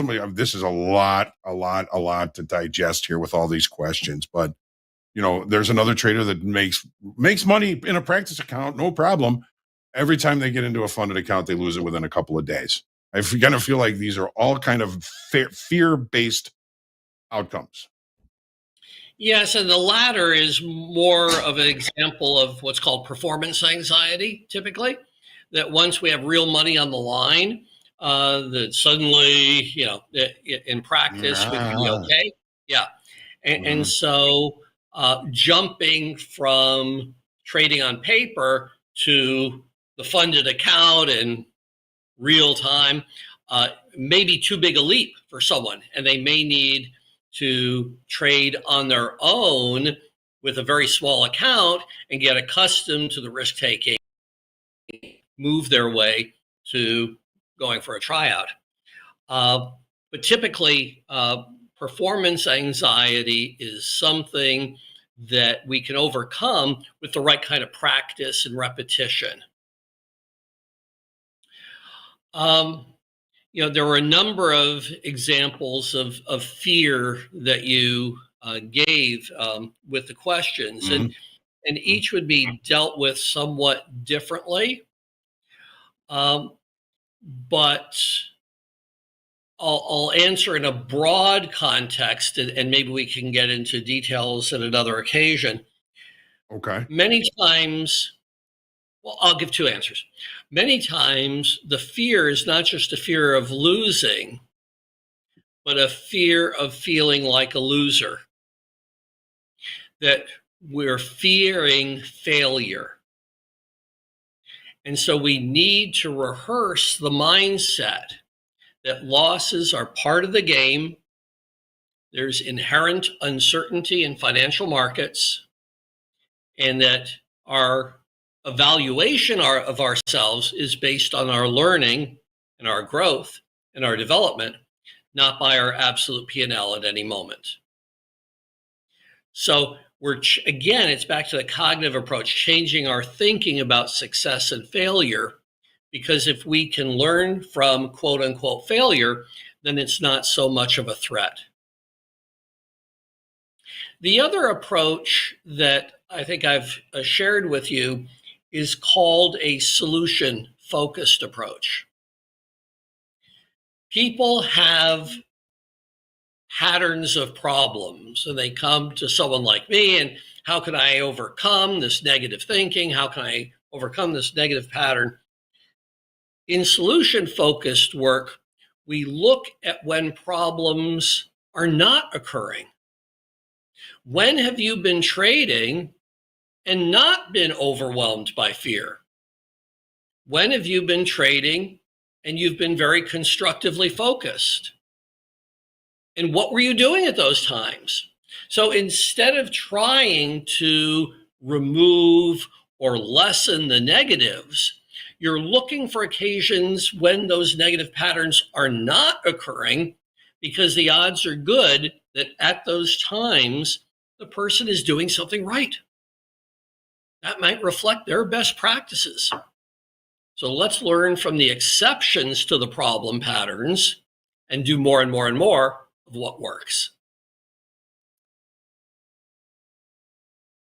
I like that. Traders don't spend time focusing on their successes, focusing on what you're right, and learning from them, building on those strengths.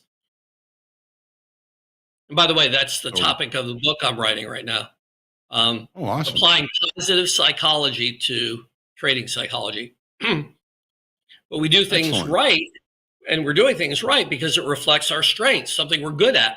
But we write our journals, we review at the end of the day, and we focus on the negatives, we focus on the losses, we focus on the frustrations, and that just magnifies those.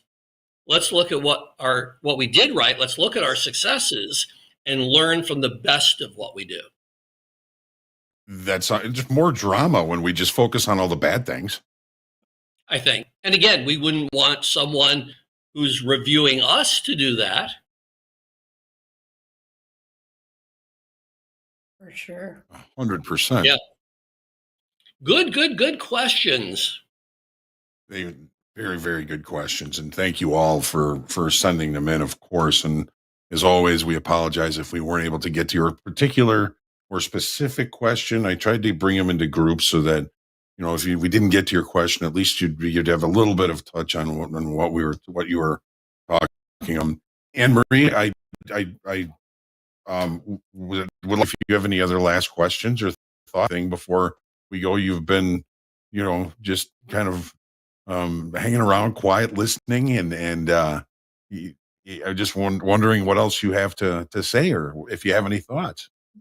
You know what? I just love listening to Dr. Brett because he brings things to the root of the problem. He doesn't dance around anything. He just goes and comes right in. So it's been my joy to listen. And that last piece that you said about focusing on that positive, you end up feeding that dog. He's going to grow bigger than the other one, right? And so, no, I've loved every minute of it. I always soak your stuff in. I'm a voracious reader of your blog and your other posts. And I'm just so happy I got to spend the time with you. And you too, John. But I get you more than I get him. So there you go. Well, we are both of you. Well, we really appreciate you, Dr. Steenbarger, for coming and hanging out with us again. We always look forward to this. We look forward to the next time that we have you with us. And any last comments, any encouragements you can give us before the end of the session? Anne Marie, you go first, and then I'll respond. The great thing about this is it's recorded, so go back and listen. And Dr. Brett dropped some really clear nuggets of stop, listen to yourself, watch what you're doing, learn to have a repeatable process. So many things he talked about over and over again. And when we listen to things the first time, we're engaged, it's interesting. But the teacher appears when the student is ready, and that's very often after the third and fourth and fifth time. So watch this again. He brought I got a whole page of notes, so I'm going to be watching it again too. Well, thank you very much, Anne Marie. And I want to focus on something you just mentioned, reviewing, and just even one takeaway that speaks to you. In what's been discussed. The research in psychology tells us that we learn to change. We change most effectively if we have a limited number of goals and work on those intensively. So don't try to change everything all at once. Take one thing at a time and work on it every single day. And so whenever you have a coaching session, whenever you have a class, whenever you have something like we're doing here today, one takeaway that you're going to work on that's going to make you better. You do that each week, and my goodness, the compounding value of that is going to make you better by the end of the year. 100%. Thank you very much, Doctor. I think some of us call that suck a little bit less tomorrow. That's right. I love it. All right. Well, thank you both very much. Got your books here. I've read them both. Got to read them again. What a great session. Thank you again, Doctor, for being here. Anne Marie, always a pleasure. Thank you for being here. Stick around. We've got Shoulder Tap up next with Jack and Mick. And Doctor, can't wait for the next time. Anne Marie, we all know and love you. We'll see you very soon, I hope. And trade well, everybody. Have a great rest of the day. And what a blessing it has been to have these two with us today. So have a great rest of the day. Doctor, thank you very much. We'll talk to you soon. See you. Thanks, Dr. Brett. Thank you, John.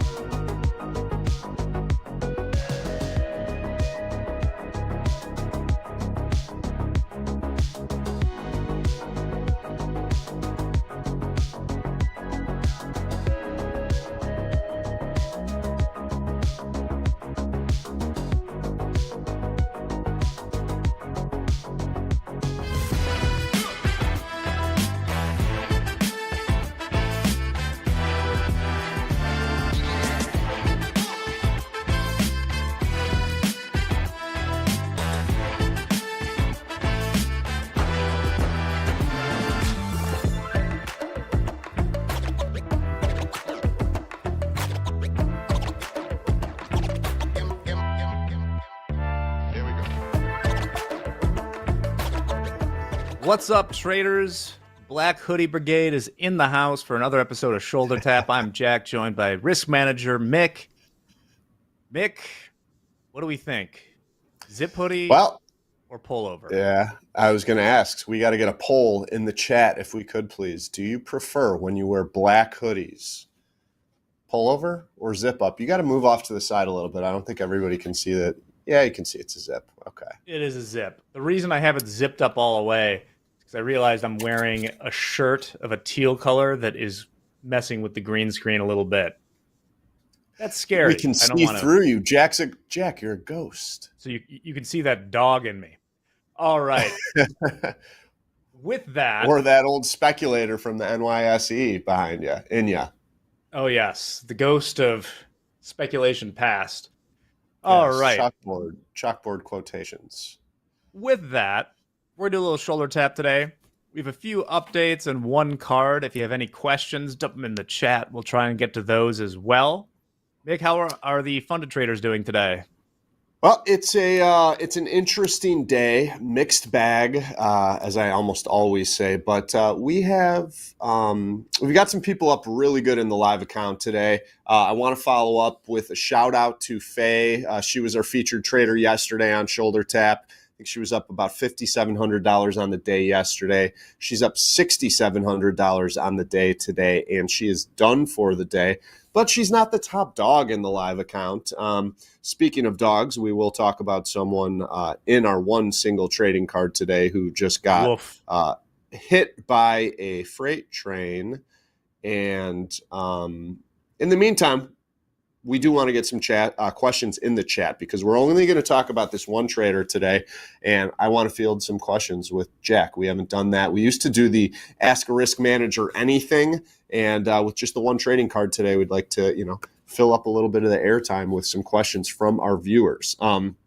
But before we get to this train wreck, the person that got hit by the freight train, I have a shout out for Daniel. Daniel's up $23,000 and counting in his live account today. We've got Nicholas up $10,500 and counting in his live account. And then Susan. Susan's up $11,800 and counting in their live account today. And Ben, our risk manager, who has been doing a lot of these shoulder tap segments lately, spoke to her. Worst case scenario, and I love this, for someone who's up $11,800, call it $12,000. The worst case scenario today that Susan's going to find herself in is walking away up $8,000. That is good money management. She's up almost 12. She's going to stop if she goes back to being up only 8,000, walk away, call it a good day, lock it in. That's what we as traders want to be doing, managing our money and managing significant winning days. Let me talk about this for a second, just in case people haven't been following. Susan, up until today, had 30 days complete with 29 days of 1K loss limit and 1 day of $41,000. She was currently riding a 14-day DLL streak. This is someone we've discussed because on many of those days, she was flattening up a bunch of money. Today, Ben slacked me just fervently this morning, being like, Susan's up 13K right now or something. What do we do? So Ben talked to her. They've agreed she's getting out, hopefully above 8, but we're getting out at 8. Susan, if you do that, it will make my holiday season. My heart will grow like the Grinch 5 times. Let's do it again. Yeah, hopefully it's above 8,000. Well, it certainly will be at or above 8,000. Risk team, when we have conversations with our traders in the live accounts like that, if we see that they are not getting themselves out where they said they would at the $8,000 mark, we go and flatten that trade, lock out the account for the remainder of the day so they cannot add any more losses to what is a good day. But hopefully, she's reading the market well today. Hopefully she just ends it, on a high water mark of some sort and has a good reason to get out on the trade. But she's positioned herself very nicely today. Speaking of positioned, someone who's not positioned themselves nicely, Jack, I think it's time to pull up this juicy trading card. And this is a unique trading card. We got to show the good, the bad, and the ugly in this industry. And So look at this here, folks. We've got a juicy story for you here. This card is not like all the other cards where you will see an average daily P&L here for Robert C. trading out of Quebec, Canada. And I'm trying to have a little fun with this segment, but this is not fun for me to think about. But today was day one in the live account. Robert lost $59,535. You might ask yourself, how did this happen in a single day? How did this happen at Topstep when there's loss limits on these accounts? And how did a trader let this happen while they were in an open position? So a couple things to unpack here. Robert had been in a live account with us prior to this current account that he was trading on today, which was day one in the live account. His account was set up without a daily loss limit value in place. So he essentially did not have a daily loss limit to flatten him at a certain dollar loss value. He did, however, have a max loss limit value set in place, which was $0. So Robert started the day with about $58,000 in this live account. Didn't have a daily loss limit. I'll tell you what happened. You guys could guess it. For anybody that's trading the equity indices today, you know what happened to the NASDAQ, and most of you do trade equity indices. So Robert, on day one, decided to slap on a 15 lot and ride it, 15 lot long, and ride it down. So this 60,000 or so, call it 59,000 and change, this loss occurred over the course of 9 minutes, basically 10 minutes. He started off going long 5, then he went long another 5, then he went long another 5. So average price was basically from the average price on the 15 lot, it was 9 minutes before he lost $60,000 on this 15 lot. So there's a few things here. 1, 9 minutes. I mean, we have people that are monitoring these accounts at all times. It's easy for one person to, over the course of 9 minutes to, not notice something like that when it's happening in quick fashion like that. But Robert had 9 minutes in this position and didn't do anything about it. Yes, we all want to hang our hats on the daily loss limit auto liquidation tool, but he saw that he was down over $3,000 and just didn't take any action. I think when you're losing money that quickly, I've been there before, you kind of freeze up a little bit and, as they say, deer in headlights kind of thing. But a couple things.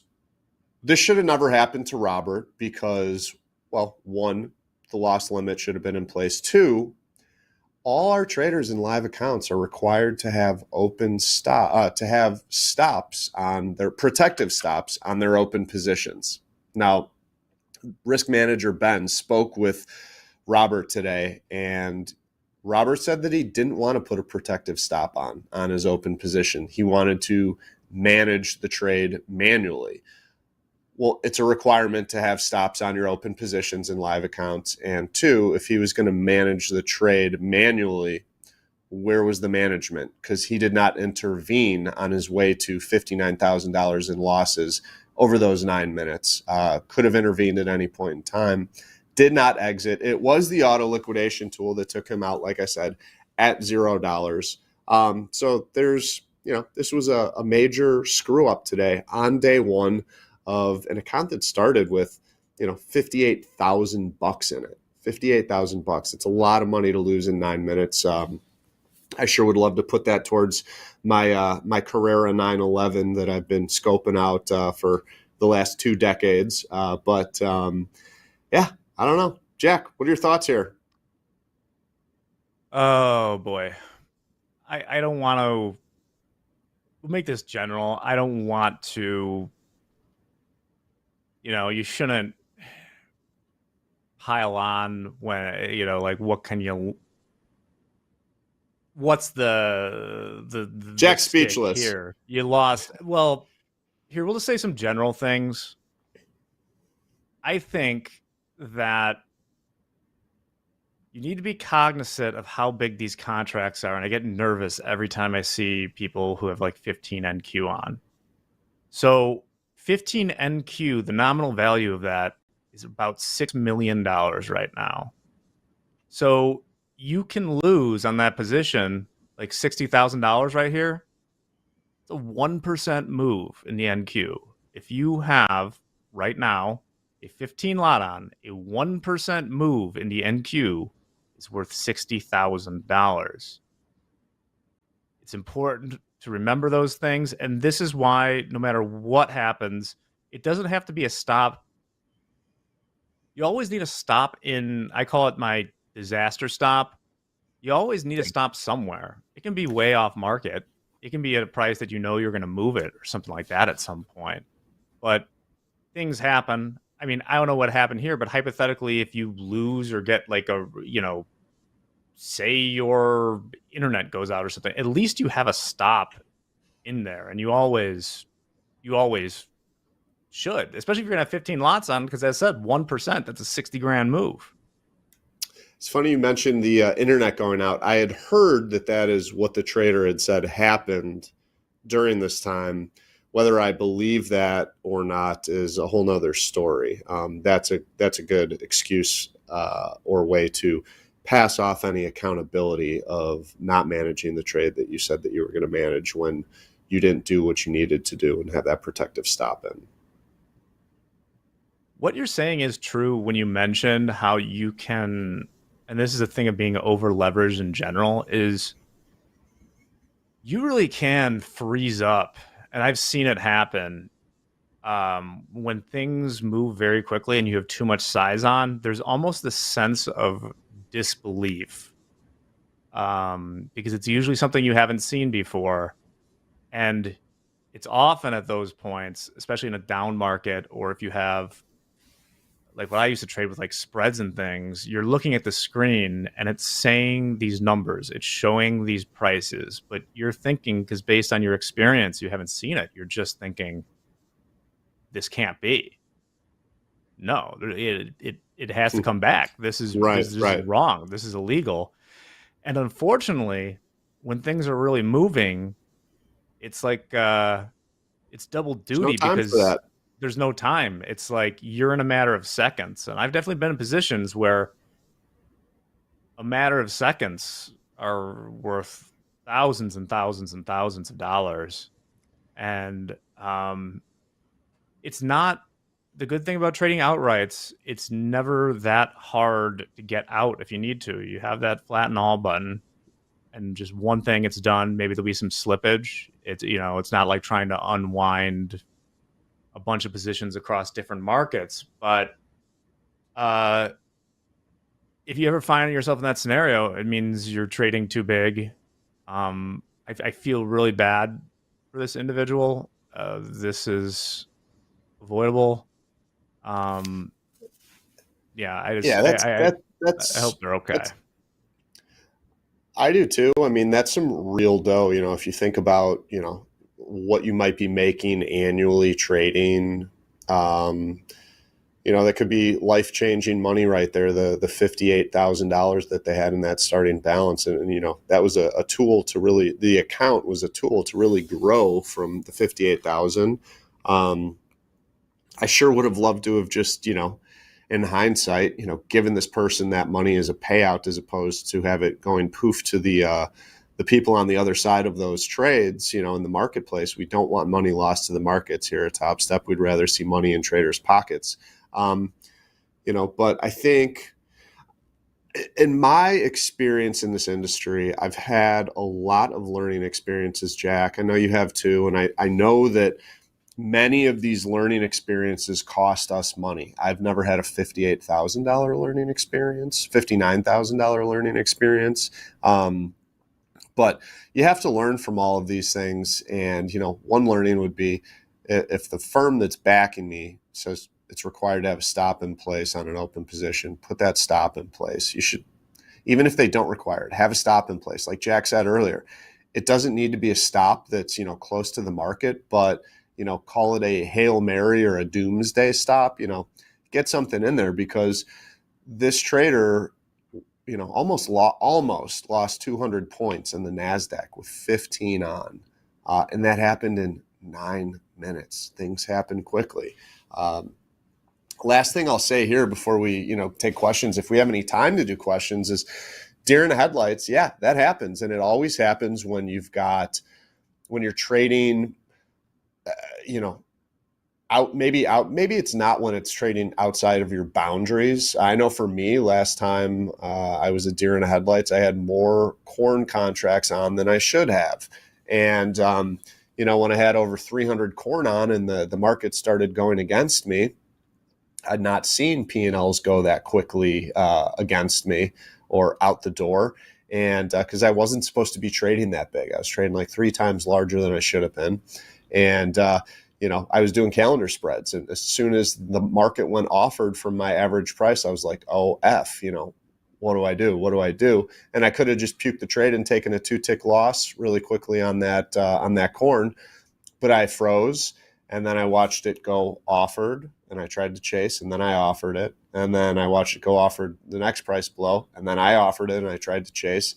And I barely got filled on any of that. And, I ended up pushing the market down. I ended up puking a little bit, puking on the trade a little bit too late when I could have just puked and locked in a 2-tick loss on it.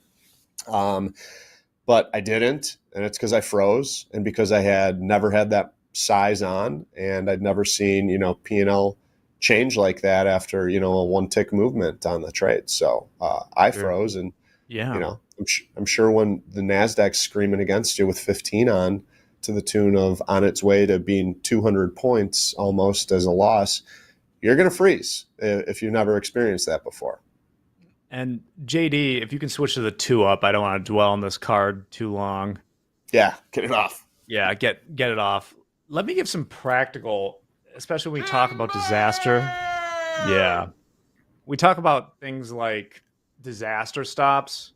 I think it's important. Most of y'all are trading equities. There are certain positions that you're in where you have to always have a stop. For instance, if you are short equity indices, then you absolutely need that disaster stop. You shouldn't even go to take a tinkle without that in there, because the geopolitical risk is to the downside there. There's things that could happen that could move it 500 points in a matter of minutes. You should have it on every position, but sometimes you'll see me, and I've done this on the show before when I've been trading, is there are certain positions, be it if I'm long bonds or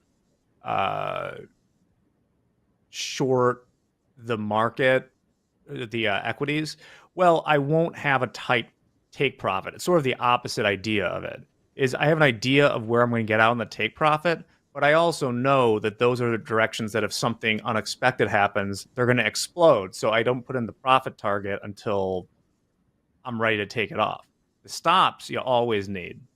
And especially if you're long, there's a lot more risk of something crazy happening to the downside in those equities. So, yeah, in most cases, markets will fall faster than they rally.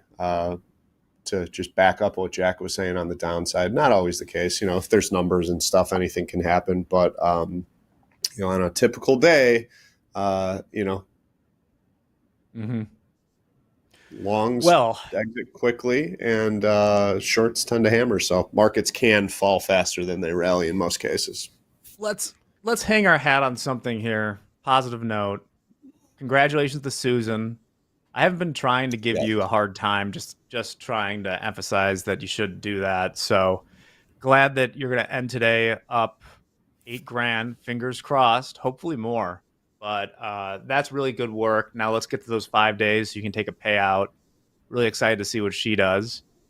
And yeah, it's about out of time here, Mick. Maybe tomorrow we'll try and find some eye bleach trade reports, as we call them. Something nice. Okay. All right.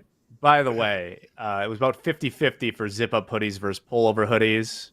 I did get faded up yesterday for the beginning of the holiday season there, Mick.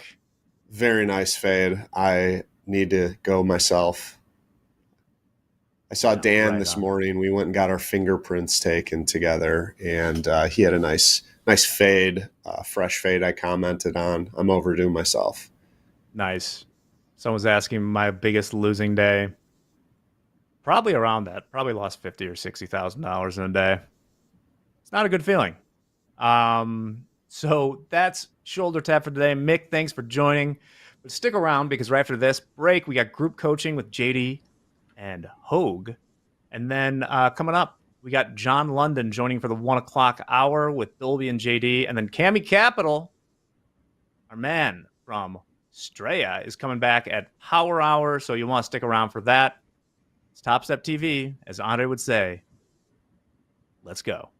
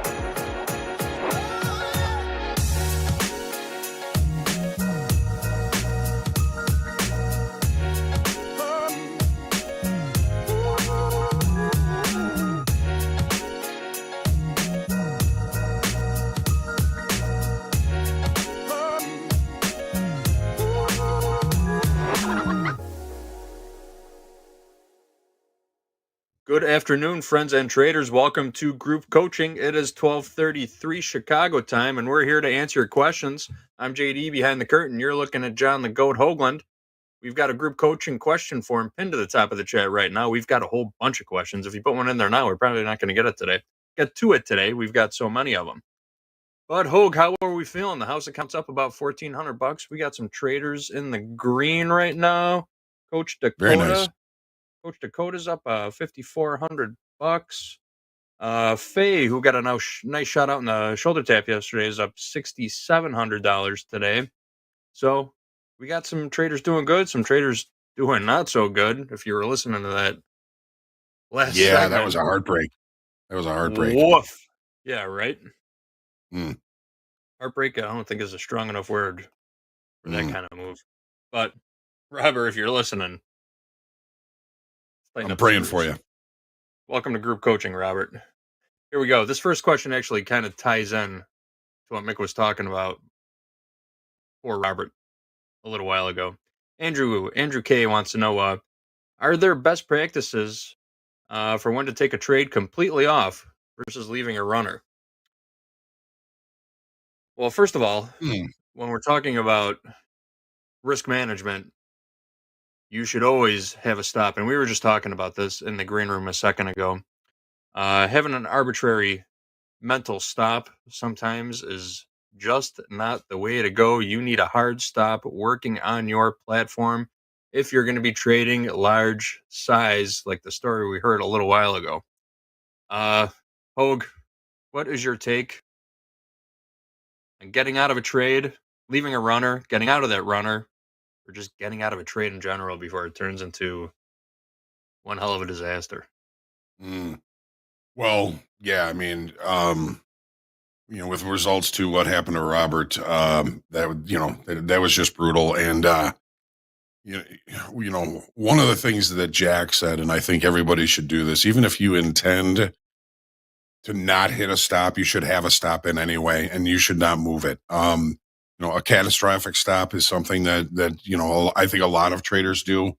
But when you are planning on a large position and you're just going to be discretionary with your stop on that, it is not that difficult really to freeze, to become frozen with fear when the money starts going.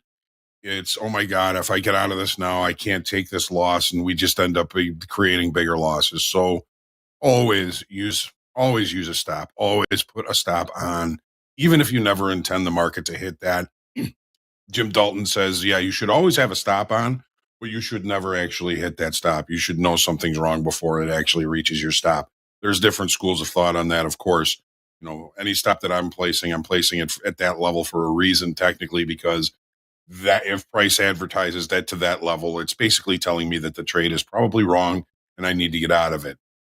And, there's nothing seems to happen exactly the same way twice. Sometimes you're going to place your stop, you're going to get taken out of a good trade. Stops are an art form, just like everything else. But Andrew, Kim, thanks for all your comments and everything you do in the chat every day. You're a great person to have around. And as far as best practices as to when to take a trade completely off or leaving a runner, if I'm in a trade in a range bound market, I'm going to have very specific stops and, of course, probably some very specific profit targets. In that case, I'm probably not going to be leaving a runner on. If I'm in a market that is directional, or I believe may become directional in the direction of my trade, that is when I'm going to try and leave a runner on. So everything, Andrew, is, of course, always time frame specific, right? Time frame constant. So if there's a best practice, that's really the best thing I can say is if it's a range bound trade, you're probably going to be pretty specific with your exits. There's nothing wrong with, if you have a 5 lot on and you get to your profit target in a range bound trade, about leaving one on to see if maybe you get a breakout above that current range bound area that you're in the market. But as far as best practices, you always want to leave a runner on, especially if the market is directional. And again, it's time frame is very important when it comes to that, because you can be looking at a short time frame trade with a short time frame setup that's actually opposite what the bigger picture is. When the bigger picture is that the market has been auctioning higher and maybe likely to continue to move higher, any shorts, you're probably going to want to take off fully. So just be looking at the bigger context of the market. If the market has been, if the auction has been going higher and higher day over day, the volume has been good, open interest has been good. Any short positions, I'm gonna get out completely. That I think would be probably some of your best practices. But if I'm in a market in a longer time frame where the auction continues to push higher and I'm in a long and I get a profit target, I'll be more likely to leave a runner on when I'm in the direction of the bigger time frame auction, if that makes sense. I hope that makes sense. So, best practice, is there best practice in trading? It's so ambiguous. We never know the outcome of anything. And so if there is a best practice, any runner I'm going to leave on is going to be congruent in the direction of the longer time frame auction. Anything opposite, I'm probably just going to get out wholly. Great question, Andrew. And, there's, the right answer may be right, 8 out of 10 times. The right answer may be wrong 8 out of 10 times. We never really know the outcome of anything, but I hope that helps with your question, Andrew. Great question. Awesome. Thank you, Hogue. Great answer, by the way. Very comprehensive. All right, moving on. We got a question from Daniel. Daniel's got a question about volume. He says, hello, I've been integrating volume into my trades lately to have extra confirmation of the possible direction of the market. My question is, when the price is on a range and the top or bottom of the range, there is an increase in volume, but the price re-enters the range. Is it because of stops? Because the stops jump, or what is the explanation? Thank you. Volume spikes in ranging markets. Well, historically, I love looking at volume and open interest personally. I think volume does a great job of confirming an early bias going into the market in the morning. I like to see volume spikes around areas where market direction is changing. Just like you're looking at peaks and troughs in the market, volume follows those peaks and troughs, and you can get a good idea of how to measure changes in market direction based on volume. But wiping out liquidity at range extremes and then falling back into range, it's really something that you do want to see, in my opinion. What's your take on it, Hogue? So one thing that we don't know in this question is what kind of time frame are we talking about here? If we're just talking about let's say a day time frame breakout above an initial balance.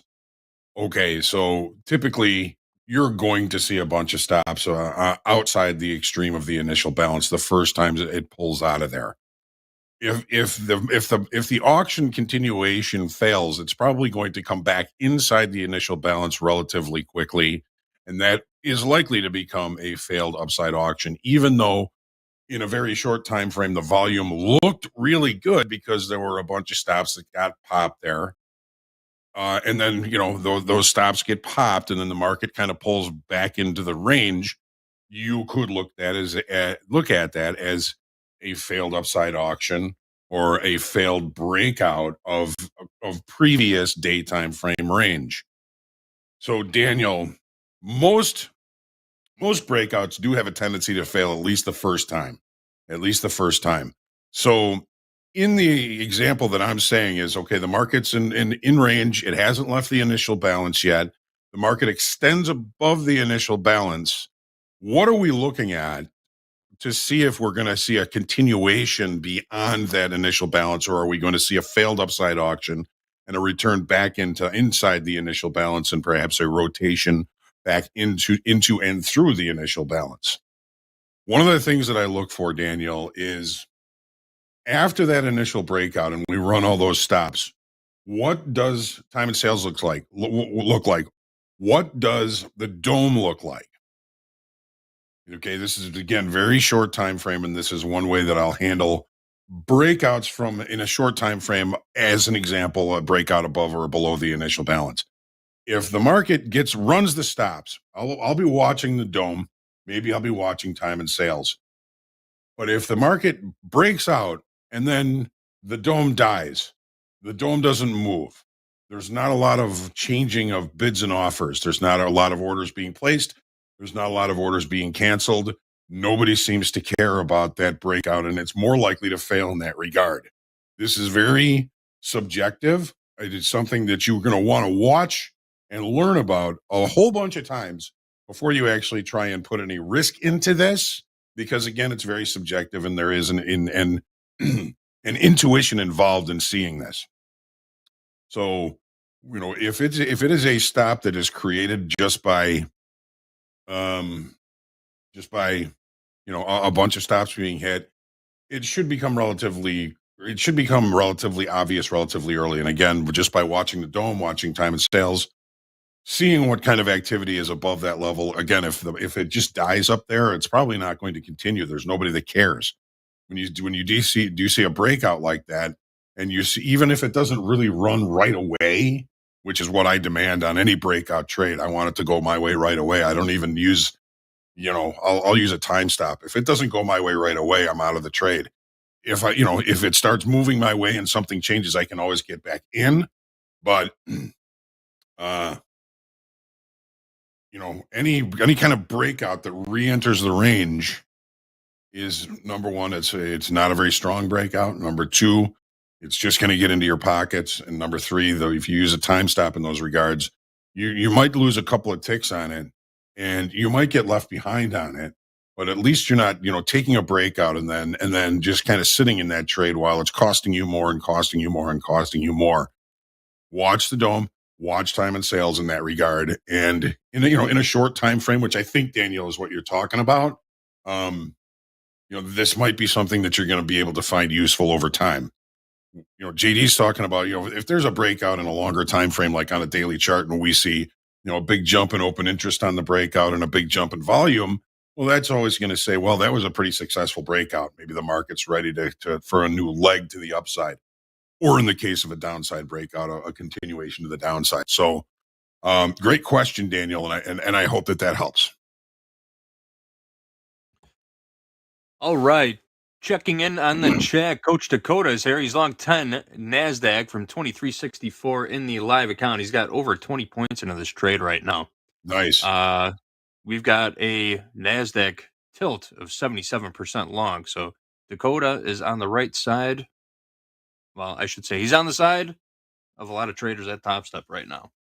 And I saw Coach Jay ask what this shaded area on my chart is here in the ES. Oh, yeah. That's the gap from Friday to Monday. We never filled that gap. That's where the market went to, is right at the top end of that gap. Stopped right there. Look at that. Yep, right to the tick. All right. Keep an eye on that level, folks. Awesome. All right, Hogue.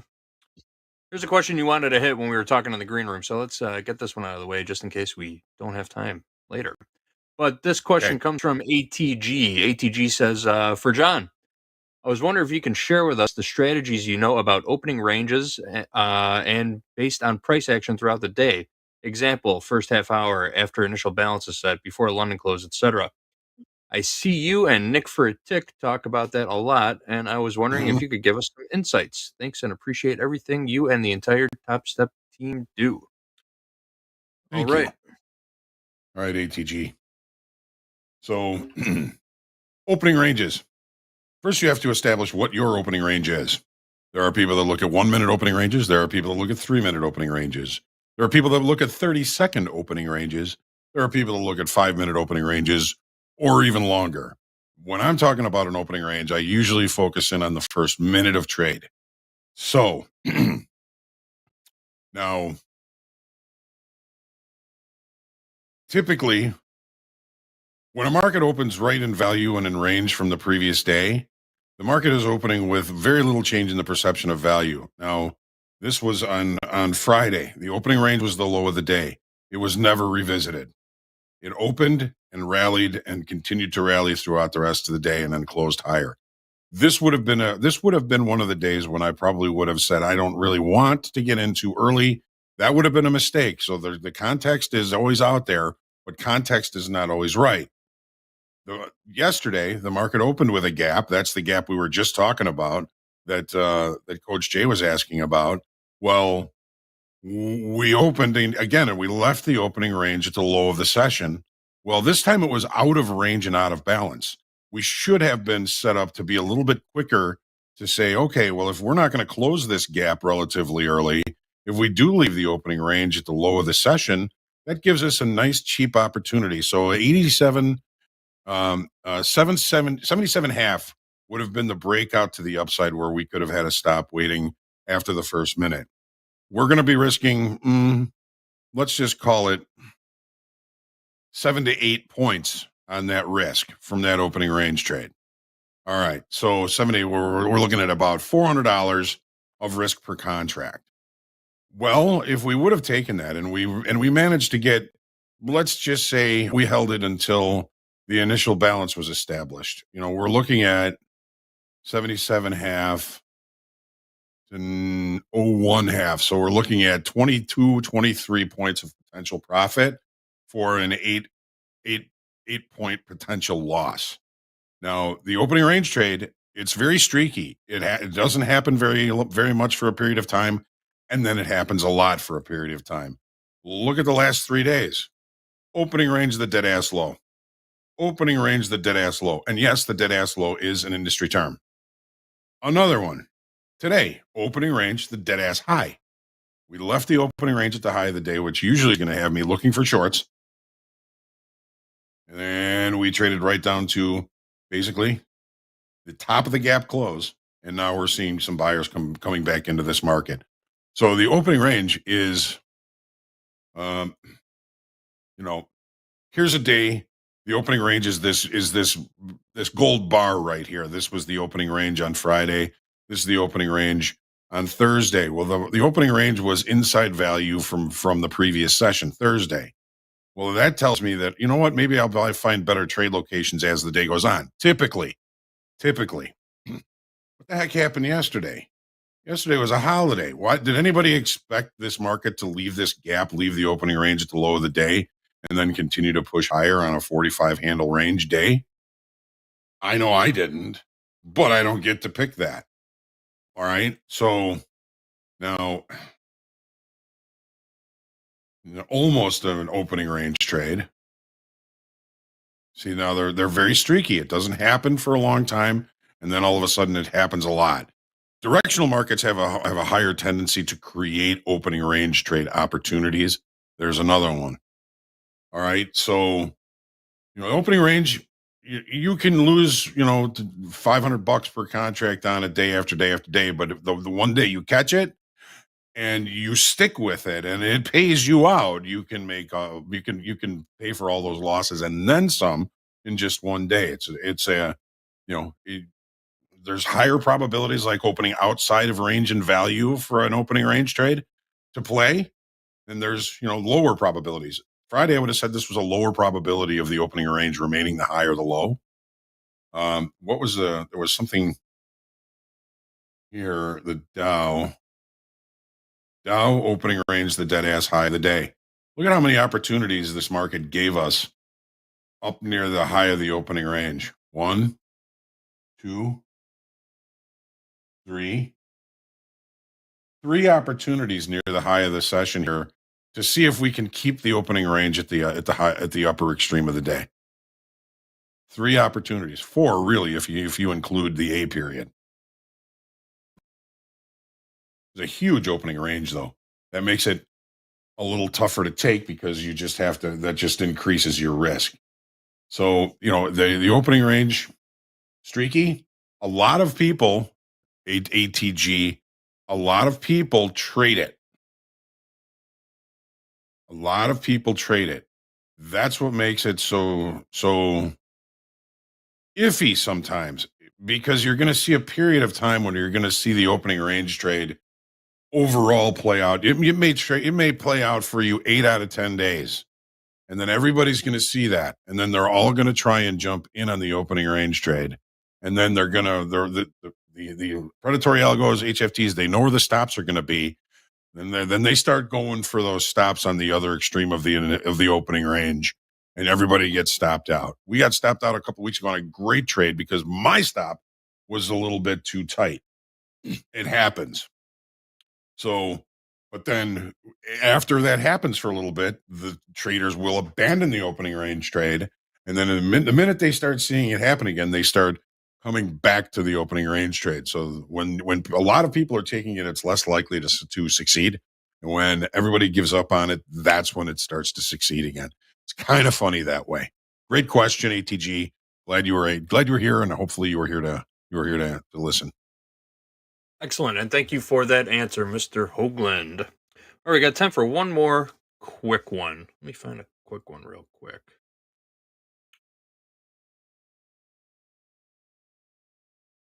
All right, we've got one from Rushil. Says, Dr. has been quite vocal about what he thinks about funded trader pro. Now we're going to skip that one. All right. Hope you guys are doing well. This is from Muhammad. Muhammad says, I only take short trades in NQ, and I only take 0 to 5 trades max per day during the first 2 hours from the market open. And if I didn't find my setup, I don't trade for the day, as I never go long in any market. That's my permanent strategy rule. My question is, which time frame will be perfect for my strategy? Only taking one side of the market, period. Does that make... What kind of sense does that make to you? Well, Mohammed, I think you're missing a lot of opportunities. I think there's, especially with the equities that have a tendency, when there's nothing going bad, to continue to grind higher. I think there's going to be a lot of times when your strategy of taking only short trades is going to keep you out of the markets for days or even weeks at a time. As far as a good strategy, a good time frame for that strategy, I don't know what time frame you're comfortable in. Are you a scalper? Are you looking for bigger bites out of the market? Are you looking at a 1 minute chart, 5 minute chart, 30-minute chart? Very difficult to answer this question. But Mohammed, what I would suggest to you is expand your horizons a little bit. There's opportunities in both directions, and maybe your setups in the short trades could be something you might be able to start looking at for long trades. If it's something as simple as a 3-bar reversal, I would say, try and expand your horizons a little bit. I don't know what causes you to look for short trades only in the NASDAQ. There's going to be a lot of days where you're either going to have to sit on the sidelines or just kind of get run over. I hope that that's not the case. Of course, I hope that you find a way to be successful in this strategy, but I just feel like you're missing some of the bigger picture and missing some of the bigger opportunities when you're only trading the short side. There's a lot of people that only trade the long side. There's actual funds and stuff that pension funds and stuff that only trade the long side. You're opposite them, and it's going to pay you handsomely when the market falls apart. Hopefully you're in on it, but a lot of the times you're going to be kind of just sitting there watching, because these markets. You think about the S&Ps over the last 5 or 6 days, even the NASDAQ over the last 5 or 6 days. Let's take a look at the NASDAQ. We look at the daily chart. Since the low here, there have been very few shorting opportunities in longer time frame. Now, I'm sure you're probably looking for shorter time frame opportunities, and if you can find them, then that's wonderful. Just when the market is in an auction process to the upside, your see money, take money. But as far as the time frame is concerned, that's something that I'm not sure I can help you with, or if anybody can really help you with the correct time frame to look for short trades only in the NASDAQ. Great question, though. Excellent question. But yeah, I agree with you, Hogue. When we're talking about markets that have been trading at or hovering around all-time highs for the bulk of the year, you're really depriving yourself of a lot of opportunity trying to take just one side of the market. But that is my humble opinion, and it doesn't need to be listened to. All right. We got to take a short break, guys. We got a nice show coming up. Next, we've got more Trade with Topstep. Dolby's here, and John London is back, folks. Awesome. You might remember him. He's in the green room right now. I see him. But yeah, stick around for that. And then we're going to close out the day on Power Hour with Andre Dolby and Cami Capital. Oh, you're going to be there too for the close. Yeah. Yep. Looking forward to it. A lot more tradertainment heading your way, folks. We're going to take a short break. We will be right back.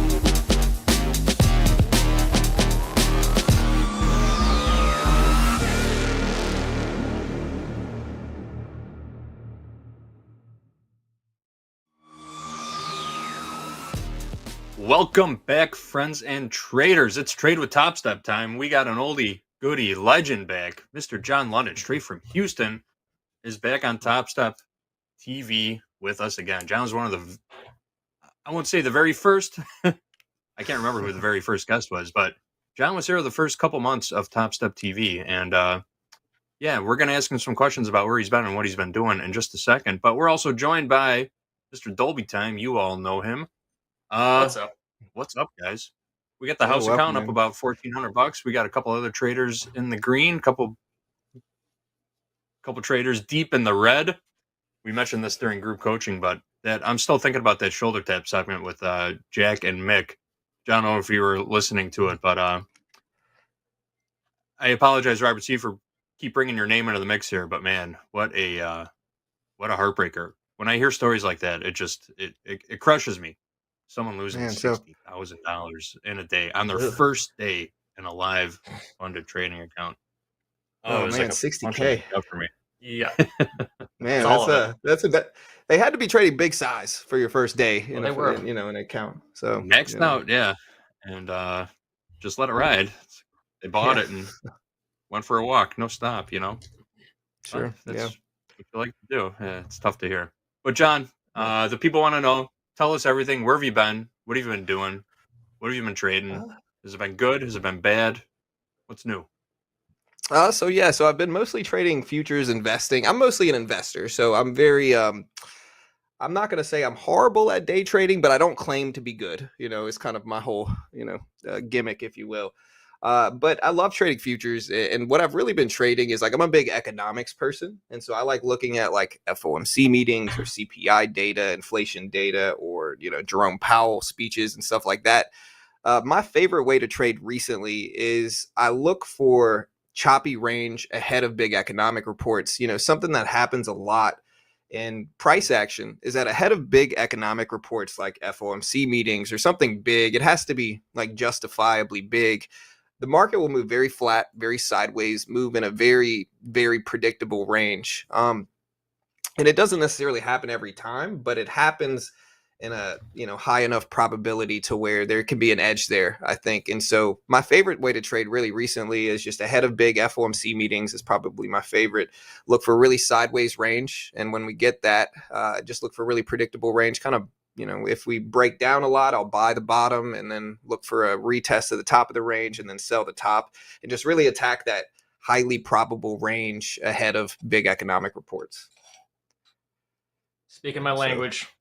Yeah, that's my favorite way. I know it's not the most exciting way. I know a lot of people like breakouts and all kind of, excitement, and I get it. And I think people probably can have pretty good edges doing that. But I always just found it's the most predictable way to find ranges. Yeah, that makes perfect sense too. Markets range 75 to 80% of the time. Markets are only trending 20-25% of the time. So you are going to get more opportunity in a sideways market. Right. So if you know how to trade a range, that should be your bread and butter. If you're always looking for breakouts, then you're going to find yourself trapped in those ranges quite a bit. It's important to have a strategy doing it both ways. Right. Dolby. Yeah, exactly. Speaking of ranges, what's up? Tell us. There's a lot of ranges to be had in the NASDAQ right now. They are everywhere. 5-minute ranges, 30-minute ranges, 1-hour ranges. I mean, NASDAQ is very, very range bound right now after that big sell-off. Kind of just got itself consolidated between 20,340 and kind of consolidating itself down. It was 20,330 to 440s. Then it got down to 415s, and now we're down to 390s. So it looks like the NASDAQ is starting to compress a little bit in these ranges. I would expect us to probably shoot lower, honestly, and probably test some of these wicks down here. Got 20,300, got 20,315. There might be a lot of cheap longs down there to be had, and probably a lot of stops that are looking to get stopped out. If I had to guess as well. Right. Yeah. So sure. what's your take here, John? You like the ranges? Do you have a trade setup that you want to take? So I love looking at the range and finding the extension. And so It's not that I'm disagreeing with you. I just think that a lot of edge is on the downside, or a lot of extension is on the downside right now. And so if you're going to take like a longer term trade, the only thing that contradicts that though is we are putting in lower highs as well, almost looking like a longer term flag. And so I think it's possible that we might go back down and like test the bottom of that range, but I also think we could go back up and test the top of the range as well at about like 20.45. Makes sense to me. But, you know, I think either way, it's just looking for the range. And I think it looks pretty solid. It's been sideways since 9:30 this morning, 10 o'clock this morning. So it's been kind of flat. I don't know if the election's kind of calming markets down or if we've just been around highs so long that, we're starting to chop. But either way, I love taking advantage of it. It's just, I think it's possible if we break that low at 20.3 that it stops a lot of people out, like you said, and then, maybe goes back up or maybe breaks down a little bit more and starts a different trend. Cool. Well, if you see a setup that you like, I got the house account open here. We will back your trade idea with some live capital. No money out of your pocket. So it's risk-free trade. Risk-free trade. Really? So, okay, so I'm in charge. I would be in charge of the house account decision. Okay. I'm just a button pusher. Yeah. This isn't carte blanche opportunity here. We'll have to talk through it a little bit, but yeah.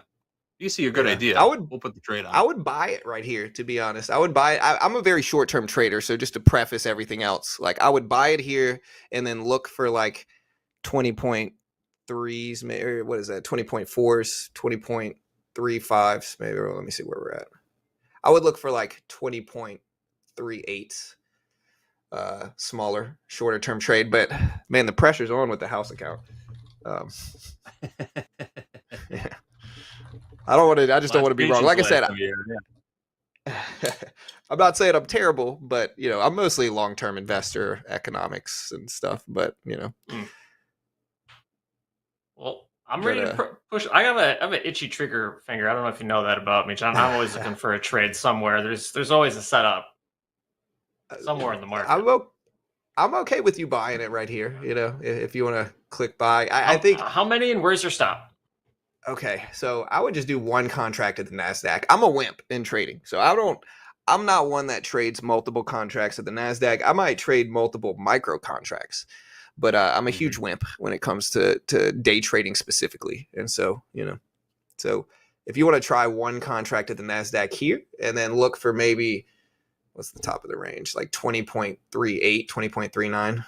We're already starting to bounce though here a little bit as well. Yeah. So.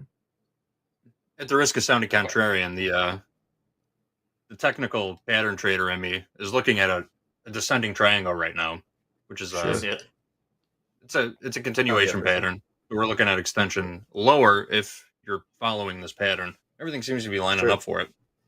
No, absolutely. So JD, would you be looking at shorts at like 20,390 then, or like 385? I would play the upper end. Are you looking at my chart right now? Yeah, we got my chart up. So I'd be looking at possibly a failed breakout. Yeah, failed breakout of this upper trend line, just to draw some liquidity out of the market, draw some cheap shorts out, and then maybe move back down. So I would look for a spike outside the upper trend line, and then get short, moving back inside the triangle, and play the breakout on the lower side.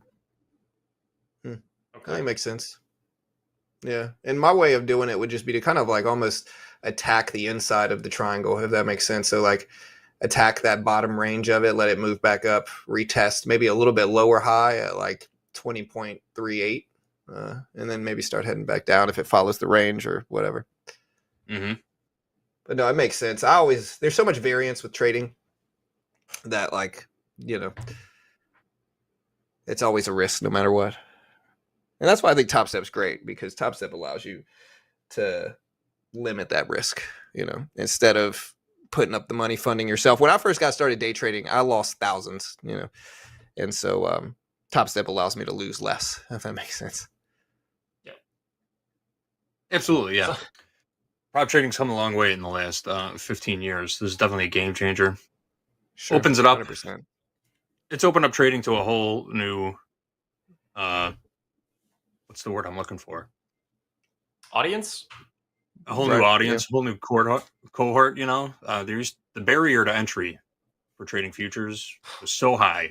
Like you couldn't do it without $50,000 in cash and some type of collateral backing that up. Also, you know, it was just impossible for a normal person to get into trading without a serious amount of help or borrowing money or putting up your home. You know, yeah. Prop trading has changed the game. We've got a whole new group of people in here learning how to trade literally risk free, you know, a couple bucks a month. Sure. And you have access to capital. It's a game changer. 100%. Yeah. And it's great for Moved liquidity over, too. yeah. Sure. I mean, it's moved over like entire decimal places. Used to be you needed 5 figures, then you needed 4 figures, and now you need used to be 3 figures. Now you're down to like $20, $50 for an account. You can start trading. It's insane how much the prices come down. John, did you trade a Topstep when it was 2 steps and it took 15 days to get a pass? Yeah, my man. That's what I'm talking about. Yeah, I've been in. It's like 4 years, 5 years. It's been a while, right? It's been a while. Before TopstepTV and all that, TopstepTV has grown massively, and so congrats to Topstep because this thing's huge now.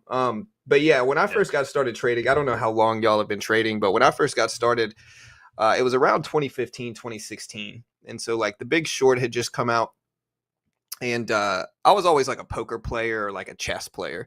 And so I always like kind of strategy stuff. And so I watched The Big Short and I'm like, hey, I want to trade now. And so I get home and I try day trading on a platform called SureTrader, which is no longer around anymore. It doesn't even exist anymore. And they gave you like super high leverage, but it still cost me $4 or $5 grand to get started at the time. And my wife yelled at me not to do it. You know, she was like, hey, don't do it. You're going to lose. And I was like, no, man, I'm going to be a prodigy. You know, I'm going to be a savant, I think, you know.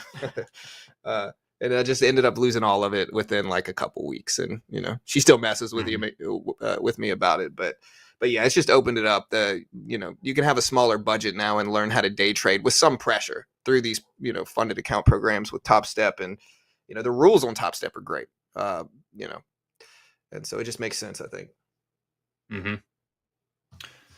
I got a chortle. I have a comment in the chat. J Money says, liquidity and Sims, LOL. We do have quite a number of live funded accounts here at Topstep 2 Sims. That's kind of sort of what I was alluding to. If we moved all of our sim traders over to live accounts, we would dominate volume in every equities market on the planet, I think. It'd be pretty wild, but Topstep doesn't train professional sim traders, everybody. Get into your live account. Get into your live account. That's where the big traders trade, and that's who you should be competing against. Right. Can't be on the practice courts forever saying you play in the NBA. It's not how that works. Right. Nice bids here in the, and I mean, NASDAQ. Where did Dakota get out of his trade? I see Dakota in the chat. Dakota was long at 64 in the middle of group coaching segment. Curious, I see in the chat. Are you still in that trade, Dakota? Did you get out? Sounds like he is. He's still long 10. He's still long. Diamond hands. Still long at 64. Diamond hands. Yeah, and so you see we still hit that. We just went up right to that 20.38 level, which is probably where I would have exited if I would have taken the trade and just kind of attacked that really small range. Topstep's good because the probability of succeeding at day trading is low, right? Like it takes a very specific type of person, and it doesn't mean you can't do it if you're not that type of person. It just means you kind of have to condition yourself over and over again to be a little bit better. And that's where Topstep shines because it kind of helps you do that with pressure, but not pressure of risking, 30 grand or whatever it would be if you didn't have something like this. And so it's a really powerful thing, I think, It's the screen time that you got to get. Sure. I mean, you're not paying full price for your mistakes. And so make as many mistakes as you possibly can and don't pay full price for them. You hop over to open your own Micros account for 2-3 grand and you have a losing trade. That's like $50 right there. That gets you a month of screen time at Topstep. So that's pretty good deal. JD, it looks like you're about to Yep, I was just about to make a comment. Hey, Gabe, can you go to a 2-up shot real quick? I'm going to go restart my camera. 1 second. I'll be right back, guys.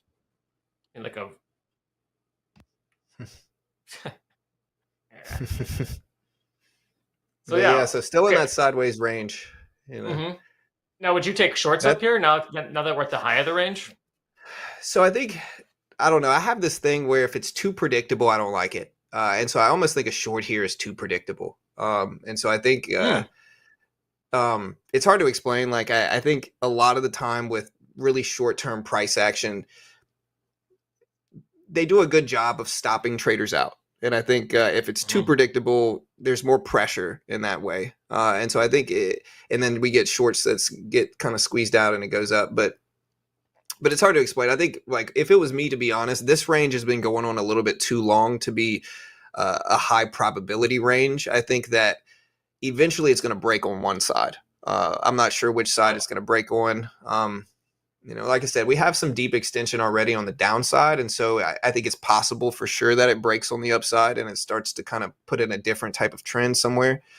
But it's also, very possible it breaks on the downside as well. It's been going on for so long that, that's kind of what I was thinking. That's why, like, my trades usually involve something like this, where I would have bought it at like 20.35 and then sold at like 20.38, like I said before, and then kind of cut it there, wait for another highly probable range to play out and kind of rinse and repeat that. I don't really trade the Dow very much. I usually trade like NASDAQ, micro NASDAQ, sometimes the S&P E-mini, sometimes oil as well, because oil can get really predictable during periods of like conflicts and stuff like that. So oil can be powerful too, but I usually stick with the NASDAQ. Yeah, oil's been a fun trade recently. We don't take a ton of trades in the house account in the commodity markets, mostly NASDAQ, because that's where all the action is every day. Sure. Because the volatility is so good. Yeah, for sure. And that's why the good thing about Topstep is that I can trade multiple micro contracts, and the no commission thing on Topstep X is a game changer. Like, that's my favorite thing. I'm very high volume trades, and so I can How high? What is it? Like, we have new standards for what high volume is now. Yeah, for sure, especially in futures. I will take I'll probably take 10 to 20 of those little mini trades that I just described, where I would buy it at the bottom of this range here at like 20.35 and then sell at 20.38, and maybe do that 10 to 15 times a day. Make small little $30, $40, $50 profit trades and let volume and high. Like, my system mostly is higher accuracy, not as good reward to risk ratio, because I don't think you can have both all the time. Like, I would love to have, 4-to-1 reward to risk and 90% accuracy, but I don't know if that's feasible most of the time. And so I usually look for higher accuracy, like 1-to-1 reward to risk, sometimes worse. It just depends, Yeah, JD, what was that? Do you have that number for the guy who traded the highest contract amount? You've been gone for a while, John, but we have a new record holder. We had a guy last week, yeah. He made $26,000 trading the micro NASDAQ, total of 32,000 contracts traded in a day. Wow. He was not ejected. Wow. He was not ejected from the program. He was not excommunicated. His trading activity was closely monitored by the risk team. They went through it with a fine-tooth comb, and they gave him a second chance. But it was just a totally unrealistic way to trade. I do believe said person ended up losing that account. Yes. The very next day, they had max loss limit, and that was it for that trader. Yeah. And he wasn't trading spreads?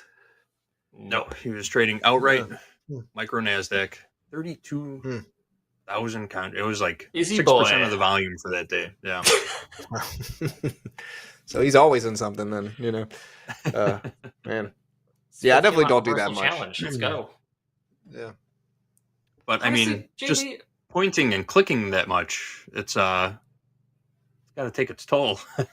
Right. His fingers have to hurt after that stuff, man. That's a lot. It's a lot. It's a lot of pointing and clicking.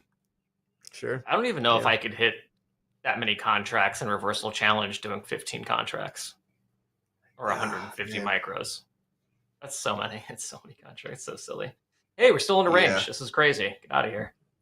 Get out of here. So rejection of Yesterday's low at 20,383. If you're looking at the Topstep daily levels indicator on TopstepX, that purple line is yesterday's low. So we found support there for a little bit, and now it's kind of rejecting off there a little bit. I forgot who it was. Someone in chat said this is the droopy Dorito pattern. Love it. Dorito. Yeah. Let's see where this goes. Momo Man is curious about Momo Man's curious about how that trader lost his account. Even though TopstepX is a commission-free platform, you still need to pay exchange fees.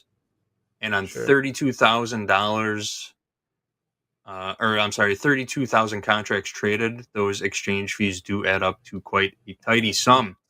And so the next day when he hit that max loss limit, it was over. Yeah, it's just not feasible to always be in a position. And I get it. Like I think if you manage your risk, you can do it. But I think eventually the risk is just going to pile up and it's just not going to be feasible. I'm thinking about taking a trade here. Ooh, what do you got? You got something? Yeah, so oh, no, you're good. What are you looking at? No, I'm here. No, my wife just walked in. Oh. Sorry, I'm kind of saying, "Hey, I'm on TV right now." Stuff, you know. You don't have the live light switch outside the door on air. No, live. I should. I have a studio here. I should. That sounds like an investment here. So, all right. So I just entered a trade, a long position. Ooh, I'm up about $60 in it already. And one thing I'll do is that if I all right, so now we're up about 115. One thing I'll do, I'll add to this position now, since we're already green. We'll take a piece off. Is this a combine or an XFA? So this is an XFA. Excellent. So What's your entry price? It was 20.37. And so now we have a cushion on the trade, but we're down on the fill. So we entered at 20.37, exited at 20.375. And now we have one more. And I'll let this one go basically towards how much I've made. So I can kind of trade with the profit that I've made on it now and see if we continue up in the range. Yep. How's the count long? 375. Just one. House count is long. All right. There we go. Long just below yesterday's low. Towards the lower end of this 5-minute range. This is a pretty ambitious long. We're late as hell on this one. Yeah. Right. We know what our risk is, right? Yep. About a G. Yeah, so I'm going to cut this pretty soon, I think. It's going against me now. I don't want to get too faked out of it, but I also don't want to hold it. This is a brand new XFA account I just activated today. So, nice. Nice. Usually I trade really small, and I'm like I said, I'm a huge trading wimp. And so I usually trade very small in the beginning of the XFA and allow a cushion to get built up first in it. So then I feel more comfortable taking larger risks. Again, usually I trade micros. So I'll trade 2, 3, 4 micro contracts at a time to kind of limit my risk there, if that makes sense. But I don't mind losing $100 or $200. You should start a wimpy trader club. Or you just trade small size and then you just take nice little base hits and you just slowly grow an equity curve. It sounds great. Right. No, that's really what I'm about. And again, I always tell people I've been day trading a long time, but I really, my real love is more so swing trading, investing. I actually do a lot with indicators, like trading view indicators, Pine Script. AI has gotten so good that it can kind of help me build some stuff there. Tell us a little more about that. So AI, I specifically use GPT-4o. It does a really good job. So one thing I always did before AI is that I would like to combine different indicators. And so I would look at the 200 EMA, I'd look at the volume weighted average price. And when they're around the same level and there's extension in one side, a lot of the time you see them bounce directly off of the 200 EMA or the volume weighted average price. And so originally I got curious about combining those two indicators and seeing what that edge brought. And it wasn't the best edge, to be honest, just mixing those. But then I started to play with volume a little bit more and doing things like looking at specifically engulfing candles, the size of candle wicks versus it's hard to explain the size of candle wicks versus like average volume or like above average volume increases. And so I just started to build different indicators based off of that on TradingView specifically. And so I've got a couple that I've built. I don't know what I'm going to do with them, but I usually play with, when I take day trades, I'll trade based off of these indicators. And so I can put some up here if you guys want me to show them. But yeah, AI has just gotten so good. I think in 20 years, I don't even know if there's going to be manual traders anymore, really. So we'll see. Oh, come on. Traders' ego's too big. There's no way in hell that's ever going to happen. Yeah, that's probably true. That's probably true. I think there's always going to, it's kind of like a 5-speed. You're always going to have somebody that wants to do it, right? Even if, if efficiency isn't there. But yeah, it does a good job using like, again, this is like a mix of like volume indicators, candle wicks, stuff like that. It actually works best when we're in ranges. So you can kind of see, let me see if I have my little pin. I have this pin that I use. There it is. So you can see it identifies top of ranges really well and allows a breakdown. And this is a 5-minute chart. It identifies the bottom of the range, allows a break up, bottom of the range here, break up. This one, I don't know if this one would actually work, but and then this one, top of the range, get a nice little breakdown. So when it's sideways, it ranges even better. But are those little emojis you added? Those are adorable. Yeah. Little bear faces. Oh yeah, little bulls. Those are awesome. Yeah.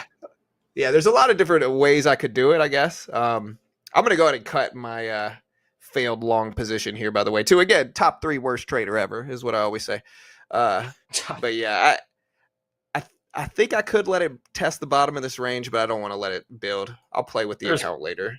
There's more value around 340s or 330s than there is in the middle of the range. Sure, 100% agree. So if it starts to break down, I think that makes more sense as buying that bottom. But yeah, these are longer term. You can kind of see. But AI does a really good job, and I think AI is going to continue to get better and allow more stuff. It's cool though that it allowed someone like yourself to start coding. Even if you don't have like a really strong coding background. We had we have a segment now called Man versus Machine. Really? And we got the guy from Tamakaze from Financial Cloud, and he programs a lot of stuff in TradingView. So that was pretty cool. Maybe we can do a machine versus machine. So if you get a day trading algo, we'll just have robots run the show. You two guys we'll just watch robots trade. Right. Honestly, it'd be like battle bots. It would exactly. I was trying to think of the name of that show. Yeah, BattleBots. The OG show, the old school BattleBots. Spike TV. But yeah, no. So I program it. Like I'm mostly a front end developer, so I do a little bit of programming, but it's mostly like JavaScript. But these languages have gotten so good. Again, the AI systems that you can use with it are really good because you can combine multiple different conditions. And I think that's something that's very unique about AI, where you can say, hey, give me 30% above average volume minimum, conditional statements mostly. So give me 30% above volume minimum, give me a candle wick that is 20%, 30% larger than, average, have it cross under the 200 EMA while simultaneously doing this. And it'll spit out an indicator for that. And so you can really kind of mesh and combine different indicators together. And I think that's a really powerful thing because you can kind of, if you search long enough, you can usually find some good edge there, as long as you can be patient. The hard part is just waiting for the indicators to show up and not getting lost in the chop, Yeah. Having put those together yourself, do you have a pretty good idea of when it will or will not spit out a buy or sell signal based on what the price action of the market's doing? Well, so these are multiple different like conditions set. And so I can kind of see like a lot of the time what these have to do with is wicks and continued wick action, if that makes sense. So like, let me get my little drawer out. Like you can kind of see we got a big up wick here, and then we have a couple lower wicks that can reject it and cause it to go down. A lot of it uses engulfing candles. And engulfing candles super underutilized. I used to look at hammer candles as well, but engulfing candles higher than average volume. What you'll see a lot is that they don't always work, but if you can find someone, like if they start to work, if you get multiple correct indicators in a row, that's usually a high probability time. where versus if you get a lot of them that are failing, that's probably not the time to follow them. And so it all is relative on what's going on and how much how accurate they are in any given moment. You know, I don't think you should always look at them, and they're definitely not always going to work. But if you can find moments in time where like there's got 2 or 3 in a row that were correct, you know, the next one that comes after that's usually pretty likely. Mm-hmm. Is everything just slowly melting lower here? That is what it looks like. Oh, We're approaching the lower end of this 5-minute descending triangle right now. This will be the 4th test of that lower trend line. Which if it holds, ES yeah. Kind of looking to see if ES holds will one more end up time. supporting. Mm. Like all the indices Is are Dakota pretty close. Is Dakota still long? Did he chime in? Good question. You might have missed it. I mean, buyers are coming in with some regularity, making the higher lows on the 5-minute. Mm-hmm. Right. We were in a similar situation. When did this happen? Last week. This almost like identical situation happened, right? So we were in NASDAQ. It gets into a 5-minute range, and it starts making higher lows. But we had all of these like wicks and stops down here. And I think the bet we were trying to make, we actually had orders down there, but they never got filled and ended up rallying like from this exact spot and going much, much, much higher. And I think the entire time I was saying, who would buy here and why not just wait for the breakdown below? And it never happened. Right. I think it was Thursday or Friday that happened. So now I'm kind of thinking the same thing. It's like, are we just going to end up finding support here again, kind of in no man's land, and then we're going to hit like a 150-point rally? Yeah. You know, I think the obvious play, and again, I don't necessarily always like the obvious play, but there's so much support down here where it's at now. A lot of candle wicks, but it's also, like I said, I think y'all brought up the consistently lower highs, making it kind of a triangle or flag pattern. I think that makes sense too. So this is not really when I usually trade. I usually target like 9:45 to 10:30 market time, 10:45. I don't want to trade right after the opening bell just because that's completely random a lot of the time, or at least just very, very volatile. And so, but really with my strategy of trading chop, now might be the best time to trade, really, now that I'm looking at it. I haven't really thought about it that way, but it'll be something I want to test. Yep. Ranges are fun. So like if there's I thought about this, like if you're a range trader and just dedicated like your entire trading session to like the lunchtime area, you might do okay.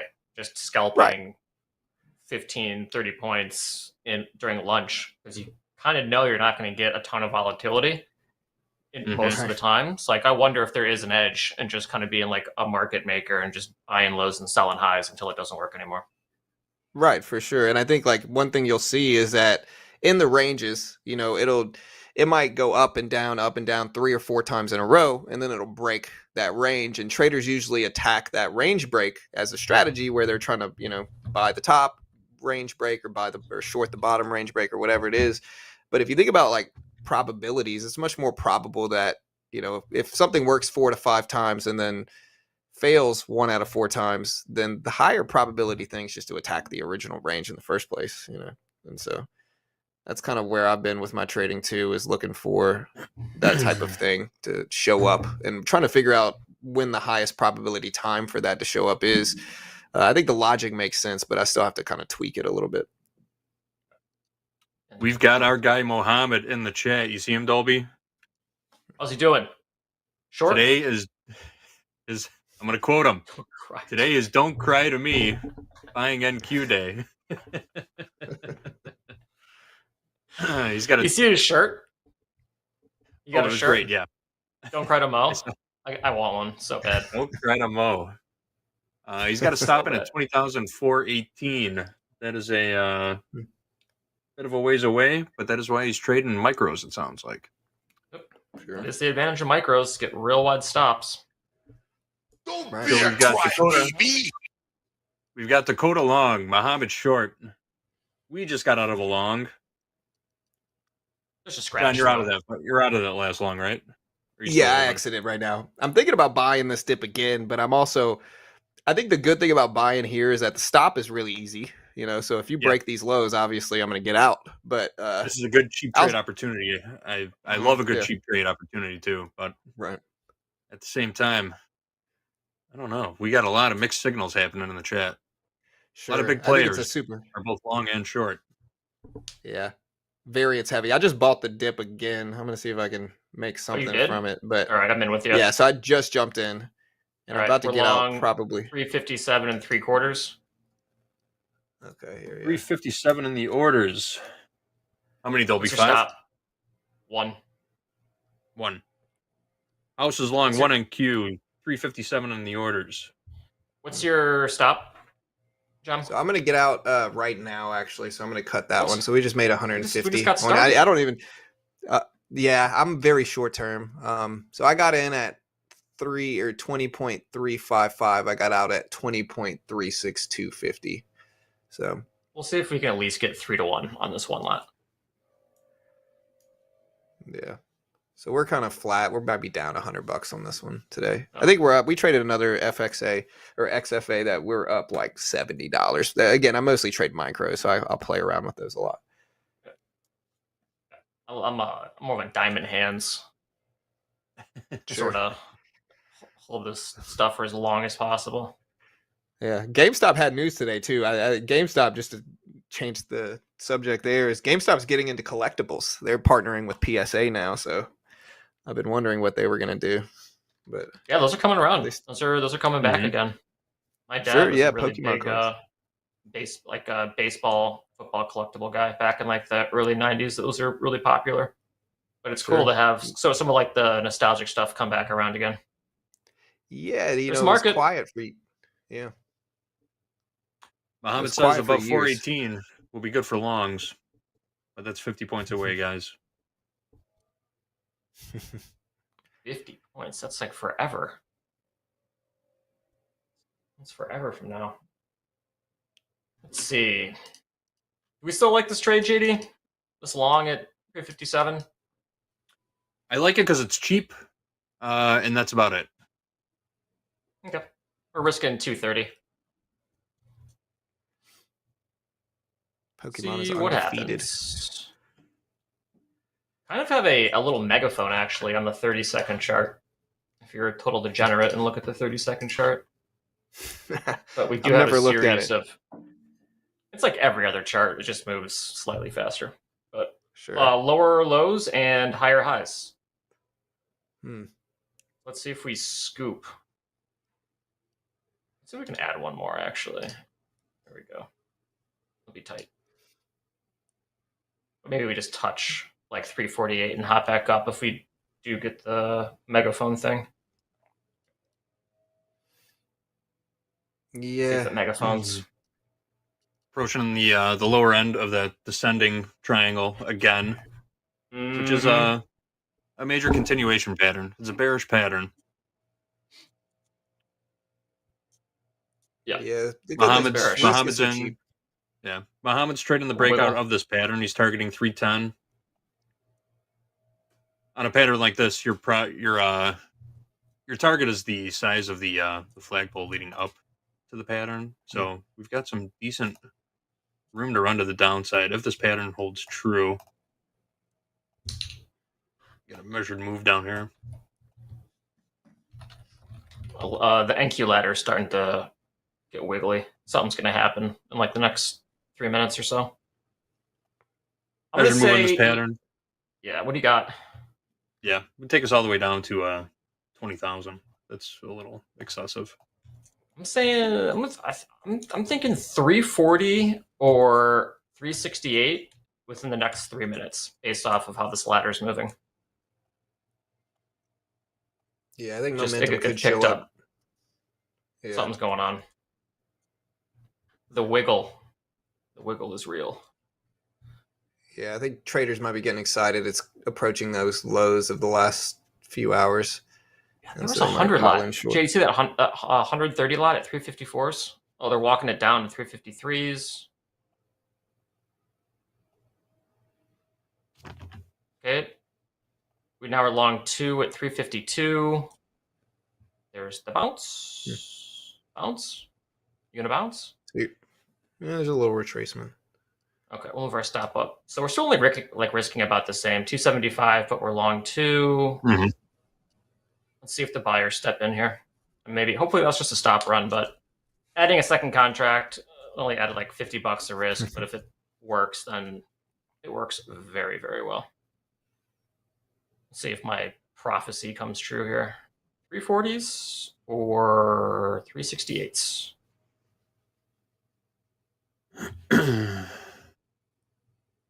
Yeah, I think. No, I think it's so variance heavy right here. It's hard to tell. Mm-hmm. I see somebody saying stops. We don't need stops. Where we're going, we don't need stops. Back to the Future. Love to see it. Well, I would suggest going back and looking at that shoulder tap. Oh, we're out. Womp womp. Do we hit the 340s though? Yeah. By 150? 20 seconds. Oh, that was close. So close.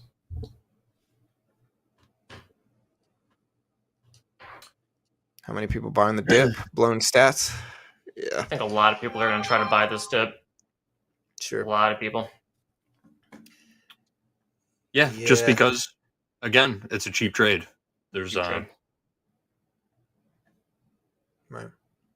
I missed it by like 30 It's a seconds. 3-to-1 trade with very little risk. Yeah. Sure. And it's also a long support level. So if you look back, like this support level's been here since the 8th or 9th of October. So this is like a week-long support level. We've mostly been sideways. We went up a little bit over the last few days, but now we're back to this range. So we've hit the same sideways range on a 5-minute chart for 6 days now.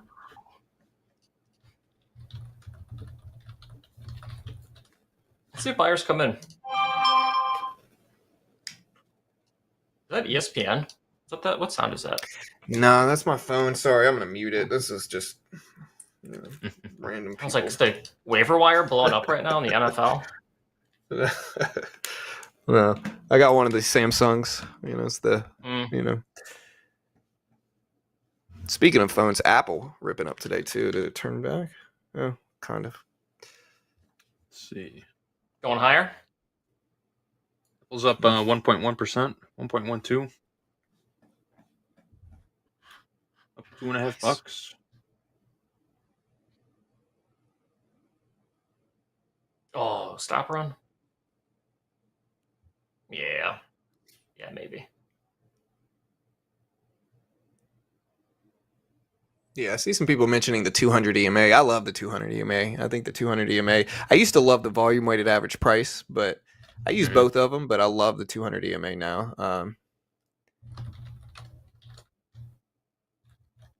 There's so many different ways to manipulate. Yeah, there's so many ways to manipulate the VWAP. There's so many different ways to look at it. Sure. I think a lot of traders, especially short-term traders, get stuck with like. There's the 9, the 12, the 24, the 28, like all these different variations of the moving averages. I like the volume weighted average price, but I like the 200 EMA because it's heavily watched, right? I think the longer term ones have more traders looking at them for both short term and long term trading. What time frame do you like your 200 EMA on? I look at the 5-minute mostly. With it depends on the time frame of the trade. So if I'm taking a longer term trade, I'll put up maybe the 15-minute chart or the 30-minute chart. But if I'm taking a normal day trade, like a range trade, usually it's the 5-minute. Nice. 1 minute, 5 I get minutes is a myself in solid trouble chart. with. Yeah. So you were saying the 30-second chart. I feel like I would just get myself in trouble with it. I already sometimes trade the 1 minute chart too much. The 30-second chart just seems like trouble for me. It's all the same. It's all the same. Yeah. Every chart is They're all exactly the psychological same. patterns. Yeah. Ranges on 30 seconds, same as range on 1 minute. The only difference is how much you can get your risk and under control, right? So if you're doing a 1 minute range, then you're expecting the stop run out of that range to be less in size compared to a 30-minute or a 1 hour, which could run 30, 40, 50 points which is way wider than most stops. But if you're trading a smaller range, then you could try like a 10, 15 point stop and then try to capture, 30 points and get your 2 to 1. Right. Yeah, that Just makes depends a lot what of your sense. risk is. Sure. Yeah, I'm looking at the 30-second chart now. It looks the same. No crazy swings or anything. Just kind of more broad look at the different patterns, I guess. Mm-hmm. And with some of my really short-term trades, like the one earlier, maybe this is an option. I try not to scalp too much, but.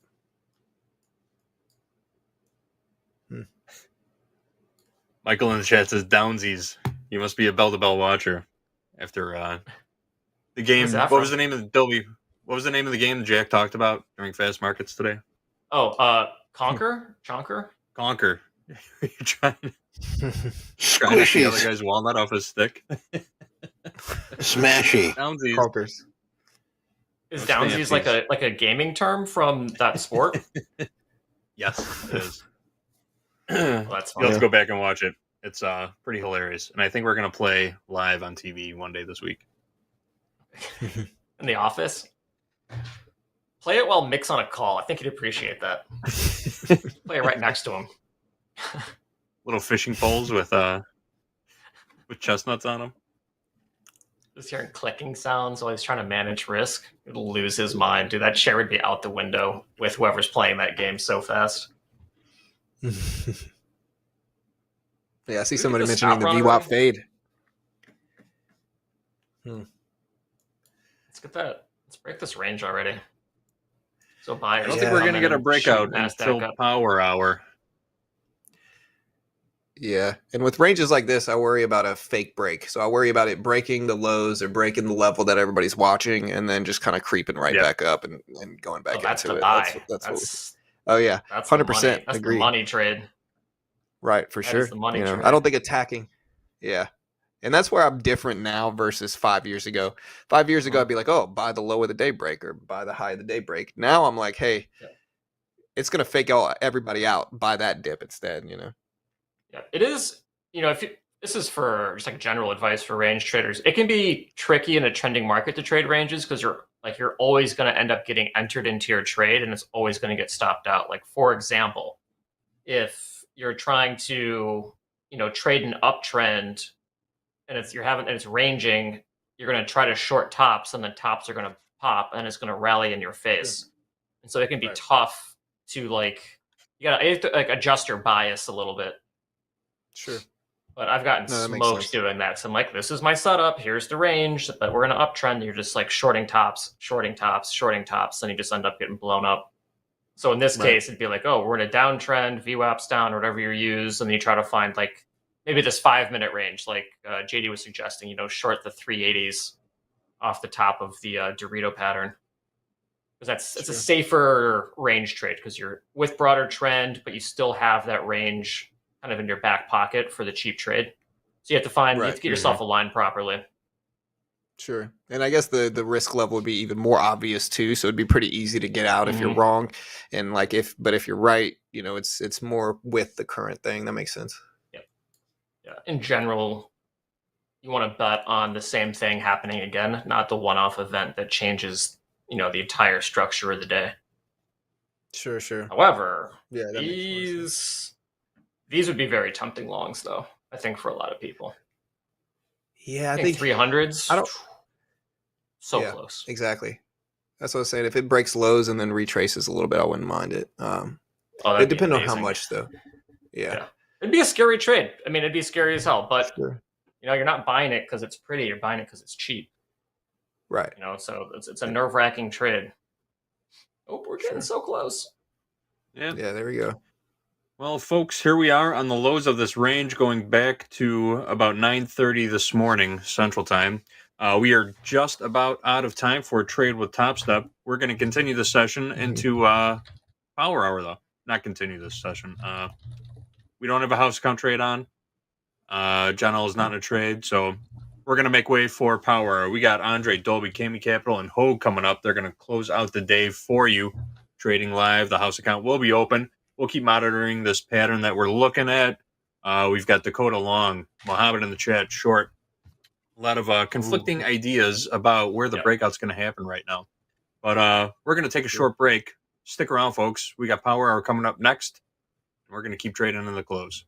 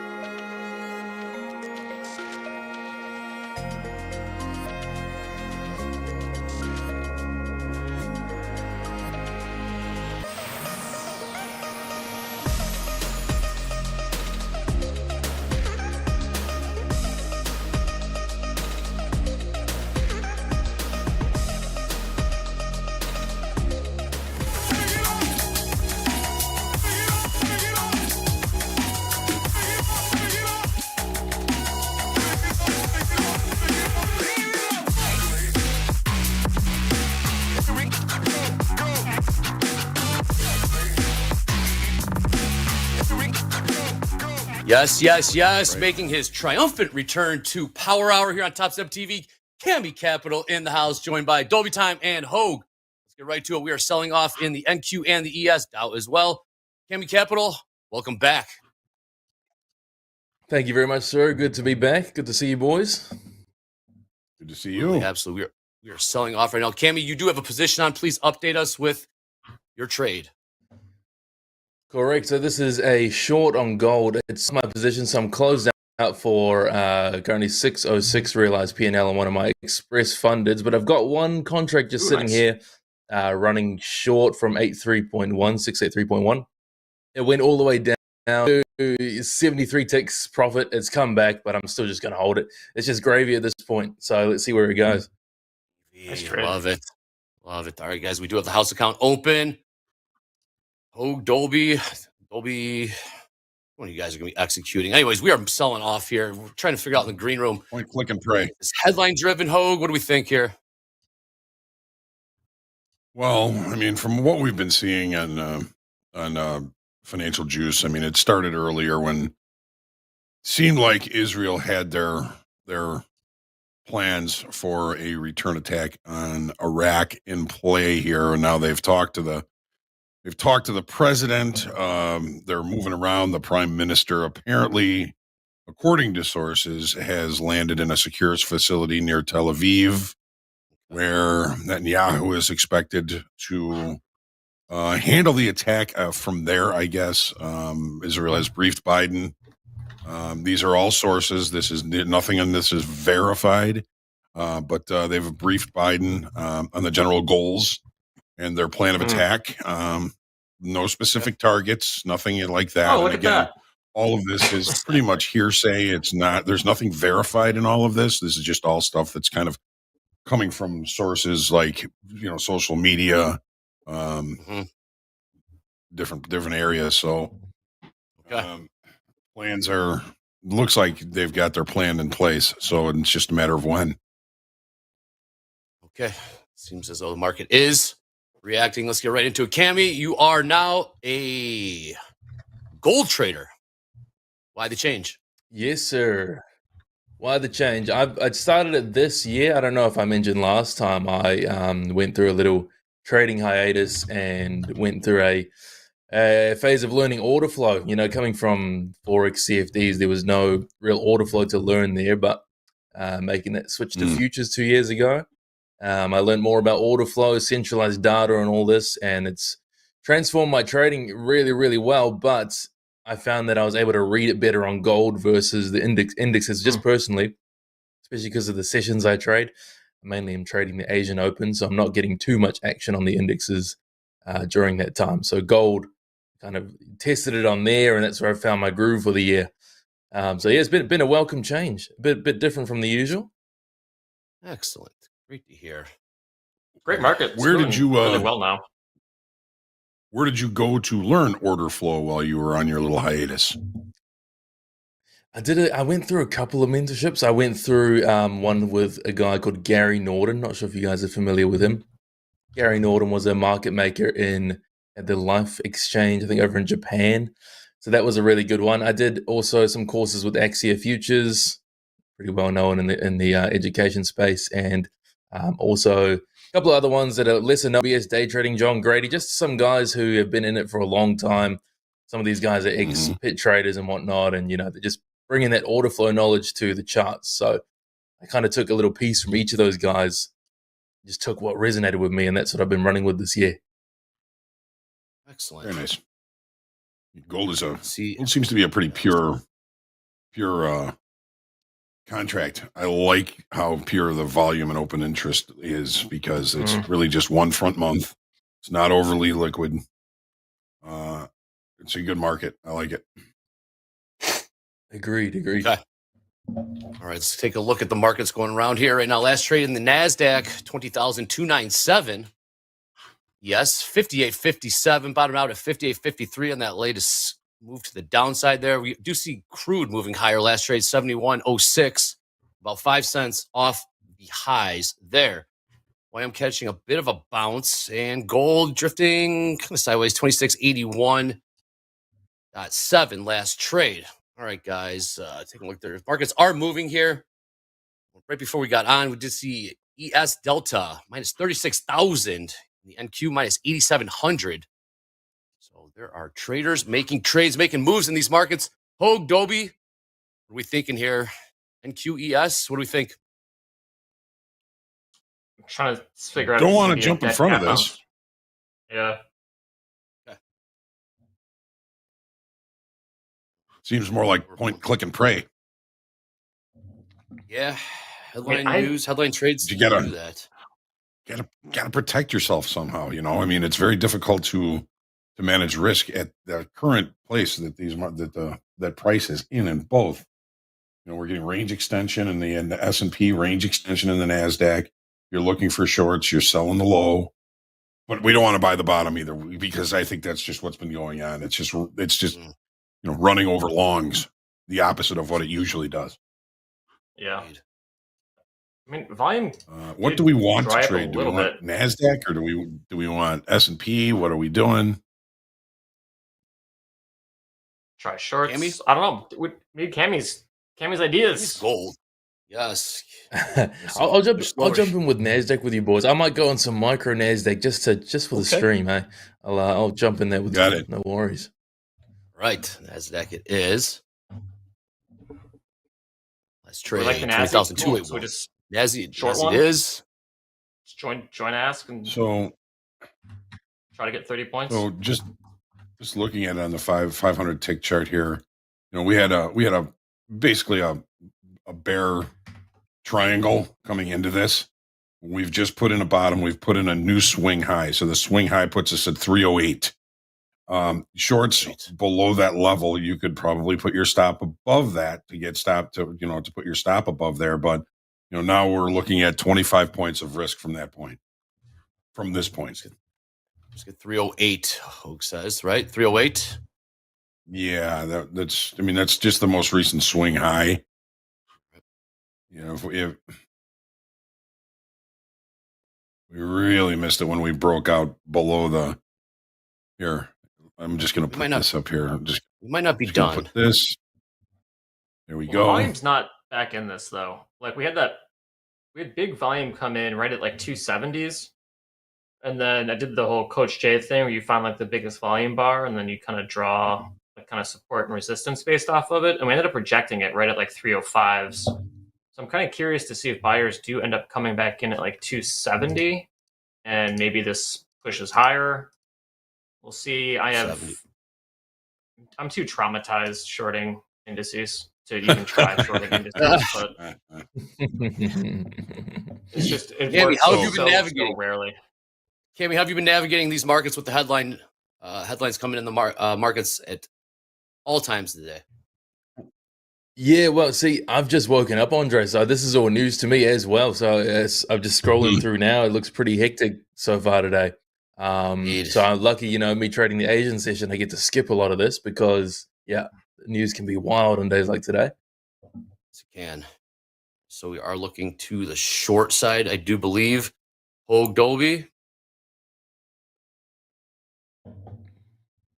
Whatever Cammy says goes. I'm ready. I'm ready to throw on size. I've just closed out my gold trade there. That stopped out just above break even. So total 624 USD on the XFA for me, and I'm done with gold. Oh, nice. I will jump to micro NASDAQ with you boys and girls so I don't give too much back if it's a loser, but playing for winners as well. Was that 600 just in micro gold? No, that was full gold, full minis, 24. Full minis, okay. Yep. Cool. Yep. Hey, really quick, upper left-hand corner of the screen, hashtag Power Hour. This up at TopstepTV. Turn around some cool content. Trader wins, swag, memes, share certificates, whatever you want to share. We'll turn that around to the audience in about 40 minutes or so. Again, hashtag Power Hour at TopstepTV. Also, go to Twitter or X. Give us a follow at TopstepTV. This volume is... Is Coach J in chat? I want Coach J's opinion on volume in the NASDAQ right here. I believe I saw him in They're not getting continuation volume to the downside. It's we're declining volume as it starts going. Yeah, so is this a cheap buy? I mean, the stop could be tight.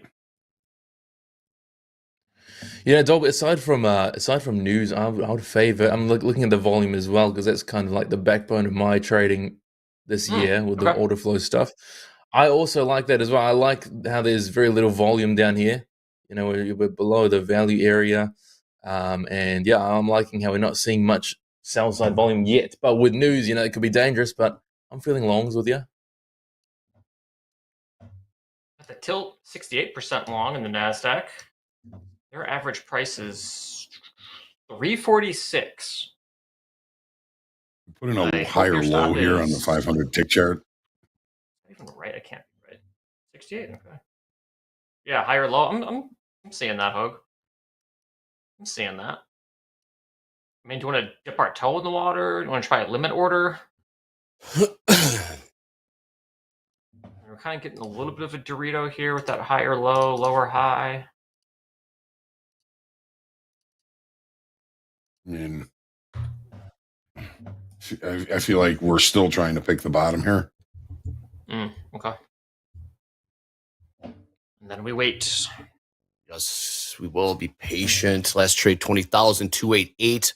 Again, low. We bottomed out at 20,267. So we're about 20 points off those lows in the NQ. Again, Dolby saying, not liking the volume. It's been I like the volume. Off. Yeah, tapering off, I should say. It's tapering, though. Maybe we get one more flush, then it rallies like 200 points into close.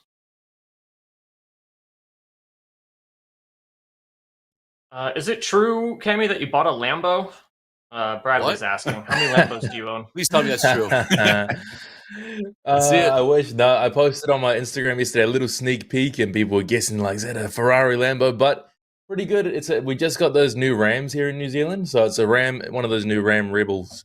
So pretty happy with that. So it's the wifey's new Christmas present. I wish it was a Lambo, Brad. Wow, very nice. I just want to see a trader just buy like a Honda CRV and be happy. Like, why do we all have to get Lambos? CRV's Toto's got a same car he's been driving for many years now. Get you from point A to point B. Yeah, right. Has an engine, 4 wheels, fits a drum set. Like, we're good to go. We don't need a Lambo for that. Hey, take a look at the till here. 66% long in the NASDAQ. So some shares coming in trying Tammy, to. what do you like here? The NASDAQ. Yeah.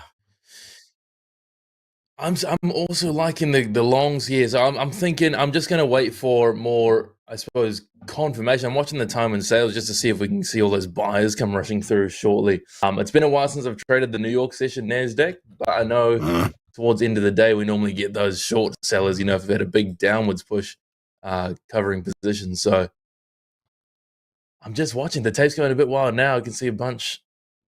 Oh, it's a bit of both sides, but I'm really waiting just to see that big green push and then maybe jump in along with it with the momentum. A momentum trade. Hogue, I'm looking at the S&Ps right now, the ES. I'm seeing a 600 lot on 58.51 bid down there. I'm not sure if it is real. 51, yeah, 58.51 in the orders. 600 on the bid. To the downside here in ES. Is kind of is it jumping kind around? of algo spread bro kind of level there, isn't it? Could be. It ain't moving though. It's not yet. So keep an eye on that. Nothing else really showing in the ES just yet. So we're looking in the NQ right now. Yeah, just not a whole lot. Just had a chance at a short there. And 290 with that stop above 308. Oh, you like shorts? Oh, I don't know what I like. you like whiskey? You like fast cars? And I do You like your wife and your kids? There you go. 100%. All right, seems to be staying put. Not that necessarily order in that order. No. But and So I love my yeah, see, Mohammed's thinking the breakout above that swing high because we just put in a higher low. So he's looking at a breakout long above about 310 here. Mm-hmm. Here it goes. I'm liking it above 288 for sure. Okay. Say the magic word. Yep. You boys waiting on me? Is this for the house account? That's a lot of pressure. I'll say the magic word pretty soon. Oh, no, that's no pressure. Just don't lose any money. Yeah, don't worry about it. It's not like chat's gonna jump on you for having a losing trade or anything. We're feisty today. That's right. So got up to 307. So that 10 stop would have been good if we were short. I don't know what to think of this shit. There it is. See how it plays out. And we got still low right hand corner. You see the countdown clock to the closing bell. Still got 37 minutes left in this session. What's up, Dolby? Not my time frame here. Echo. Just Not my don't lose time more frame. than 47,000. It'll be just fine. Right.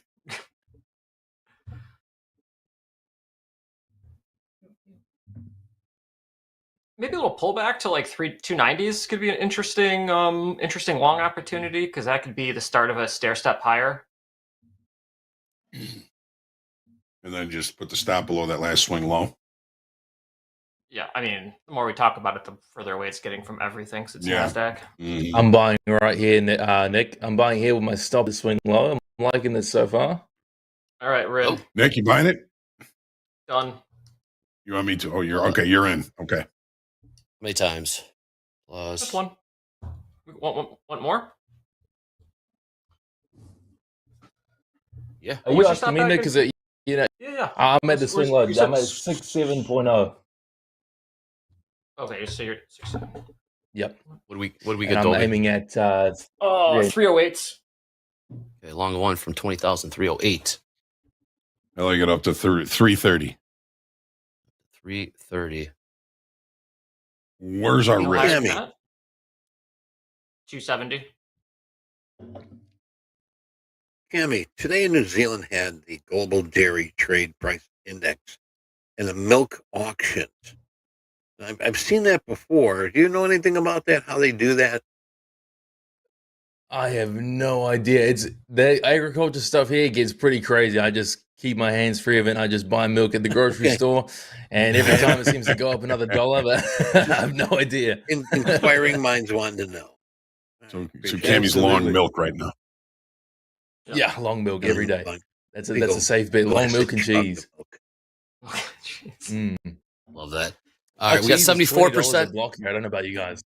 That's true. Is what true? No, $20 a block for cheese in New Zealand. Is that true? $20. What kind of cheese? Yes, sir. $20 a block of cheese. Yep. Just regular cheese, not even fancy cheese. Just a block of Can you standard. just make your own cheese? What do you call it? Is that $20? I mean, yeah. Make my own cheese real quick. If I could, I would for sure. Finish up your trading session and go make a block of cheese. It makes sense to me. All right, so we got into one, stops at 270. We like adding to get more size on anywhere. This really takes off. I mean, it could be pretty amazing. I have to assume there's probably quite a few shorts here. Might be in trouble if this decides to take off. That's true, but take a look at the tilt. We got 76% long in NASDAQ right now. Average price of 348. Oof, taking some heat on those. Yeah, they're not doing too hot. They are not doing too hot. S&P's 348. 73% long. Average price 58.64. You know, you can make cheese mozzarella in about 30 minutes. Yeah, that's what I'm saying. Chop, chop. Get off TikTok, everybody. Go make some cheese. All right, house count long. Cammy, we got your position up. Excellent. Yes, sir. If we retest around 286.5 level, I'll add one more, but I won't add it up. Yep. There you got it, Dolby. 286, add one. 286. Yeah, if we pull back to 286, that's where I'll put one more. Cool. I like that. Let's see if we can maintain some higher lows. Maybe get like a nice sexy MOC reading and just take this into the highs. There you go. Like all the way to the highs? A hell of a rebound. Like 300 point rally. Fake news. Everything's fake news, Hogue. This is just a trap. Hey. It's just a trap. All right, some of these longs are peeling it back a little bit. Look at the tilt.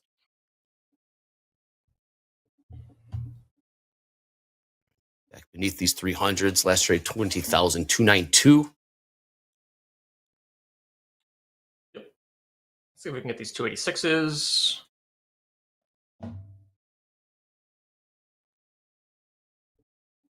Who would short here? People who are convinced that this new stuff is the real deal. Or traders who just want to make longs absolutely miserable. It's probably a little bit of both. It'll be a blend of the two. Mm-hmm. Cammy, you're looking for 286s perhaps to add? Yeah, 286.5 on the mini. I think. Oh, actually, let me just check. I'm on the right ones. This is so on the micro chart. 86.5 is the level. 86.5. There it is. Delta in the NASDAQ is negative 8,700 right now. S&P is negative 33,500. All right. Congruent with direction. It is. All right. Buyers trying to push this. Maybe walk it higher here. Trying to figure out what to do with this 20,300 level in the NQ. Till 70% long still in the NQ. Yeah, I mean, it broke. What was the range that it broke? How big of it? Like a 1 hour range. Yeah, I mean, it's still possible that this extends the 1 hour range and ends up getting back up above 20,335, and that's still an intact 1 hour range. That's why trading big ranges can be tricky, is because it could take a long time for it to kind of resolve itself. Even if it breaks down, it could still get back up again within the hour. do not get to pick and choose where the market goes. Wouldn't that be nice, though? I was just gonna say it'd be a lot cooler if we could. Yeah. Best trade in crude, Way $70.99, about 11 cents off the highs. That would make trading so much easier. Oh man, imagine. Now, do you know how annoying everybody would be if they could do that? Everyone would become the most annoying person on the planet. Influencers on socials just bragging about, ooh, nice little bounce here. yeah. Let's see. Yep, bottom of the hour. Yep, made another Lambo today. Yep, made another Lambo today. Yep, made another Lambo. Cammy, last time you traded the NASDAQ or micros, it's been a minute. Oh yeah, last time it's been a long time. I think January, possibly even December. So we're looking, yep, a decent length of time. Welcome back. Let's do this. Well, thank you, sir. I hope she treats me well for my first dip back. Yes. Yeah, maybe a little bit like a beginner's luck, a nice like welcome home present for you from the NASDAQ. That would be really nice. That's right. That's right. Man, welcome back. It's like night and day. They're reading order flow on NASDAQ versus something like gold. This is wild, man. I just remember why it's called NASCrack now. This is absolutely insane to watch this flash by my eyeballs. Wears you out too, doesn't it? Oh yeah, absolutely. Gives me heart palpitations. Leaves you cross-eyed by the end of the day. All right, let's see what we can do here. Okay, Mohammed so we're says in. the NASDAQ has no manners. No, it does not. So brute. Long My to dog. 298 evens. Long to 298. Do you like any more ads, Cammy? Any other orders? No, I should sir. put in? That'll do for me. I think that's Okay. sensible for now. And then we will do the sensible thing. And we will hang on to this order long to at 20,298. Stop is at somewhere down there below. We don't talk about it. The order that shall remain unspoken. That's exactly Spoken, right. yeah. Oh, you liked a push into the 330s, perhaps? If it rallies, yeah, I mean, that would probably be a first out. Target. Got it. All right, Maybe even a we'll little watch higher this. than that. 40s. Be nice. Cammy, they're asking, are you streaming later today or tonight? Chauncey Yes, absolutely. 11 p.m. Eastern time. Oh, nice. It'll be a bit of a gold session. See what we get. Gold rush, is that what you call it? Oh yeah, a bit of a gold crawl. It's not too exciting, but it's the way I like it. Well, when you find gold, it's in dust, and you keep collecting that dust until you can add it into an ounce. That's right. Oh yeah. Let's see. The ES liquidity is still there. Yeah, Hoag's still there. Yeah. Well, this thing's coming for us. We didn't add, did we? Yeah, we're two. We got another one at like 80 something. It might be spread, bro. It's teasing us here for sure. Let's test it. 5 more? If you liked it at 300, you're going to love it at 266.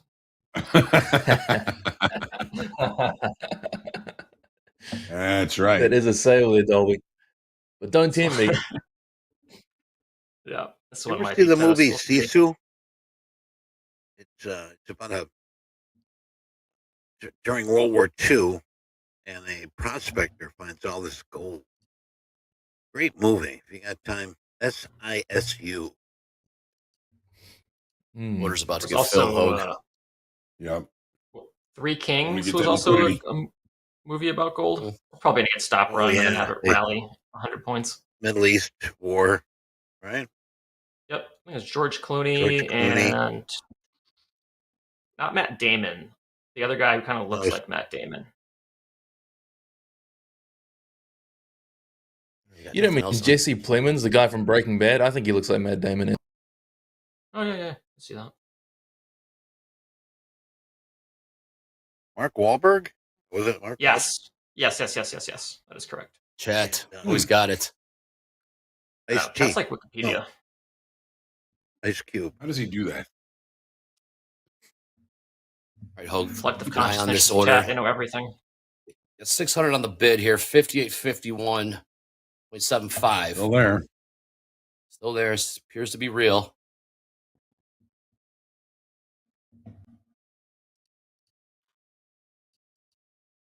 Not even the 30-second chart looks bullish. Oh no.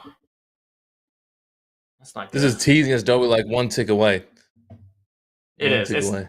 yeah, this is. I mean, Nasdaq is so slippery though. Like it's probably going to teleport. Oh yeah. Oh man, this ladder's Mhm. starting to get real whippy. Either we're in a very good spot or just a terrible, terrible spot. Oh no! Please go back up. And we're out down. here. There we go. Close. Minus Broken off. 30. Womp womp. Yeah, That's not good. booze. House account flat. Cami flat. Flat across the board. I guess Let's the next line I have is 250s. This is just all pain. All pain. That 4-hour range Weekly. broke at what, like this morning, and it's been over since then. All right. Low is in. Right. So S&P order still has not been filled. Certainly giving it a shot. Yeah, they just And traded out. filled. And filled. Yeah, traded out. Seeks liquidity. Mm-hmm. 9 out of 10 times, Hogue. Feels like it will just go there. It seems right. Took me a while to wrap my head around it, but yep. Watched it so many times and done arguing with it. That's just how it goes. All right, new lows being put in here in the NQ last trade, 20,000, 259, low 254s. Here's another, we've got a 700 lot here. I don't know if that's real or not. 5850 in the S&P. Seems like there's some bids coming in here. Somebody's covering.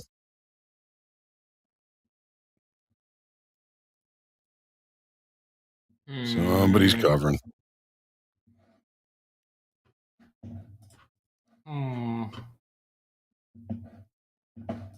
Cam, you managed the risk well there. What's the update to the P&L when you have a chance? Oh, maybe this is it. Yeah, still with 492. 492 P&L so far. Okay. I'm not entirely opposed to trying one more trade idea with only one contract, but I got to see. Okay. Wait to see how this low goes here. I mean, I'm seeing a lot of buying coming through, but it's not doing too much yet. Also, don't want to keep trying to pick the bottom. It's a dangerous game. Mm-hmm. But waiting on the end of day, kind of roll up back to the upside if we can.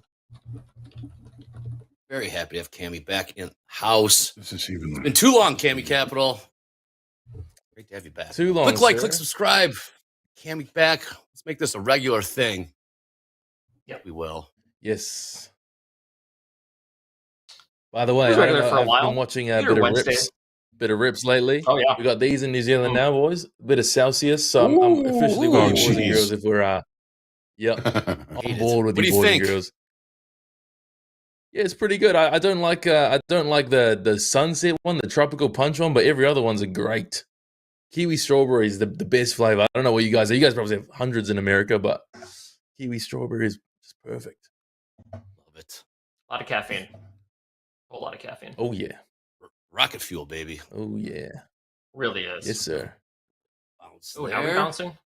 Bounce that. Give it a shot. We got 21 minutes waiting left here. for Again, we him. got MOC in 11 minutes. Also have some hashtag Power Hour submissions. We Oh, can looking turn forward to around that. here. Yeah, very shortly. George says all roads. Quite the comeback. That'd be quite the comeback. That would be a George. nice long. Hey, That would be a nice long. can't count it out just yet. That's not that far away. It's only like 100 points. That's really not that far away. In Nasdaq, I've seen it's like I got it at 457. Oh, okay. So that's 200 points. Yeah, like 180. Yeah. or I'm something. doing one more attempt here, Dolby. Yep. I'm in. You feeling it? One more attempt. Yep, last one. Only one. That's it. If it takes me out, I know not to come back to Nasdaq again. She's broken my heart well and truly, if so. All right, we're in. Oh, no. Let's try it again. 288's long one. 288. Amy, what price did you get? I Better than got 288. 289.7. Oh, Some nice. Okay. Micro. And no ads anywhere. Not on this one, Dobby. We're going to be very, very sensible on this time. Don't want to try and force it. What if it just All right, breaks out everybody really, get out and really push. strong, Cammy? Push. What if it Push just gets hard. really- Yeah, well, now you're speaking to the gambler in me, so that's dangerous territory. Want to roll some dice and see what comes up, and we'll just take a trade off dice. Yeah. You guys see that girl who did the astrology sign trading on TikTok? That was absolutely go? She crushed it for a long time. She blew herself up. But Amazing. you know, it just shows anything can work. Manage your risk. You know, Wow. read the As long as stars. you can Maybe you manage might risk. get a funded account. Yes, sir. Not financial advice. We should have her on. Show us the ropes. Mercury's in retrograde. Retrograde. We have to sell. Oh man, Mercury in That's it. retrograde. We should see if we can have Danielle interview that trader, and they can just riff off of like astrology signs. I think that'd be pretty funny. Reading horoscopes and taking trades off of it. Yeah, why not? Hey, shout out Who to is Dylan K. I made VIP with the hoops. Pit Raiders. Nice. Congratulations. Nice, that's awesome. That we have another selection draft coming for Coach Paul. Profiteers later this week. Stay tuned.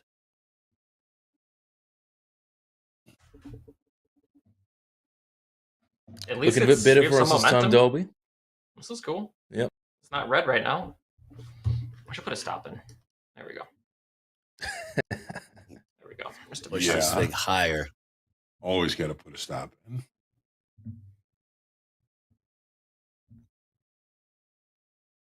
I mean, 1 minute, or sorry, not 1 minute. 30-second VWAP's 340. That's just like right around the corner. Only 40 points away. We'll see if we can push. Wanna Push add this one? thing. Let's go. Let's add another one. Let's add like two more. Right where the bottom of that falling wedge is. 340. Oh, where would you add another one?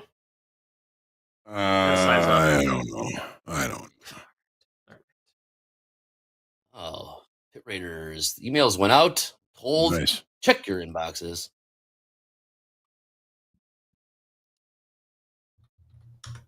I don't think I like it enough to add to it here. You got it, Dylan. What's another contract? Just doubling our size. It's not a big deal. 77% long in the yes. Dolby, whatever you're feeling, man. Whatever you're feeling. You don't want to know what I'm feeling, Hogue. You don't want to know what I'm feeling. 50. 50. Got in last trade. 311. On from 288. Let's see if we can pull back a little bit off of 315s. There might be opportunity to add. Like 295s. Hammy? Yeah, maybe like a hair under 300s. Dude, Yeah. He's looking for you an guys talk ad. about adding them, or you're going to tell me I'm not going to add, Andre. Don't Fair enough. get behind No, these absolutely things. I won't do it. Looking to you for guidance. Absolutely no. We're not coursing you into anything. You let us know. Of course. No. No temptation. See if we can push this higher again. We got MOC at about 6.5 minutes. He was all over that. This one feels good, guys. This feels like a good trade. Last trade. I think this one has some juice to it. Don't let it hear you say that. No, market. We're on good terms. Good. I think it's hailing right now by my house. Really? Oh yeah, that's definitely hail. Real small guys though. It looks like I don't know, little tiny white baubles. We had golf ball size hail here back in like May. Getting a new roof, new gutters, new downspouts, new soffits, and new fascia from it. New On the house. facelift. Nice. Good insurance. Yep. Yeah, we had a hailstorm when I was growing up. Destroyed our shingle roof, and then insurance covered it, and then dropped us. Apparently. Yeah, they do that. Yeah, that's great. Mohammed saying, wait for the sellers. Gotta get back above that 11 level or 20 It's level. like breakup whatever sex. it was. You know, that sort of sucks. 12. We need these 315s to go. Would you rebid 288s, Hogue? No.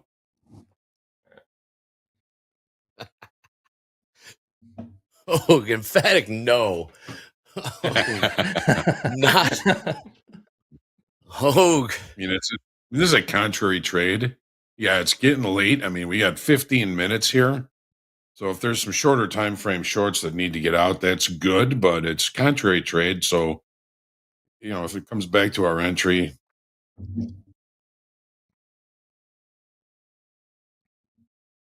If we add one and then add another, the third contract is only adding 50% more size. So it's not quite double.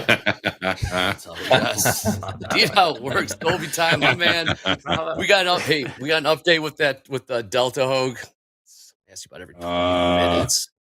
negative 9,200 in the NASDAQ, negative 31.1 in the S&Ps. No major change right now so far.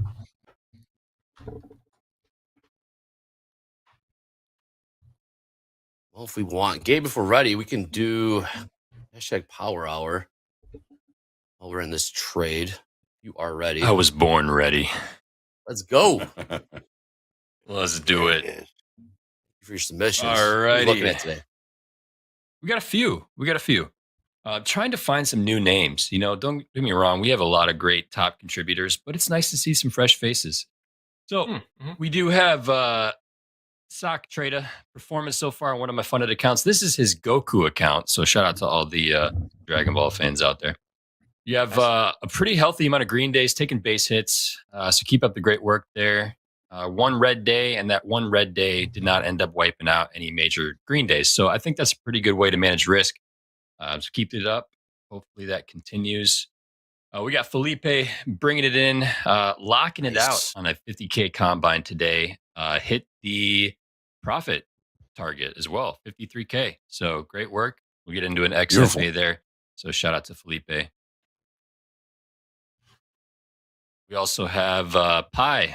Pi had a nice little $3,000 winner today on a 100K trading combine. So just under that 50% consistency target, which is fantastic. So great job. Beautiful. Also, shout out to Kami Capital. Volume profile strategy. So wanted to do a little shameless plug sir. here There we for you, are. Look at Kami. that. Hey. Shameless plug. Appreciate that, guy. Absolutely, man. You know I got you. Yes, All sir. right, we got Tarek here. Saw the setup on ES, went short, made it my biggest trading day so far. Nice. Great job there, Tarek. Glad to hear that you had a fantastic day. Don't go into tomorrow off that momentum. Maybe take a step back tomorrow. Maybe size down a little bit. You know, ride out the high a little bit from the best day ever. But I've had a few of those myself, and the next day always bites me. So take it from my downfall. Don't do what I do. It's amazing how often that happens. Facts. Oh, And then we have a couple couple Who's pieces that? of comedy here for you. We got Lost Trader coming in with I don't know, some random fisherman just getting his ass beat. I have a feeling that we might be seeing a celebrity boxing match in the near future, but we'll see. Ooh, that'll be fun. Shout out to MP Yeah, don't back go there. there. Got to get it on a World Star. So, Oh, that would be fun. That would be fun. anybody remembers World Star? That was it used to be a great spot to go hang out for a bit. Find some clips that used to be the doom scrolling of the day back when we were younger, or Gems. social media took off. Yeah. And All right, then last this but not least, corner. Oh, look at this thing. yeah, we will have Eddie commentating that celebrity boxing match, by the way. So we got Carl Hungus here. Didn't get filled. Feeling the onset of TD. Tick denial affects 78% of day traders. So whipped up a little concoction, a little batch of little red and blue pill action here. A little testicular. Shout out to Carl Hungus on the I believe that is on our list of prescriptions to buy, right next to our books that we recommend. Hung us up to his old My pharmacy tricks. is I love always it. out of this. I cannot get my hands on it. So, Eddie, I might have to come, Gotta go come black down your market. direction. Yes, you Oh, do. man. Little Silk Road action. All right, back to you guys. I'm out. Thank you, Gabe. All right, 10 seconds. Ooh, MOC. Let's go. No way. Wow. Here we go. Ballsy. Stupid, but ballsy. We're in a 1 minute. We're at the high of the 1 minute range. Actually, high of the 5 minute range. If we can get over 315s, we're right in back up there great shape. near that 20. We got to break out of that. We could run a little bit. All right, here we go. Here we go. We've got the S&P 122 million sell side, 101 million sell side. NASDAQ 228 million buy side. S&P back down 65 million sell side. Dow 137 million sell side, and the Mag 7 149 million buy side. So that S&P is fluctuating as they all do. I'll be watching these right now. S&P is only 17 million sell side. Now it's 27 million buy side. Buyers. Would you Buyers stop stepping in. already? Damn it! Adding? You look Right. bad. Adding 49? Like playing whack-a-mole. There you go. Whack-a-mole here. Step right up. All right. Cammy, still long? Yeah. Dolby house is I'm still still long, long, sir. Yep. All right. Oh, yeah. Let's trade 20,320. House count long from 238 or 288, I should say. So about 30 points in the money right now. Push this Keeping thing this one for higher. Brett. 77% long the ES. At the NQ, 77% long NQ. Those longs, those buy orders down there, Andre, were probably good bid to covers from somebody short today. Some a nice cover. huge speculator.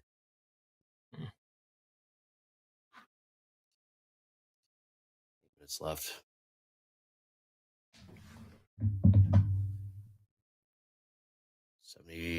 Still 76% long in the ES with 8 minutes to go in this session. Hanging We're out, losing trying to a range little bit of break on delta this here 5 on these minute. pushes, but not a lot. Hey, John, what time does the RTY close? Same time as the ES? Rusty. Yes. Figured it. That was on the trading floor. Yep.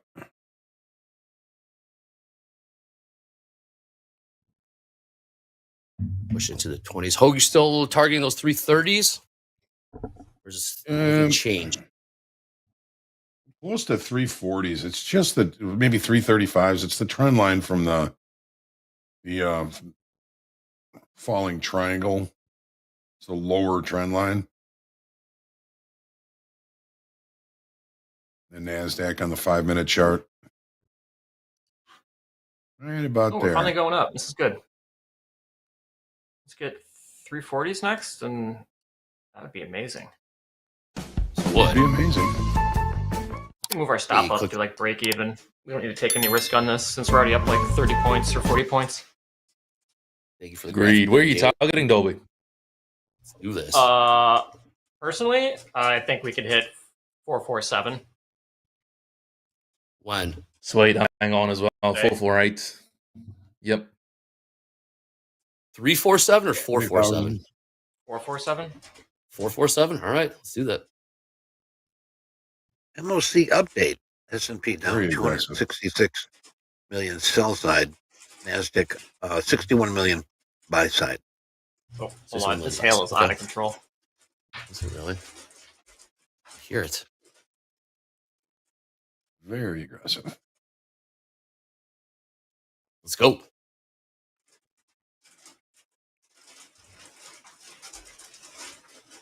It's pretty sizable. Yeah, Mike Dolby. I can barely hear you guys. You hear that? 40s. You guys hear it from my mic? Yeah, I'm not 40s. surprised. Yeah, man. To the moon. All right, Cammy. All right, Cammy. This one's better. Yes, sir. Knew it was coming. I say that after the fact Indeed. now, but Indeed. He knew We it. have 49 more on. We'd be doing so well. Well, when the market's going your way, you'll never have enough on. If it's going against you, you'll always have too much on.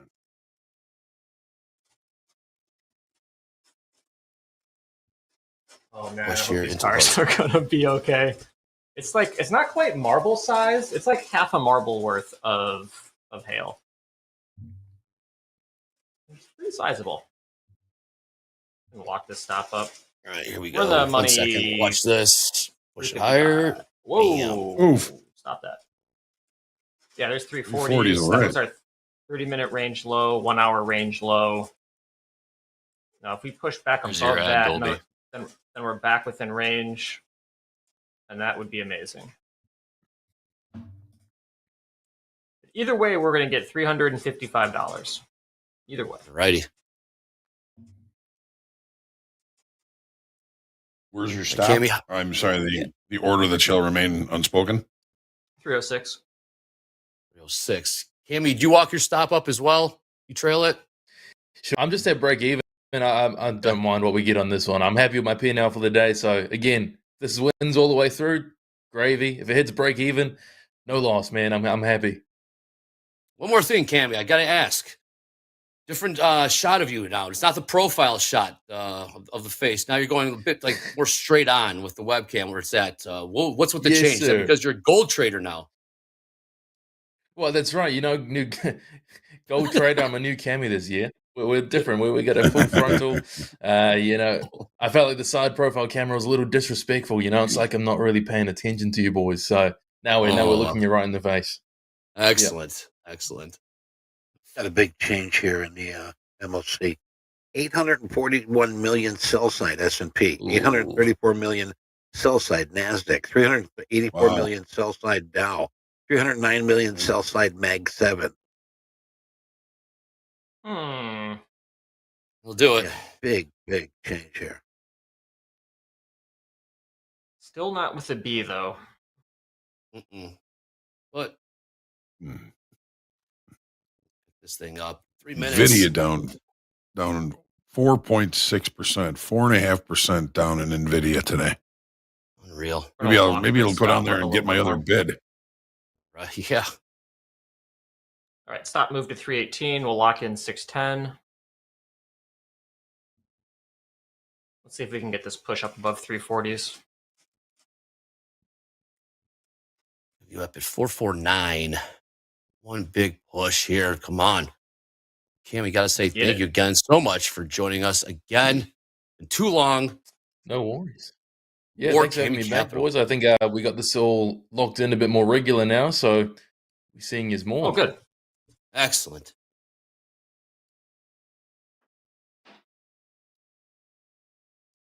And we're out, and we're out. Okay, so final P&L minus 1328. Mm-hmm. Maybe it ends up taking off without us. But we got like almost half of our losses back on the day, which is pretty solid. That's good. Yeah. I think the house account's still positive, though, overall. Because you were up a couple grand, right? Yeah, we've been on a hot streak. Yeah. Yeah, managing the risk. Much better. What's your P&L now, Dolby?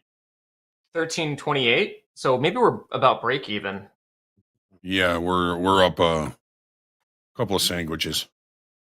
Nice. Couple Hey, Chipotle Richard bowls. Blake in the chat. Love you all. Have a great night. Hey, Richard Blake, thank you for tuning in. See you again tomorrow. Amy, you still in this trade? I'm still in, man. I'll hold this through to the very last minute, I'm thinking. Hey, indeed it is the very last minute in the session. Yes, sir. Go. We got flat, so you can enjoy the profits, Cammy. Let's take off without us. So Yeah, Cammy can I make some appreciate that, big Dolby. money Yes. here. There you go. That's what we do around here. Big Thank money. you very much. There, look at it go. Just came and got that stop just below that swing low there, and bang. As it does. As it does. Yep. That's kind of the Yes, problem, it though. If you only have does. one contract on, you're your hands are kind of tied as to what you can do, either all in or all out. Because it'd Well, it be was a terrible if profit it came all the way. nonetheless. Yeah, I'm not going to be upset about it. It would just be, it would be much more depressing if it came all the way back to our entry and we got nothing. Like from back like break even, it's like that's not great. It's just hard. There's no real winning with the one lot other than just making sure you make money. That's all you can hope for with the one lot. That's right. All right, boys. Let's look at it go. Session A. Here we go. Closing bell coming at There you. you go. In ding ding ding. Ding ding ding. Thanks, Cammy. It's good to see you, man. 100%, Cammy. Thank Great you. to see you, man. Appreciate Great that. to see you. Likewise. Eddie's gonna take us out of here. Eddie, camera on, Eddie. Oh, my Your outro. goodness. Your moment. My moment in time, man. Oh, All right, Cammy's folks. out of here. All right, Oh. Eddie, take us out of here. Shout out to Cammy. He is gone. Take it away, Eddie. All right. Tomorrow. Let's see what we got tomorrow. Hey, taking a look at the calendar here right now. Early, we have an NBA mortgage, 6 o'clock. Don't worry about that one. But the ones I want you to worry about are later in the afternoon. Actually, we do have a 7:30 export price index. The big one, export price index month over month and import price index. These are going to be at 7:30. And then we don't have to worry anything till about 1 o'clock with the federal budget balance. So it's going to be a pretty light day tomorrow as far as eco numbers and, of course, our API weekly crude stock. But otherwise, what do we have on the menu for tomorrow? Taking a look here, tomorrow is going to be Wednesday. And the usual, 8 o'clock, we're going to open up shop. Rips is going to join us again. We've got Nick Patak, Coach Jay, going to be with us here also. And MP will join us a little bit later in Fast Markets. Alex G for Power Players. Got David Green, yes, the one and only David Green from the East Coast, David, Florida. He's going to be with us here for group coaching. We got Stanley P going to join us back again here for our rotating segment at 1 o'clock called Trade with Topstep. And we're also going to have KV with us at that time. David Green going to join us for the final hour with Coach Dakota. All right, my friends. Well, that is it. And don't forget here, we've got At the Buzzer coming up here right after we're done here, about 3:15. So keep that in mind. Also, do not forget about here, we've got 6 o'clock with Coach Ray and in our Discord channel, Coach Vince at 7 o'clock. And coming up at 7:30, we got Slow Markets with Coach Dakota. Wake up early. Set your alarm clocks early. Why don't you check out the London Open with Deanna tomorrow? Tomorrow at 3:30 a.m. Central Time. That will be the London Open. So give that a shot. And I'd like to thank all our guests here today. Had a great session with Dr. Steenbarger. Very nice. And we should have that recorded for further viewing. So if you missed it, well, it's okay. I'm pretty sure that we'll have that ready for you within the week, maybe. So keep that in mind. But now it is time, your time, to relax, go re-energize, get ready for tomorrow. So orders from headquarters. I want you to stay safe, stay healthy, have a fantastic rest of your day. And until we meet again, I'm Eddie Horn, and this is the Top Step TV. Take care.